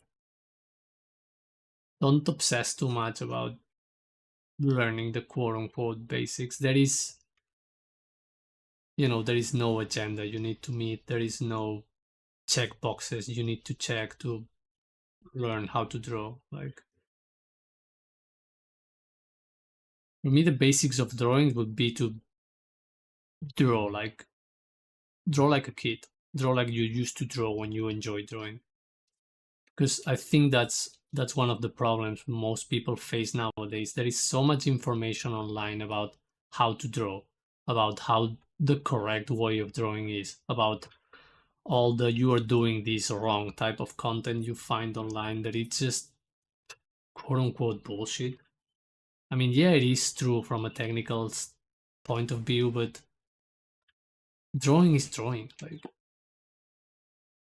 I spent many, many years as a kid drawing, like, just shit drawings that were a lot of fun to make. I didn't know anything about comic books or character design or concept art or costume design, and I was designing characters and making comics from scratch. And yeah, of course, they were not good for the standards we would think a good drawing is, but I was doing it. I was drawing. I think that's what people should focus on when they're quote unquote trying to learn the basics of drawing again, because that is the basic of drawing.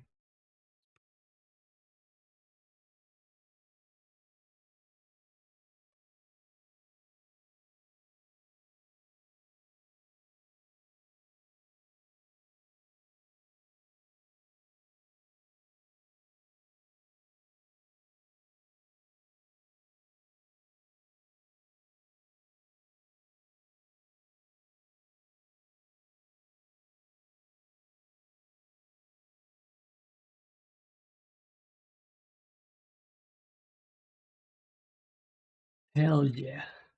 Yeah, exactly, right? Your childhood drawings look more memorable because they were coming from a place of honesty and a place of fun and joy, and not from a place of technique or trying to learn something or trying to impress someone that you don't even care about.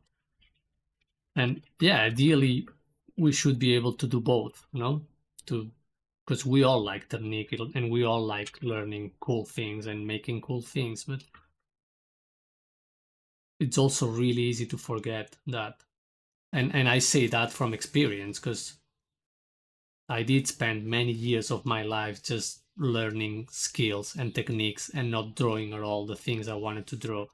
And by the time I was like, okay, now I'm gonna draw the things I want to draw, I could not do it anymore because I was so paralyzed by the technique and the technical aspect and then the expectation of how the drawing should look with all the things I've learned.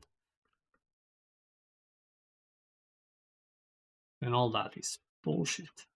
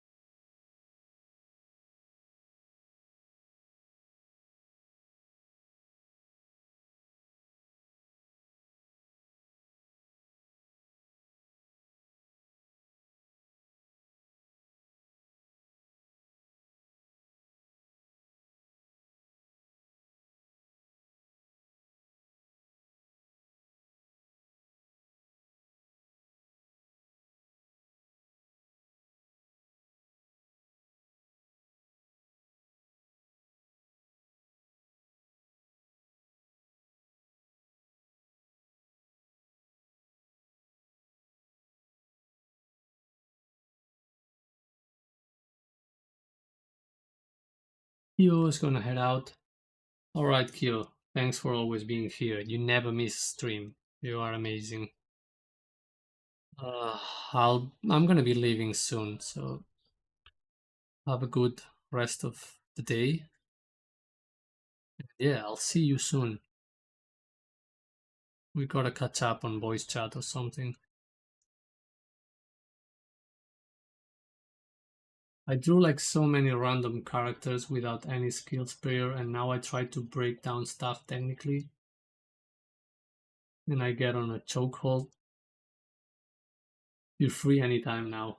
Yeah, that's true. So I'll jump on BC anytime and try to talk to you then.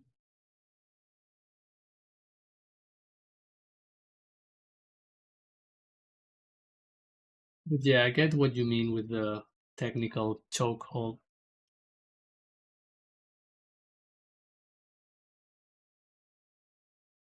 That's why it's so important to do the creative part freely. And if you look at really good concept artists or really good artists in general, when you look at their sketches, they have that playful energy. They have that I don't give a damn how it looks. And that's something I was jealous about for so many years. When I look at professional artists that were having jobs I wanted to have or doing things I wanted to do, and then I just look at their drawings and I was like, how is this drawing so I don't give a crap? How is it so fun? How is it so messy? How are the proportions so wrong? How are the colors so just random and not, not quote unquote technically correct? Like, how is this line so loose or this, anatomy so quote unquote wrong, but it still looks good? And it's because they're doing it from that place. They're doing it from I don't give a damn how this looks. I just wanna get it done. Then there is always time to correct it. Then you can always use your technical skills to fix it, quote unquote, fix it. But the initial sketch, the initial part, the initial drawing should always be from that part. But the thing is, we forget about practicing that part.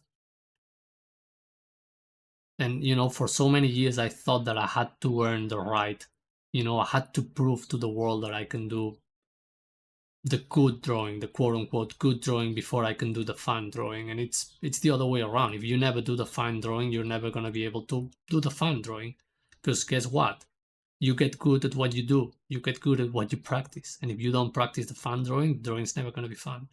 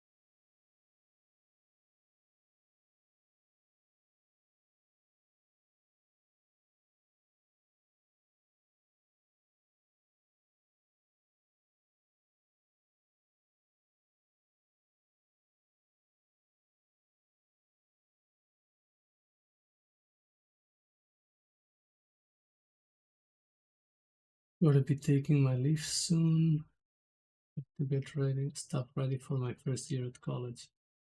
Oh, that is so exciting. Well, good luck with your college then. Hope you get everything ready. Yeah, I'm gonna leave too, so probably it's a good time. It's a good time to leave it. I just managed to finish the quote unquote page, so this is what we got today.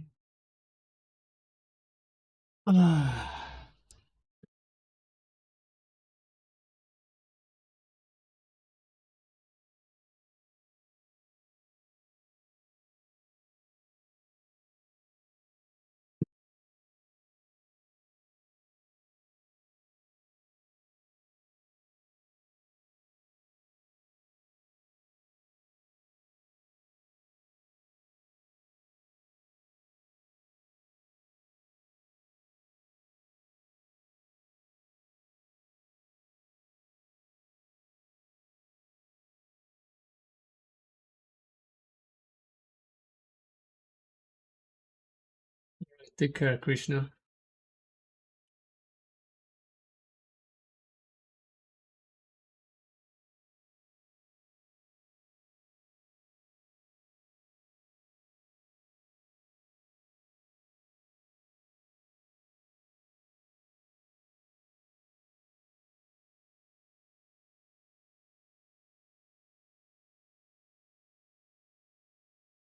Well, finally, it was a good stream. Thanks everyone for joining and chatting and subscribing. We got blessed by the algorithm somehow, and I got a rush of people coming in saying hi. I did a bunch of studies of these cool samurai armors. So now I have a little bit of a better understanding of how this works.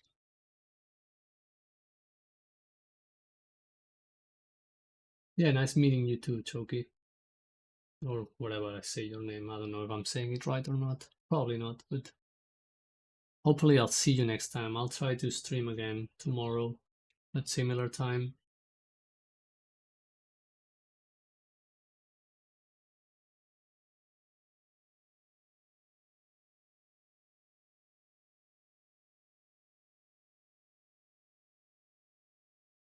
Yeah, you literally search for ARC live streams on YouTube. Yeah, I don't know if there is a way to actually search for live streams. Well, anyway, see you next time. Ian Soka. See you next time. Jit Jit Gitanjali. I don't know how to say your names, people. I'm sorry. But let's hopefully see you next time. So have a good one. Thanks for being here and enjoy drawing.